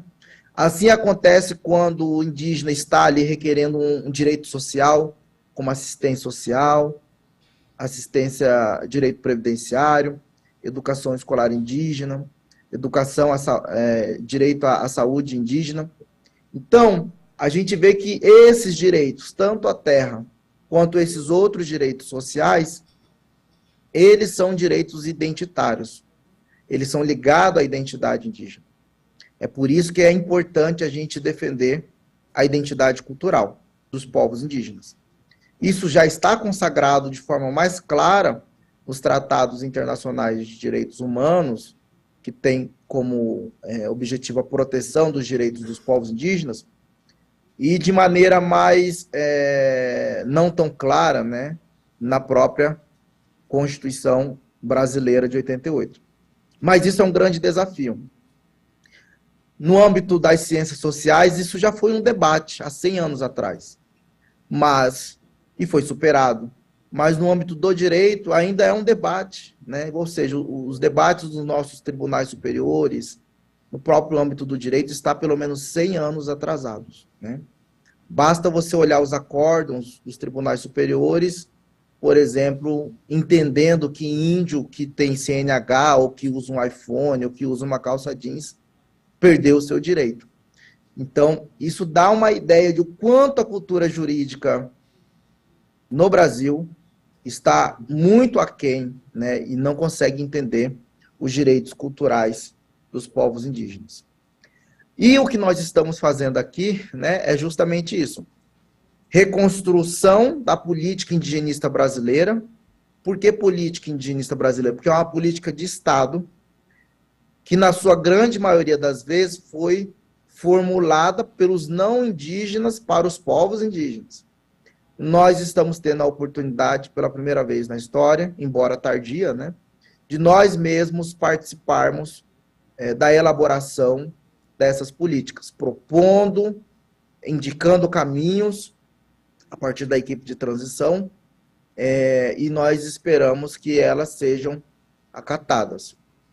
Sabemos também que o momento é de muita esperança, né? Haja vista o quanto nós sofremos enquanto sociedade brasileira nos últimos anos, mas é uma esperança também com o pé no chão, né, de que vão ter desafios a ser superados, temas antigos como demarcação de terras indígenas e garimpo ilegal dentro das terras indígenas a serem enfrentados. Não sabemos se o governo vai ter tanta disposição política para enfrentar esses temas, mas nós estamos com essa disposição e, portanto, a partir do momento que a gente tem essa clareza de que nós somos povos de resistência, mesmo diante de um governo que nos traz esperança, nós temos que ter o pé no chão, de que se for preciso fazer a resistência, nós iremos fazer. Então, eu acho que isso é um dos maiores ensinamentos que os povos indígenas têm a oferecer para a sociedade envolvente, né? Essa resistência qualificada que eu falei no início da minha fala, porque a todo momento requer de nós não só o domínio, né, dos símbolos e dos signos da nossa cultura, mas requer também a todo momento a gente ficar entendendo os signos, né, e os instrumentos da cultura ocidental para que a gente possa fazer valer o nosso direito, né, e respeitar a nossa dignidade. Então, já encaminhando para o futuro, falar, né, do futuro, já encaminhando para o final, né, falar do futuro dos direitos dos povos indígenas, eu destacaria essas duas observações. Primeiro, ter sempre claro, né, esse desenvolvimento histórico da política indigenista, ou seja, analisar a relação do Estado brasileiro com os povos indígenas, ver esses direitos como direitos identitários, e, portanto, nós temos desafios postos ainda a serem percorridos, né, e superados, e ter a clareza, né, essa clareza que nós indígenas temos, que a luta e a resistência, ela sempre vai fazer parte, né, da nossa vida.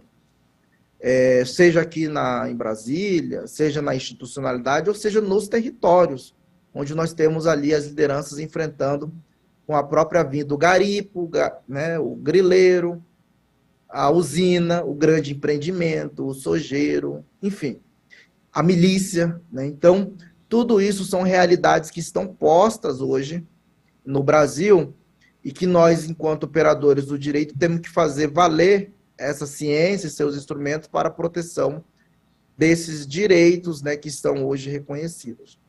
Então, eu gostaria muito de agradecer a FGV, né, pelo convite, dizer que é uma honra estar participando desse evento internacional que reúne todo esse grupo de pesquisadores, especialmente da área do direito, mas não só, né? Porque para nós isso é um espaço muito privilegiado e um espaço muito caro. Nós demoramos chegar aqui, né? Então nós vamos lutar para permanecer aqui, nesses espaços, e continuar trazendo, sim, as nossas reflexões a partir da realidade dos nossos saberes tradicionais, a partir da realidade das nossas comunidades. E uma das coisas que eu sempre tenho falado é que nós, advogados indígenas, somos esses intérpretes interculturais, né? Em que nós temos o dever e a missão de ficar entre o chão batido da aldeia, os tribunais. Eu espero poder continuar dialogando aqui com vocês nesse tempo que nos resta. Tá bom? Obrigado.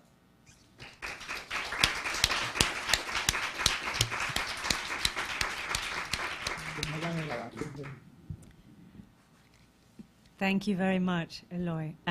Before we take questions from everybody, I wonder if I could ask you to expand a little for us on your work as a lawyer, and very much as your last point, as an intercultural interpreter and translator between these two worlds of the village and the court.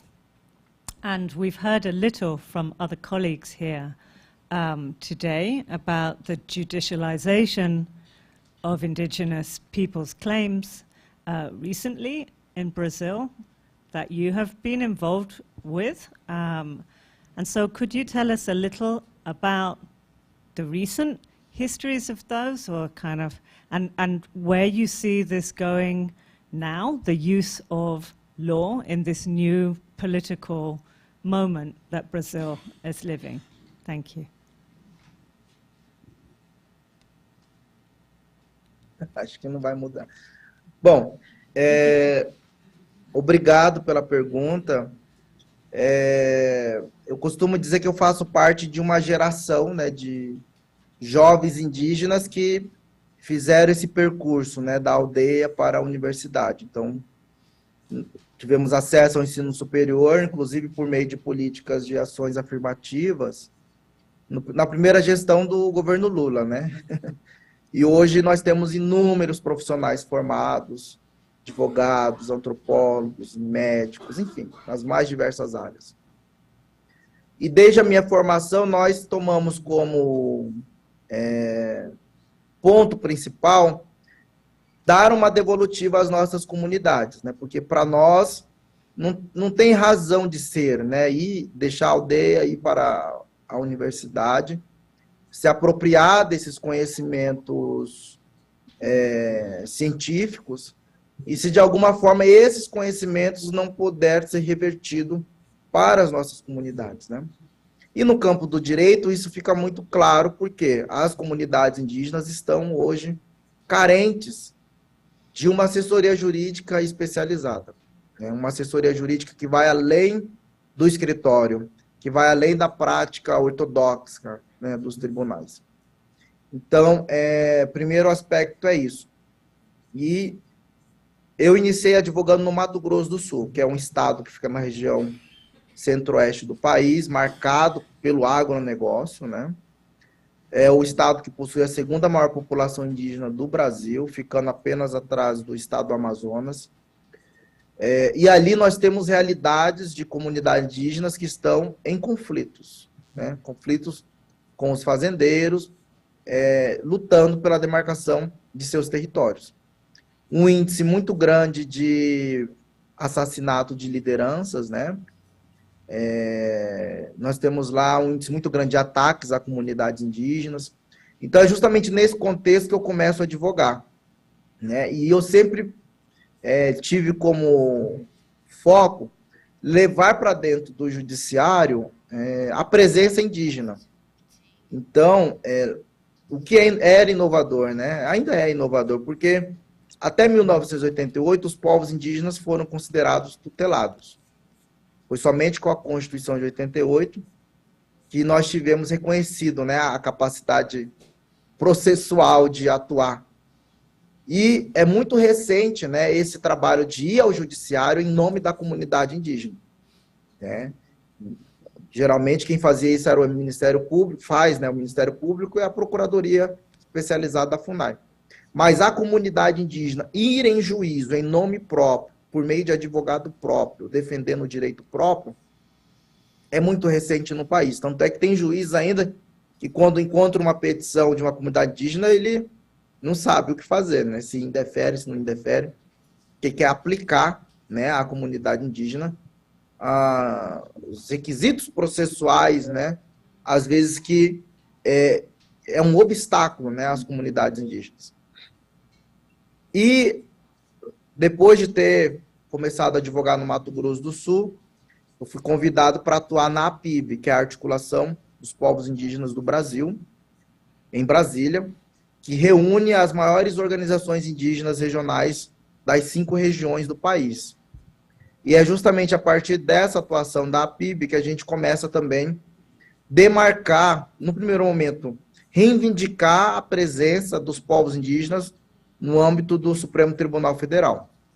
Então, nós vamos ter talvez como um marco paradigmático a DPF 709, né, que foi uma ação proposta pela PIB e outros partidos políticos no auge, né, da pandemia.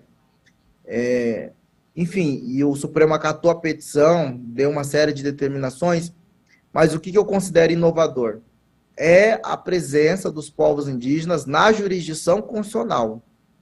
Ou seja, a possibilidade de ter uma organização indígena atuando, né, na jurisdição constitucional. E o outro aspecto é que a APIB, ela não é uma organização constituída nos moldes da legislação civilista, né? Ela não tem CNPJ, não tem estatuto, né? Não está registrada em cartório. Ou seja, ela é uma organização indígena. Ela é uma organização tradicional. Então, nós levamos para o Supremo também esse desafio de reconhecer as formas organizacionais pelas quais os povos indígenas se fazem representar. Então, isso, sem dúvida, é um grande marco no direito constitucional brasileiro, né? E, a partir daí, nós tivemos várias outras experiências e determinações de litígios estruturais no âmbito do Supremo Tribunal Federal. A DPF 709 é uma delas, e, mais recentemente, a DPF 991, né, que nós também tivemos liminar 100% deferida, né, e agora, inclusive, está no plenário virtual para referendo, essa semana. Então, eu acho que isso é um marco, né, do trabalho de uma advocacia feita, né, é lógico, seguindo, né, a instrumentalidade jurídica, mas abarcando ali dentro também a dimensão indígena, né, que é isso, os aspectos culturais são sempre um desafio a essa sistemática jurídica posta, né. A outra coisa foi também a gente romper as fronteiras, atuando na Comissão Interamericana de Direitos Humanos, levando os casos, né, para a Comissão Interamericana de Direitos Humanos. Somente nessa gestão foram 4 cautelares deferidas. Uma para o povo Yanomami, Munduruku, Guajajara e, mais recentemente, Guarani Kaiowá, que são, sem dúvidas, os pontos de maior violência atualmente no Brasil. E, além disso, nós tivemos a oportunidade de levar pela primeira vez uma petição, né, um comunicado da APIB ao Tribunal Penal Internacional, né? Então, isso para nós era inimaginável, né? Se antes a gente tinha dificuldade até de acessar o fórum local, né, de uma comarca, de repente a gente começa a atuar no Supremo e, de repente, nos tribunais internacionais, levando ali a demanda, né, a voz dos povos indígenas. Então, isso para nós, sem dúvida, é um aspecto assim que tem que ser levado em consideração.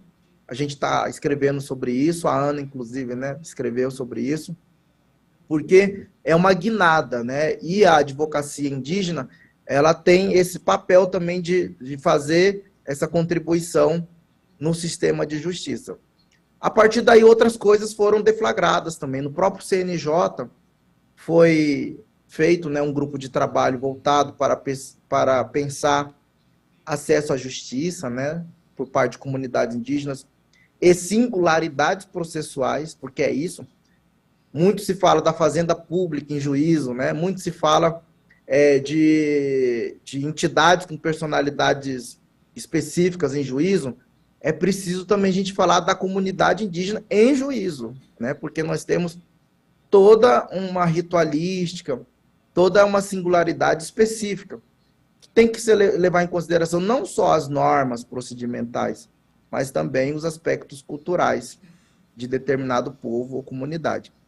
Então, é nesse sentido que a gente nos autoconclamamos, né, como intérpretes interculturais, porque são esses desafios que a gente acaba enfrentando, em enquadrar ali um caso indígena dentro dos aspectos procedimentais, né, que são possíveis dentro dos tribunais. E a gente tem feito esse esforço.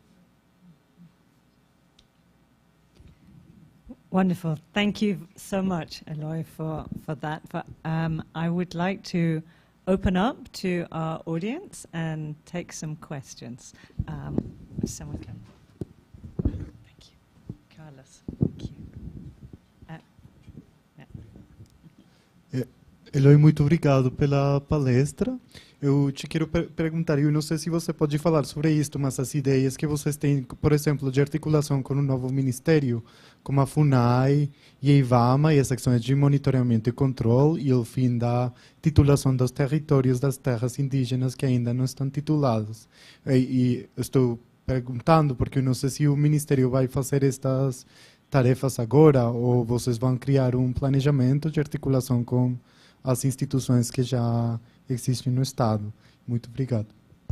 Thank you, Carlos. If it's okay, Eloy, we'll just take some 3 questions now. So I have here and then here. Can I ask something? If you could introduce, because we can't see you. Oh, but if the people could introduce themselves and asking the questions, that would be great. And also, if they want to go to the front so that we can see, that would be great as well, but not necessary. Okay, thanks. Should I go in the front or? Yes. Okay. If you don't mind. Sim. We'll get you up afterwards, Carlos.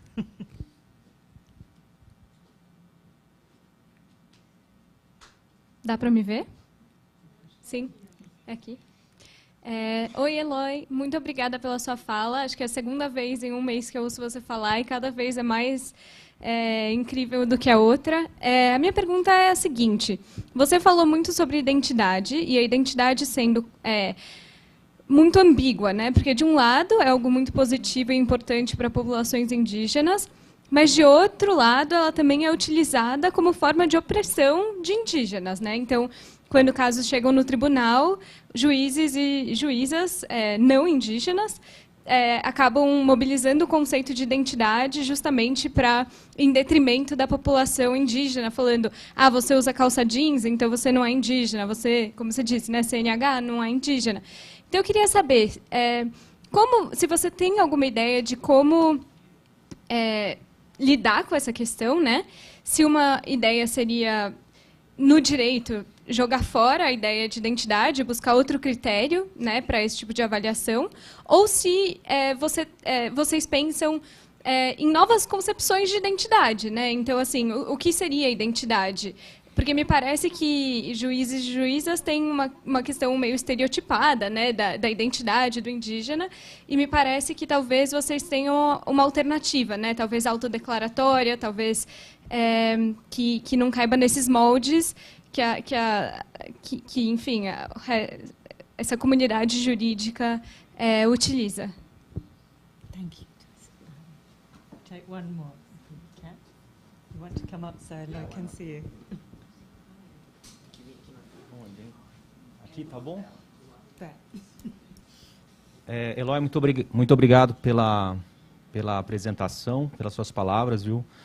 A minha pergunta tem a ver com as duas últimas perguntas aí, quase que eu não faço, mas assim, ó, são duas coisas, tá? Você falou bastante sobre identidade.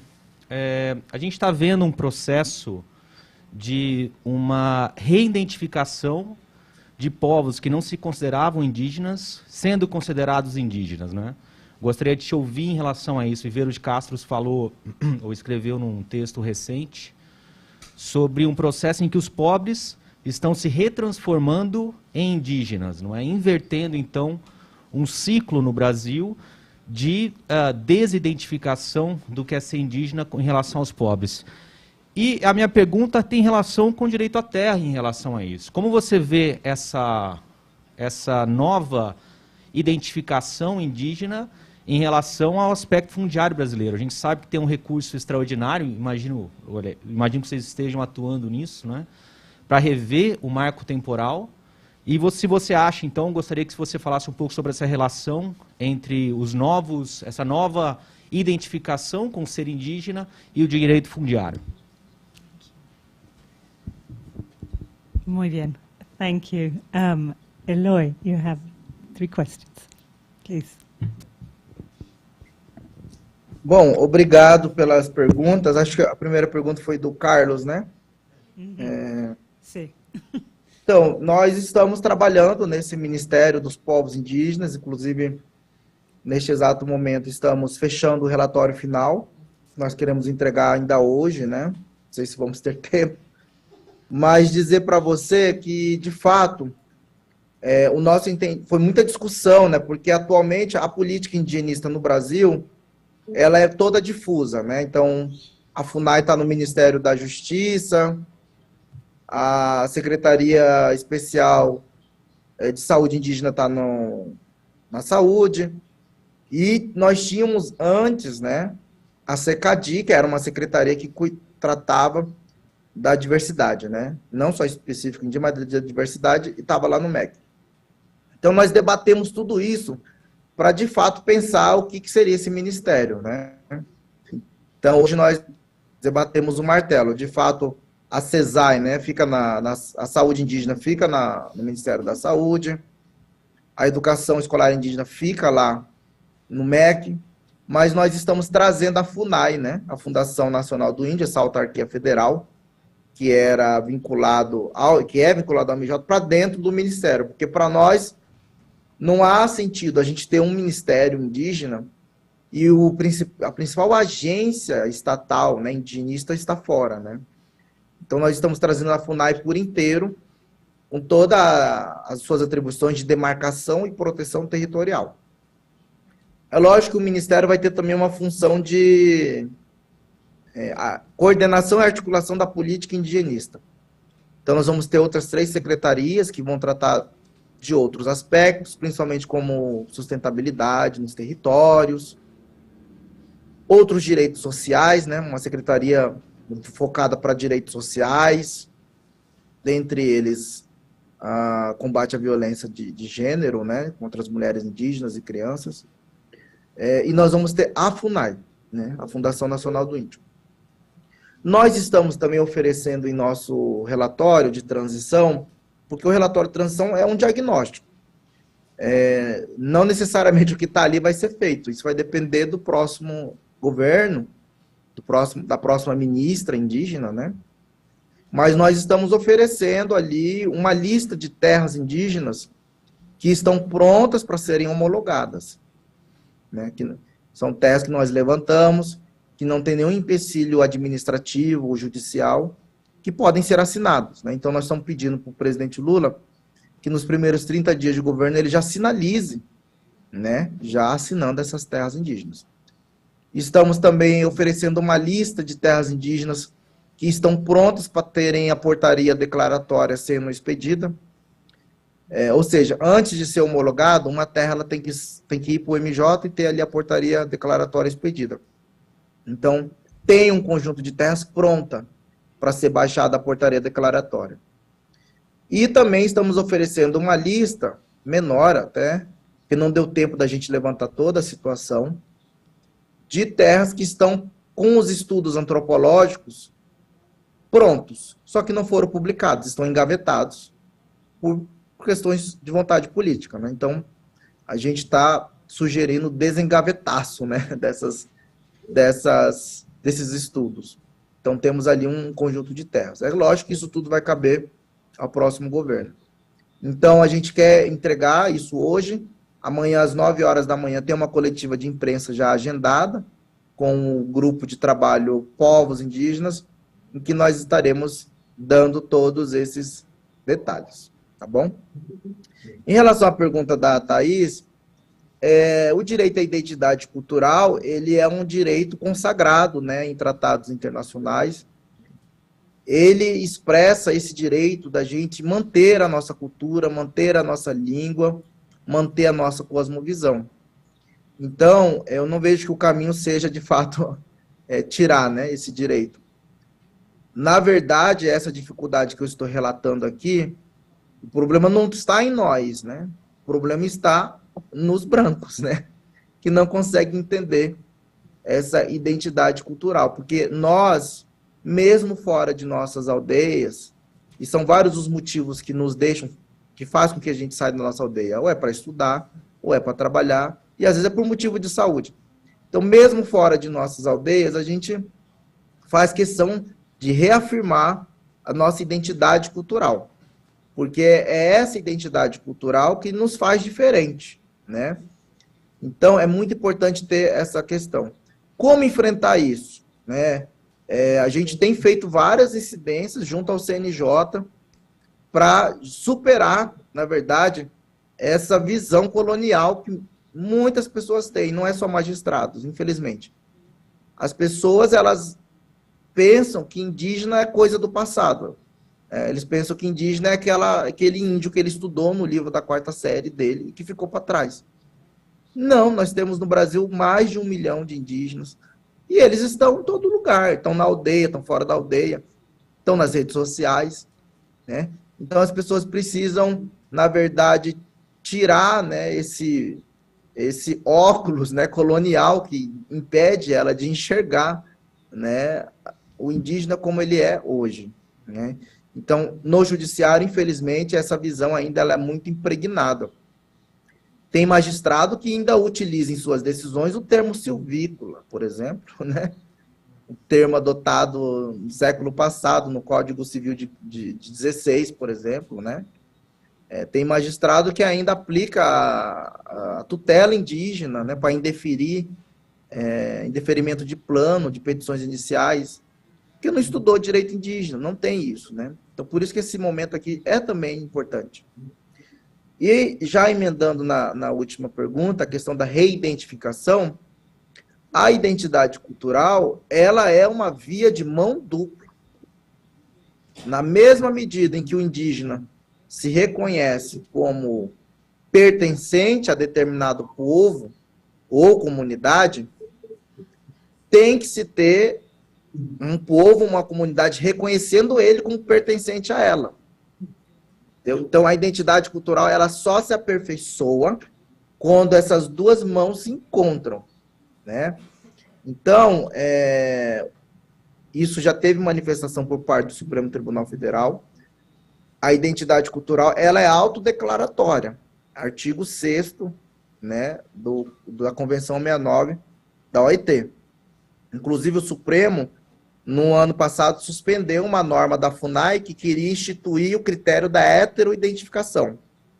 Ou seja, a FUNAI que ia dizer quem era indígena no Brasil. Isso foi suspenso por medida do Supremo, porque, de fato, afrontava, né, o comando constitucional. Mas é isso, nós temos essa dificuldade, porque, ao mesmo tempo que eu me reconheço como pertencente ao povo terena, o povo tereno tem que me reconhecer como pertencente a ele. E a identidade cultural, ela só se aperfeiçoa quando nós temos essa dimensão coletiva junto, né? Então, eu tenho observado nas redes sociais, em vários lugares, até mesmo aqui em Brasília, né? Pessoas que a gente sempre sabia que não eram indígenas, são pesquisadores, aliados, e de uma hora para outra começam a botar cocar, né? Colocar o nome indígena. Não é isso que vai dizer se você é ou não indígena, né? A identidade cultural, ela é esse sentimento de pertencimento a um determinado povo, a um determinado local, né? E aquele povo te reconhece como pertencente a ela. É claro que publicamente a gente não vai criticar, né? Porque nós indígenas somos muitos diplomatas. Mas isso é um problema que chega diretamente no Supremo. Hora ou outra, o próprio ministro Gilmar Mendes fala, né? De repente eu vi fulano virou índio, né? Ele já falou isso, né? E isso pesa na hora de eles decidir sobre demarcação, porque a ideia que eles têm é que nunca vai parar de ressurgir indígenas, né? Então, de fato, eu esqueci o nome do último pesquisador que fez a pergunta, o Maurício, né? Ele é um tema, sim, que nós temos que refletir e temos que enfrentar. E isso tem implicações, sim, na discussão do marco temporal, né? Ainda mais, vocês sabem que lá no Supremo tem ministro que sofre de síndrome de Copacabana, né? Ele acha que a todo momento vai ressurgir um indígena e reivindicar determinado canto do país. Quando, na verdade, não é isso que está posto, né? Então, é importante a gente ter clareza do que é, de fato, essa identidade cultural protegida, né, pelos tratados internacionais e qual é a visão que nós, povos indígenas, temos sobre isso. E que, de fato, esse é um problema que está posto e que, em algum momento, nós iremos ter que se manifestar sobre isso. Muito obrigado. Thank you very much, Eloy. We have a little bit of time left. If anyone has a last question. Anna? Posso fazer uma pergunta? Yeah, of course. Por supuesto. Eu sei que a gente está... Bom, eu queria começar agradecendo o Eloy pelo tempo dele. Então, nesse momento tão definidor e consequente, né, da política indigenista no país, eu acho que ele está aqui conosco. É uma honra enorme, assim, então um agradecimento pelo tempo, e pela disposição e pela presença. E eu sei que o tema territorial é fundamental, mas e tudo que eu aprendi sobre ele, eu acho que foi junto com o Eloy, junto com a PIB, mas eu queria aproveitar que a gente está aqui num evento na FGV e voltar um pouco sobre o tema da inserção indígena nas universidades. Né, você trouxe isso como tendo sido um processo fundamental na sua trajetória de formação como uma liderança indígena, como um advogado indígena. A gente passou por alguns anos no Brasil em que a política educacional foi severamente sucateada e prejudicada. A política de inserção indígena nas universidades também, foi severamente prejudicado. Então, eu queria aproveitar esse momento de discussão com pesquisadores acadêmicos, pesquisadoras acadêmicas, para te perguntar qual que é o momento atual, né, da inserção indígena nas universidades, qual que é o papel e a importância dessa inserção, e o que vocês veem como, seja políticas públicas estratégicas, ou marcos estratégicos em universidades públicas ou privadas que devem ser medidas a serem tomadas para garantir a presença indígena nesses espaços. Legal. Bom,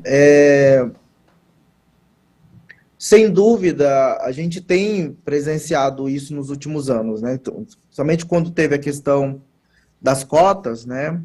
Você teve um número muito grande de indígenas acessando o ensino superior, acessando a pós-graduação. Mas só a política de acesso não é suficiente, né? Então, tem que ter investimento para permanência. E quando eu falo permanência, não é só bolsa, né? Bolsa é importante, porque a gente sai da aldeia, não tem nenhum suporte financeiro, né, na cidade. Mas não só, né? É preciso um conjunto de medidas. E eu fui, né, na verdade, beneficiário desse conjunto de medidas que propiciaram com que eu, de fato, tivesse êxito, né, na graduação e depois na pós-graduação. Então, é muito importante as universidades, os programas estarem atentos a isso, né? Não basta você, vou disponibilizar aqui uma cota e receber esse indígena e jogar ele aí no meio, né? Não vai dar certo, ele vai embora rapidamente, porque a gente é diferente, nós somos diferentes, né? Então, tem os entraves linguísticos, né? O português não é a nossa língua materna. Eu tive muita dificuldade com informática, né? Por exemplo, à época não tinha informática na escola indígena, né? Normas da ABNT é uma coisa que eu nunca tinha ouvido falar, né? Então, o professor exigia normas da ABNT, a gente não sabia o que era. Até mesmo dificuldade com redação, né, de português, gramática. Então, é muito importante estar atento a isso. E à época nós éramos muito criticados, né, porque eles falavam, o que vocês vieram fazer aqui então? Eles perguntavam para nós, né, os alunos, os professores, enfim. Mas basta você dar oportunidade, condições, né, e nós temos muitos indígenas que superaram isso a partir dessas oportunidades. Então, eu acho muito importante os marcos de cotas, acesso, mas também os marcos referentes à permanência. E nós temos algumas universidades públicas que implementaram programas de permanência e também universidades privadas, né, que implementaram esses programas de monitoria, até mesmo xerox, né, enfim. Você ter acesso a xerox, né, dos livros, das apostilas, é um entrave, né, para os indígenas. Então, às vezes a gente está acostumado com um determinado modo de vida que a gente nem percebe que uma coisa tão pequena, né, às vezes faz o indígena desistir mesmo do curso, né, porque ele viu que não tem nem condições de tirar xerox, né, do determinado texto que vai ser debatido na sala de aula.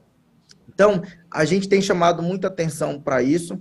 É lógico que nesses 4 anos muita coisa foi desconstruída, né, e a gente quer reconstruir essas políticas, mas agora, tendo um outro perfil, nós temos muitos indígenas já pesquisadores, com mestrado, com doutorado, com pós-doutorado, e a gente agora quer retomar a discussão sobre educação, sobre universidade indígena no Brasil, né, que é uma universidade voltada também para os conhecimentos ocidentais, mas não só. Nós queremos romper os muros da universidade e trazer para dentro, né, também os conhecimentos dos povos indígenas, também chamado conhecimentos periféricos, né? Conhecimento dos povos quilombolas, dos povos de periferia, dos povos de terreiro. Isso é uma coisa que a gente sempre quis e a gente dialoga muito bem, mas é um desafio, né, para muitas universidades. Então a gente está pensando muito nisso e a gente quer investir cada vez mais nisso. Hoje nós temos a possibilidade de ter um ministério, uma FUNAI, uma CESAI, totalmente ocupada por indígenas, e isso é fruto dessa luta, né? Lá atrás, os nossos caciques, eles começaram a demandar formação técnica, porque eles queriam justamente que enviar os seus jovens para as universidades e, no futuro, esses, né, assumir o protagonismo do desenvolvimento, da implementação da política indigenista no país. Então, isso é uma coisa para nós que, sem dúvida, é prioridade. Thank you so much, Eloy. Are there any other questions, or shall we say thank you? Thank you so much, Eloy. We know this is an extremely busy period, and that it's a lot for you to take time to come and speak to us here. So we're enormously grateful for that, and we look forward to hearing tomorrow at 9 o'clock in the morning what will be coming, and we wish you the very best for the next few days, months and years. So thank you.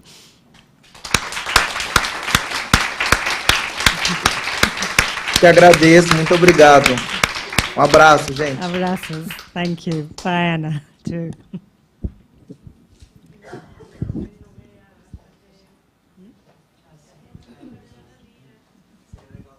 Hello, everyone. Just before we move to the next plan of the day, I would like to have a formal closing for this part of the conference, to say that I would like Marta, Siri, and Camila to come here.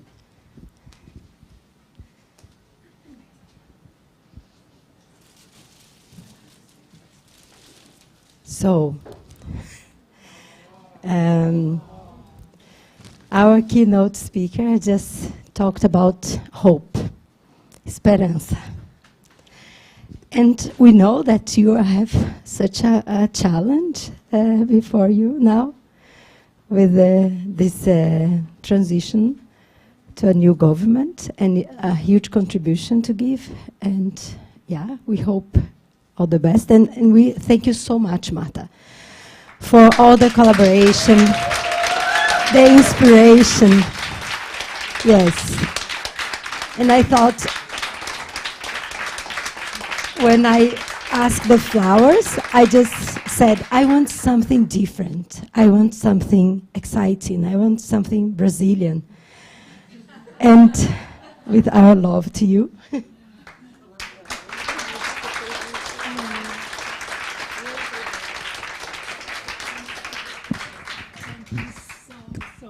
So much. Thank you so much. No, so this has been just such a wonderful experience, and of course, so Marta and Laura are the ones who really, really deserve the thanks for putting all of this together, and also thanks to the rest of the team. This for us, I think, who came, this has been just a dream, more than we hoped for, and it has sort of given birth to a lot of plans to continue having exchanges on law and social transformation in Latin America, and it has, and I must say, and you know that we've been worried for you throughout this week, how on earth you can do everything you need to do when you keep sitting here with us, but we're enormously grateful. And Laura, we're enormously grateful to you. But just to say also that in my heart, I would like to give all of you flowers and a big hug.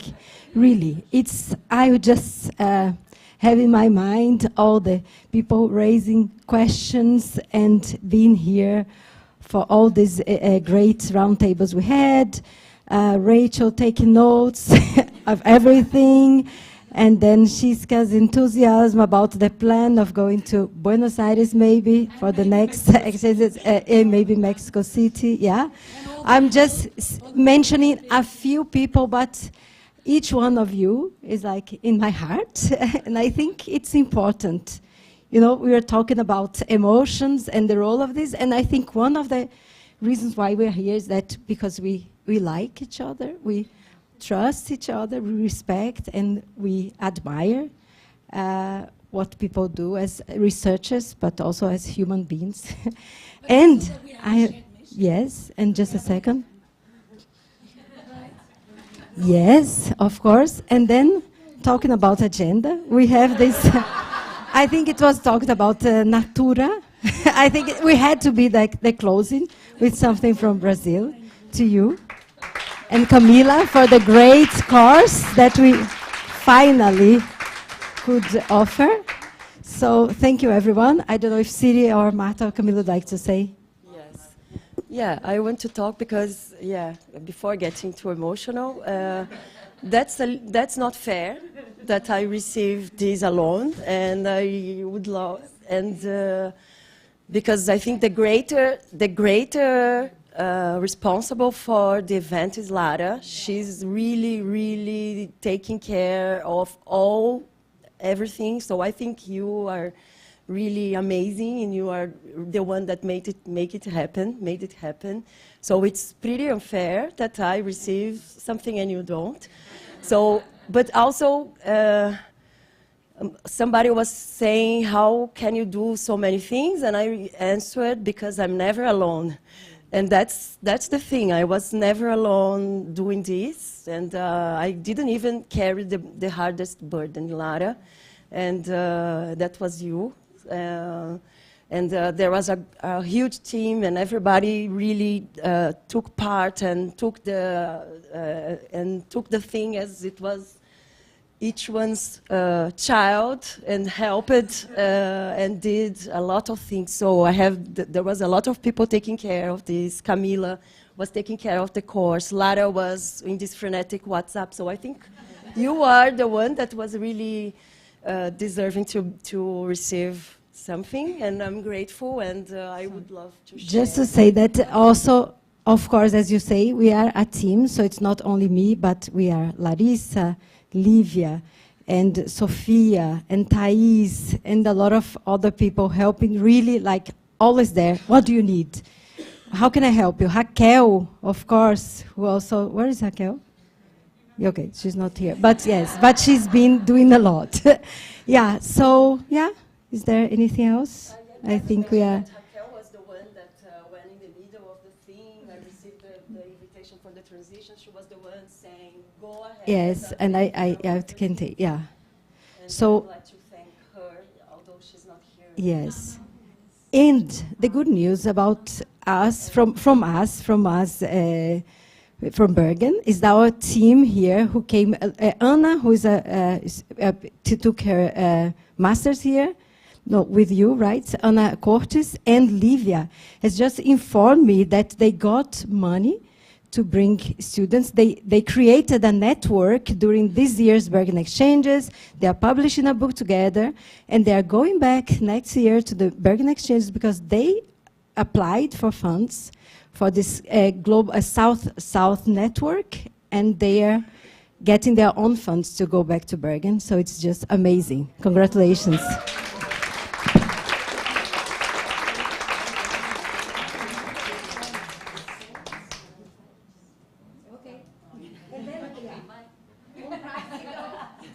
On practical issues, we are heading to the new place.